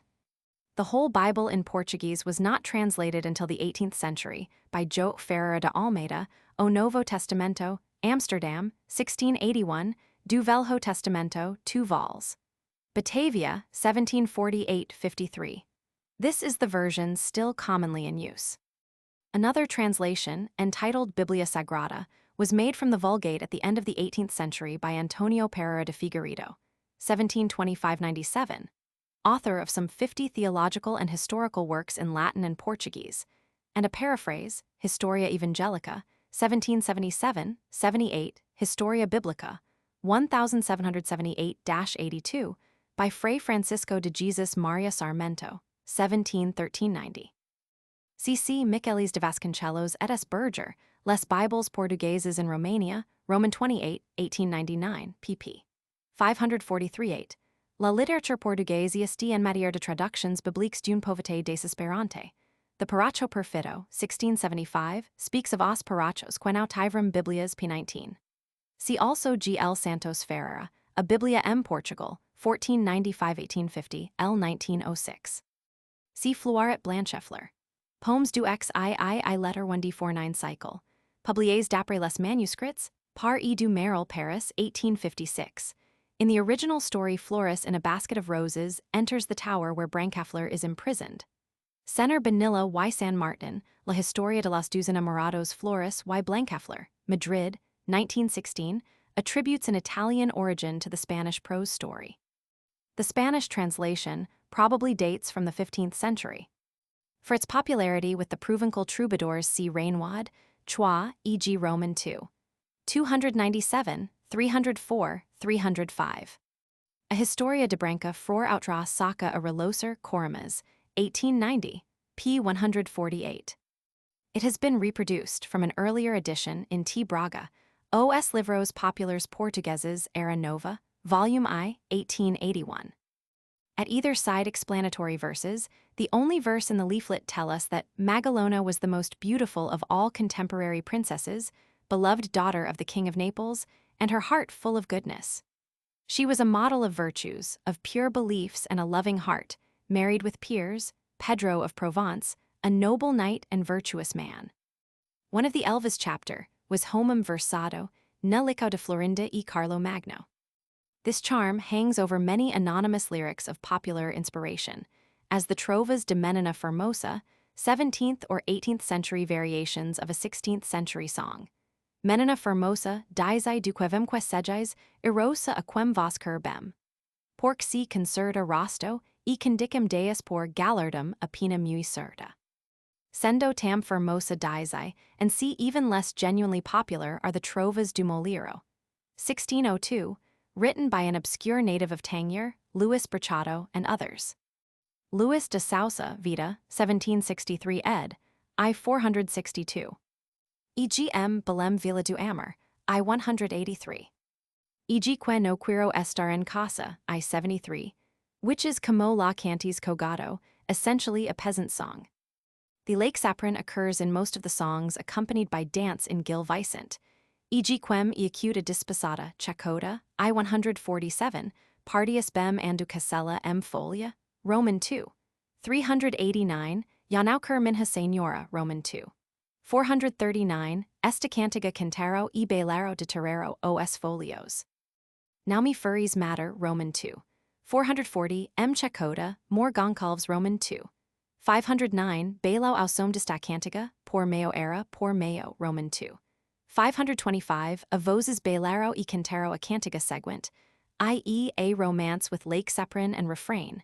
They are thus a combination of glee and dance. Gil Vicente, Obras, Roman 2. 448. Now Nuz Quorover Cantor, Gil Vicente, is, however, probably a misprint, for which D. Carolina Michelis de Vasconcelos suggests scur, EU. Cf. J. Late de Vasconcelos, Ensayos Ethnográficos, Roman 2. 264, O povo principalmente as mulheres, cantias em qualquer ocasão. Já os campos reverdecem, já o alecrim tem flor, já cantem os passarinhos a risarreco do Senhor. Now to the fields returns the green and the rosemaries in flower, and the little birds are singing the Lord's resurrection hour.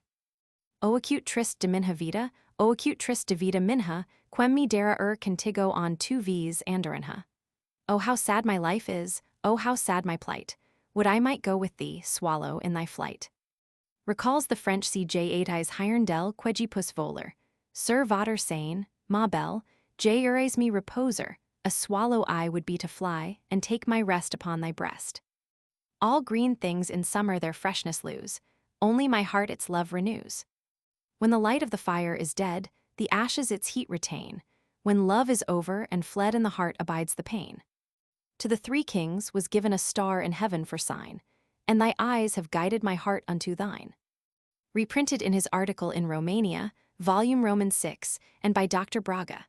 Agua in the second line is probably a corruption from alua, dawn, to agua, water. Fernam Rodriguez Lobos Orpida. Speaking of the noites privilegiadas the eves of New Year and Epiphany refers to os villos ruins, quasas nauts vos persigum, and to their pindarinhos, musica de aguape que toda naut vos nos uvidos como bizarro, e saber tudo isto haves de li offerter os vossos quatro vintens, e quando elechos, entregais a candia vos discover o fadio dos ditos musicos. Macho com sombrero com mais chocas, quam corredor de falhas. They thus resembled Christmas waits. The Spanish translator of Euphrosina apparently derived this name from musical notes, equals a sung romance, since he translates un romance de sol la Eupher, I3, Roman 3. 2 Orig. De la novella Roman 3, 77 and 110, but even he would not derive it from the Sila of the Psalms T. Braga hist. De lit. Port. I 1914, p. 205. In the Spanish Salo in Obras de Dom Manuel de Portugal, 1605, BK. Roman 12, pp. 280-27, each singer takes 3 lines, of which the last 2 rhyme together. Formerly verbos e.g. in the cank, devat, and exemplos and xempros. The word riffau does not now mean the refrain or burden, estribilho, of a song but proverb, like the Spanish refrain.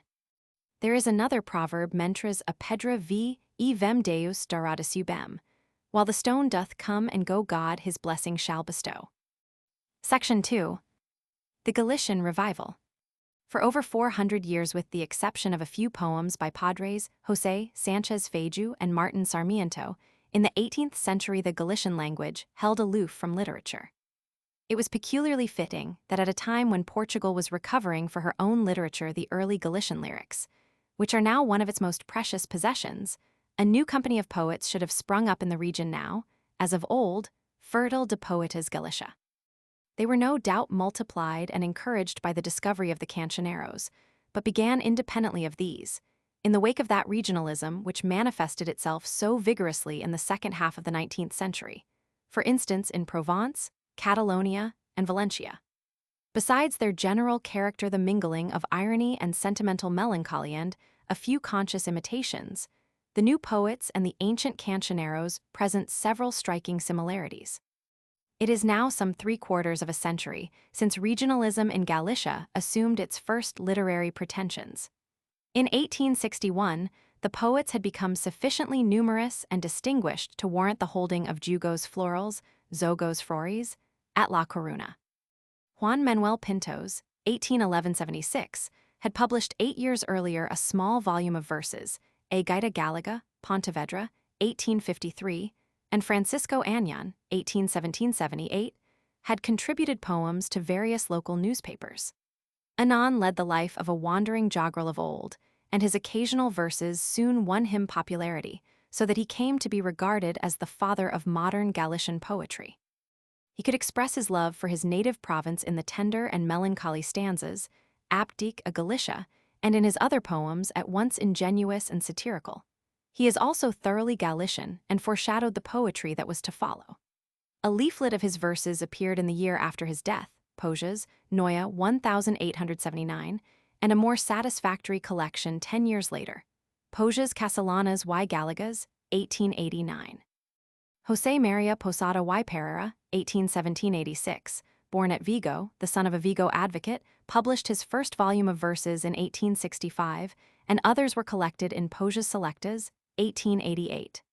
The second part of this collection, pp.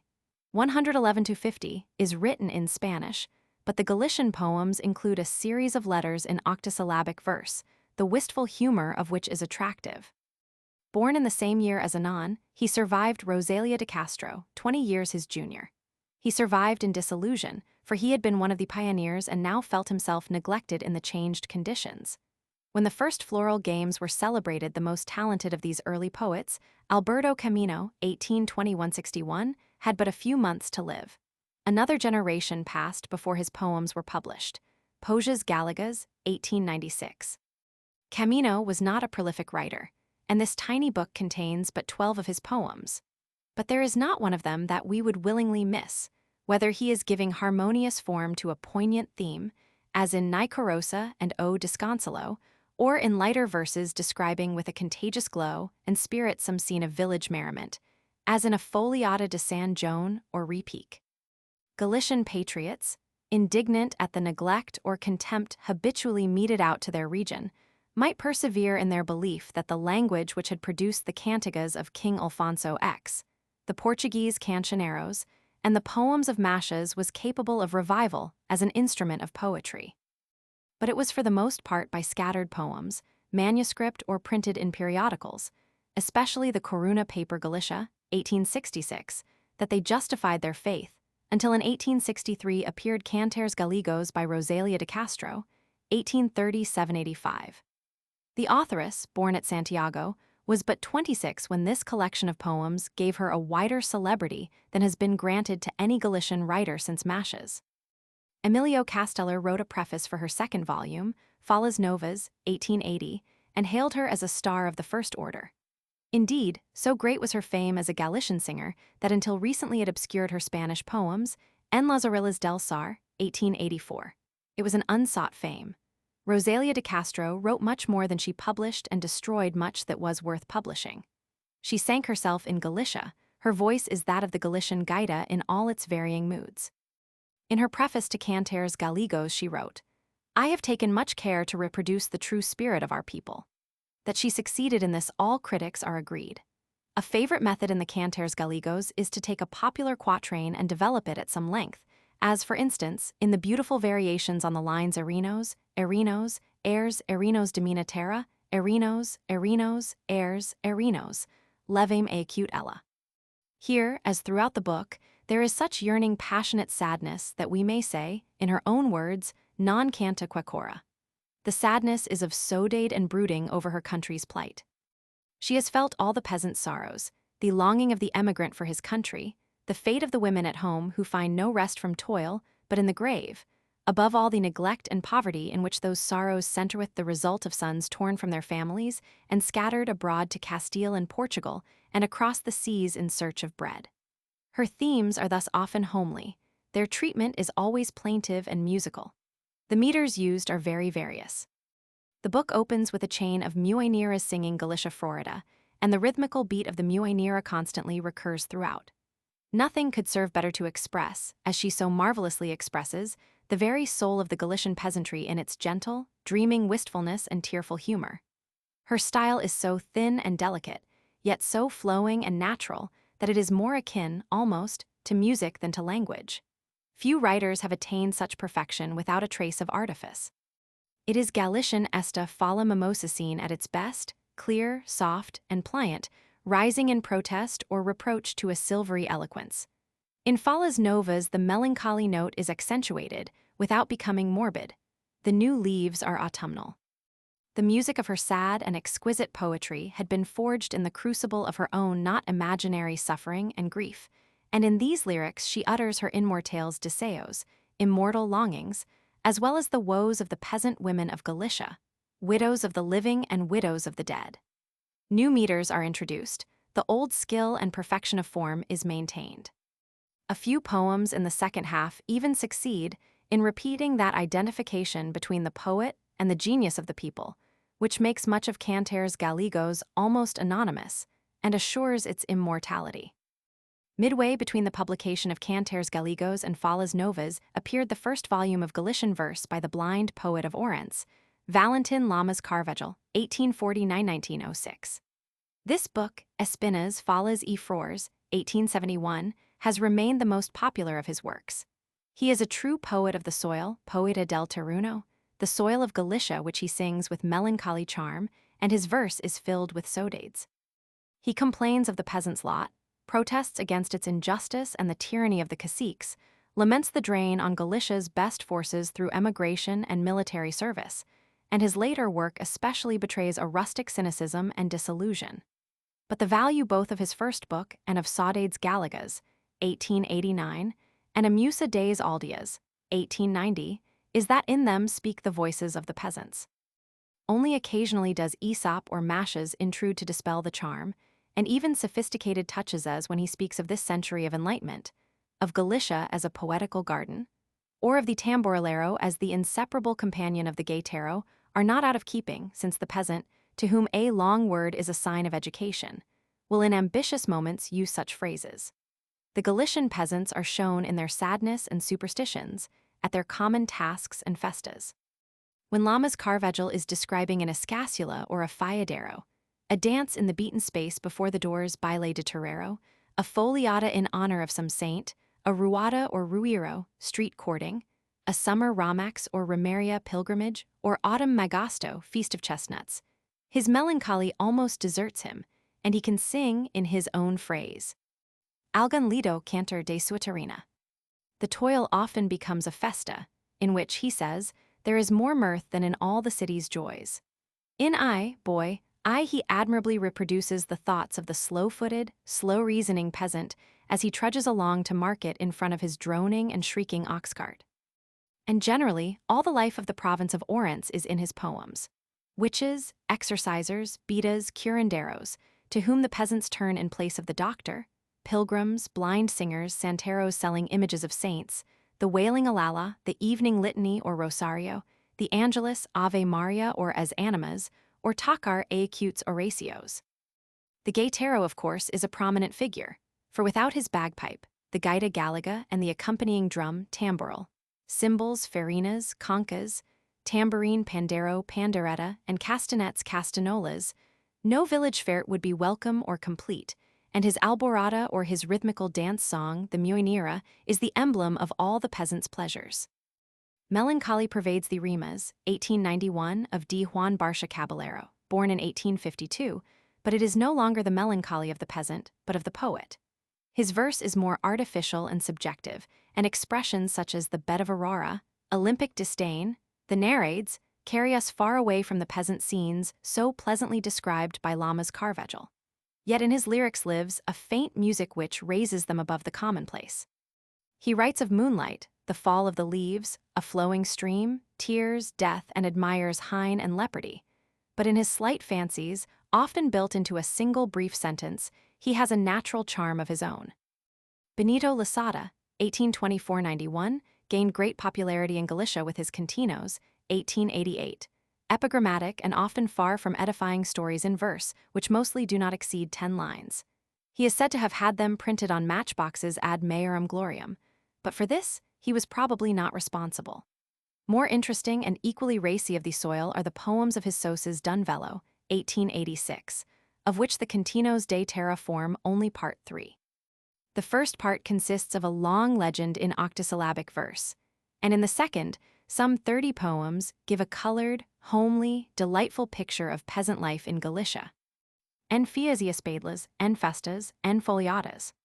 Song and dance, the pot of chestnuts, zanchos over the Larira fire on the night of All Saints' Day, the ox girl quietly singing, the girl with spindle and distaff keeping the cows, the sorrowful hard-working peasant women, the priests exorcising those possessed by the devil.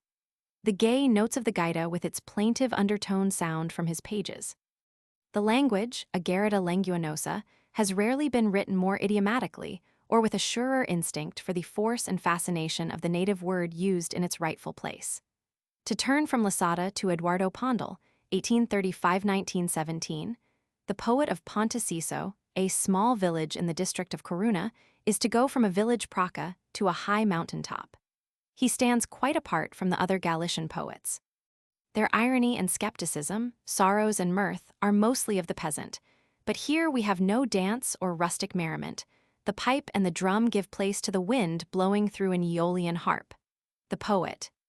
Sona antres uses hurtas na gentle arpa apiado, en dond o vento suspira. He is a lonely, martial spirit, disdainful but never arrogant, hating all servitude and looking upon a comfortable inertness as a kind of servitude. There is no pettiness in him, although details of nature he may notice and love.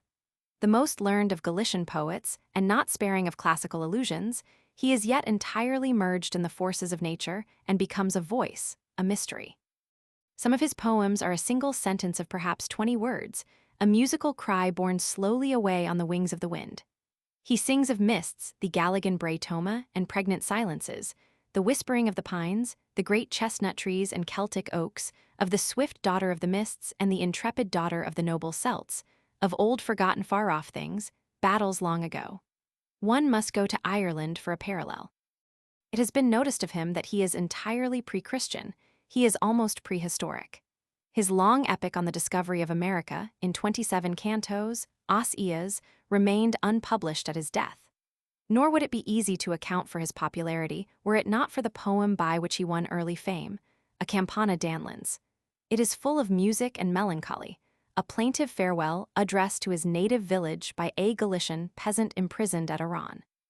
His subsequent verses, collected in Rumors de los Pinos, 1879, and Quaixums dos Pinos, 1886, if they could not increase his popularity, brought him a wide recognition among all lovers of poetry. The undefinable fascination of many of these poems is due to their aloofness, tenderness, and sorrowful music. He is a genuine Celtic bard, child of the wind and the rain, with Rosalia de Castro the truest poet produced by modern Galicia.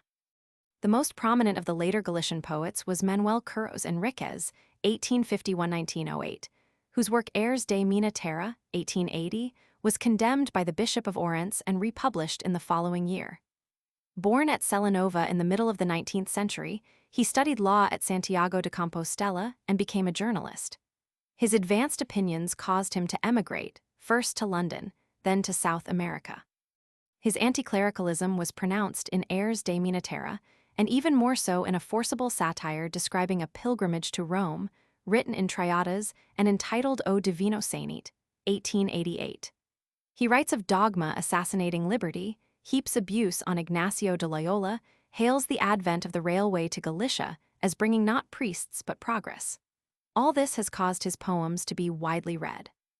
But the reader has the agreeable surprise to find that many of them deal quite simply with the legends, averks do crystal or customs, unha boda and inibo, o gaitero and sea of his native country, and show a true poetic power and a quiet and accurate observation of nature. We forget all about anticlericalism and the Pope in reading of spring in Galicia, of the Zentes angerinas, the anemas ringing, and the children who come singing a mayo and asking for chestnuts. Curros Enriquez would not be a Galician were not his work of a melancholy cast, and the charm of some of his poems is also indigenous. The torch of Galician poetry burnt on after Curros Enriquez had ceased to write. D. Evaristo Martilo Paumen, born c. 1853, in his Lyricas Galligas, 1891, showed that he possessed the traditional charm and satire of Galician verse, but a charm and satire that in his case had become all individual and subjective. Orellano J. Pereira, 1906, author of Causas de Aldea, 1891, displayed a rustic humor in sketching with many a gay note the life of the Galician peasantry, and in his more subjective poems, a very real and delicate lyrical gift. A sly humor also marks the work of Alberto Garcia Ferrero, 1862–1902, in Volvoretas, 1887, and Coramas, 1890. It is sometimes marred by the bitterness of his anti-clerical and anti-Spanish feeling. In the stream's voice, he hears a murmur against the mayor and the judge. The cacique is dragon, tiger, and snake. The monks and priests are greedy and ignorant. On the other hand, when they describe a fair anaphora, or a pilgrimage, or the woes of the Galician emigrant, his poems are moving, vivid, and full of local color. In a slight volume of poems, Salios, 1895, Manuel Núñez González, 1865–1917, shows true lyrical power. They are poems in Galician rather than of Galicia, telling in a plaintive music of night, autumn, morena, saudades. For all the author's love of his smaller country, it is Galicia seen from without or sung from memory. The vintage songs and the gay din of chestnut gatherings are no longer, as with Lasada and Lamas, a part of life, but a dream in the ideal realm of thought, a subject of disillusion and regret. Folurpas, 1894, by D. Eladio Rodriguez González, born in 1864, is also essentially not of the people.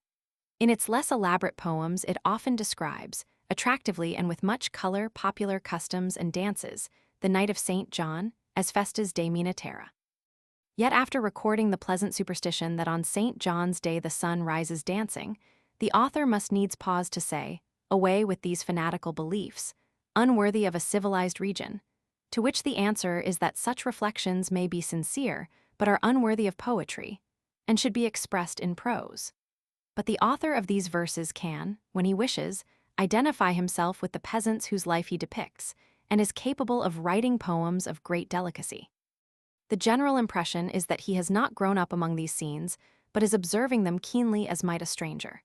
The Edict of the Archbishop of Santiago, June 26, 1909, which made it a deadly sin to read Fume de Palla, 1909, by Alfredo Nun de Alariz, as containing impious, blasphemous, and heretical propositions, gave these poems a wider publicity than they might otherwise have attained, and they received a second edition in the same year.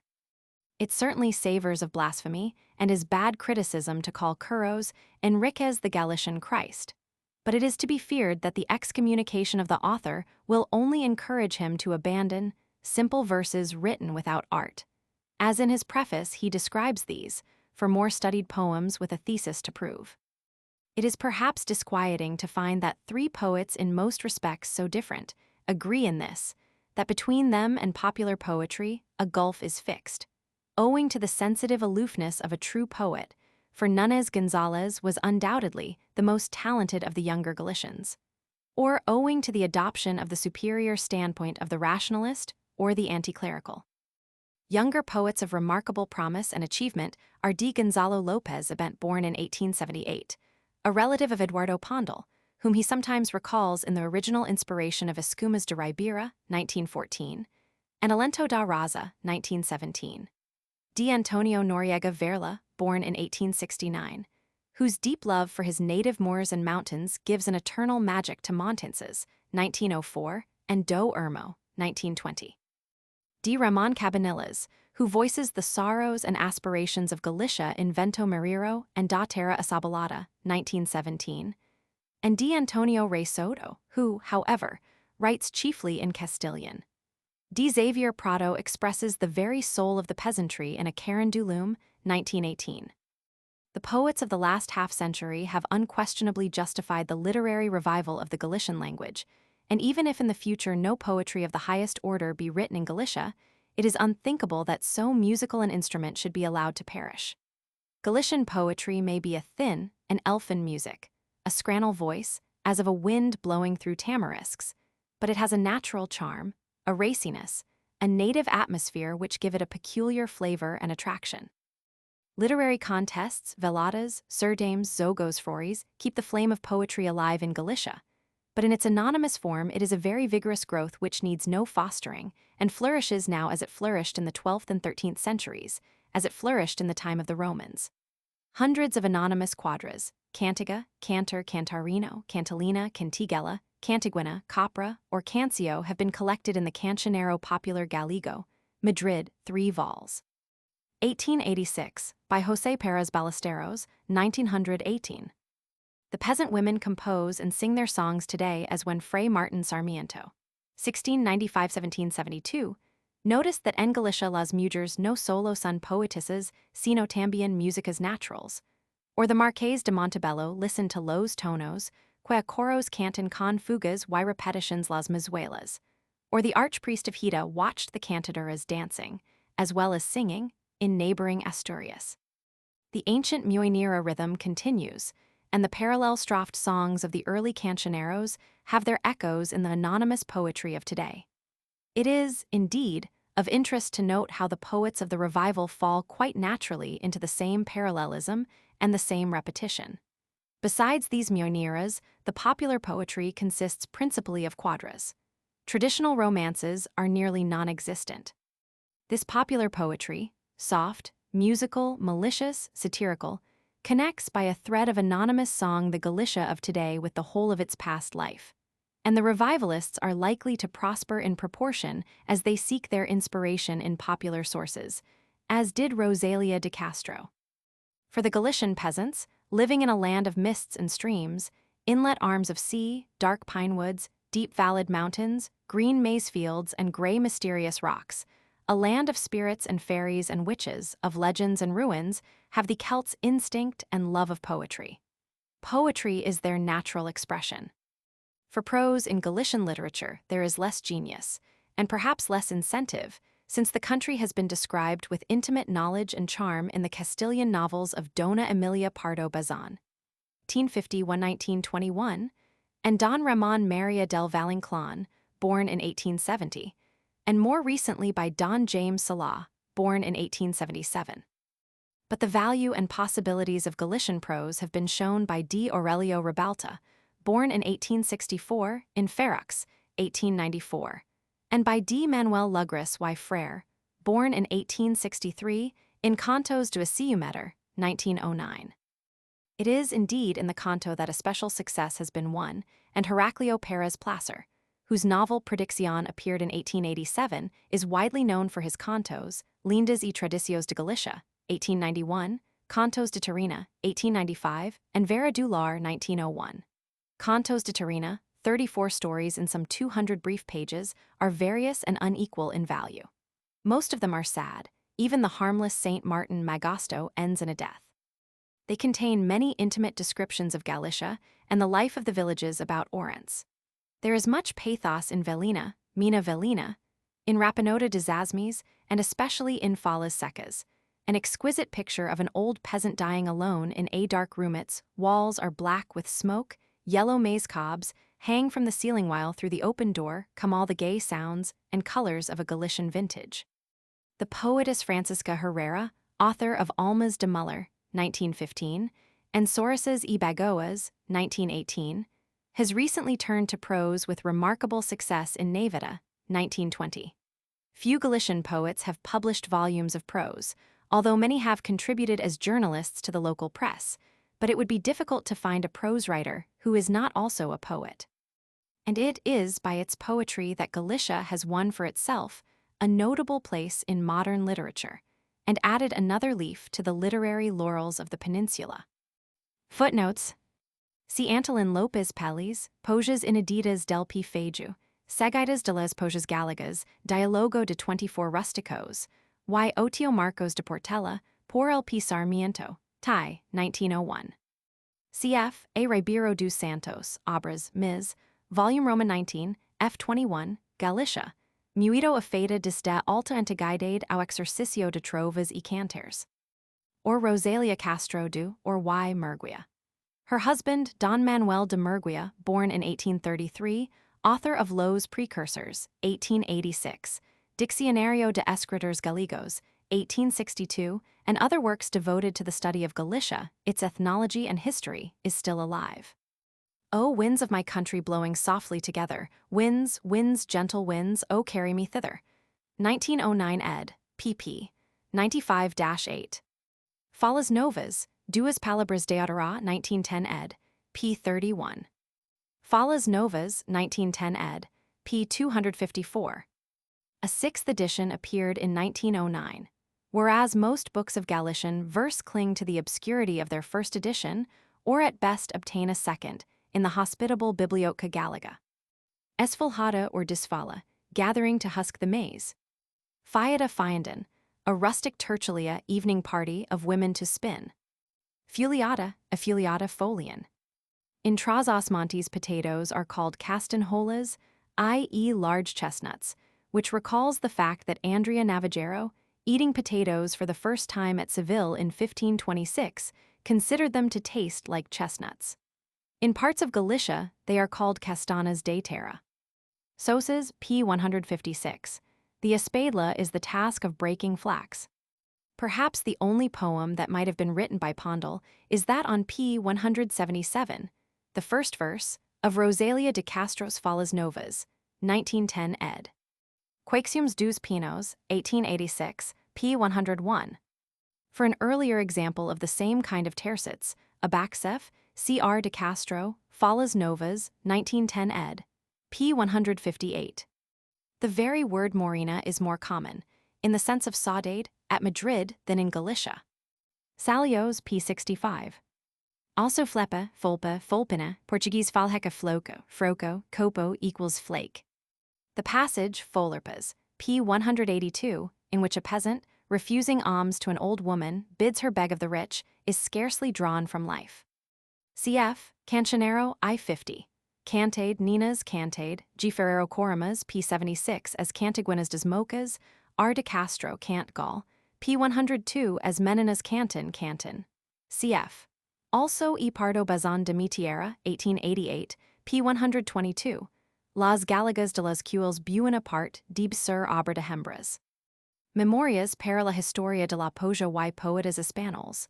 Obras Póstumas, Volume I Madrid, 1775, p. 238, section 538. C. de Agida, ed. C. Michelis de Vasconcelos, 1904, Roman II, 902. Cf. R. de Castro, Canters Gallegos, 1909 ed. p. 18 Mentilo Refexo, p. 19 Mar Rio, pp. 21 EA, p. 27 Terras Vilas, p. 29 Pausabin Vivian, p. 85 Vestira Calzara, Falas Novas, 1910 ed.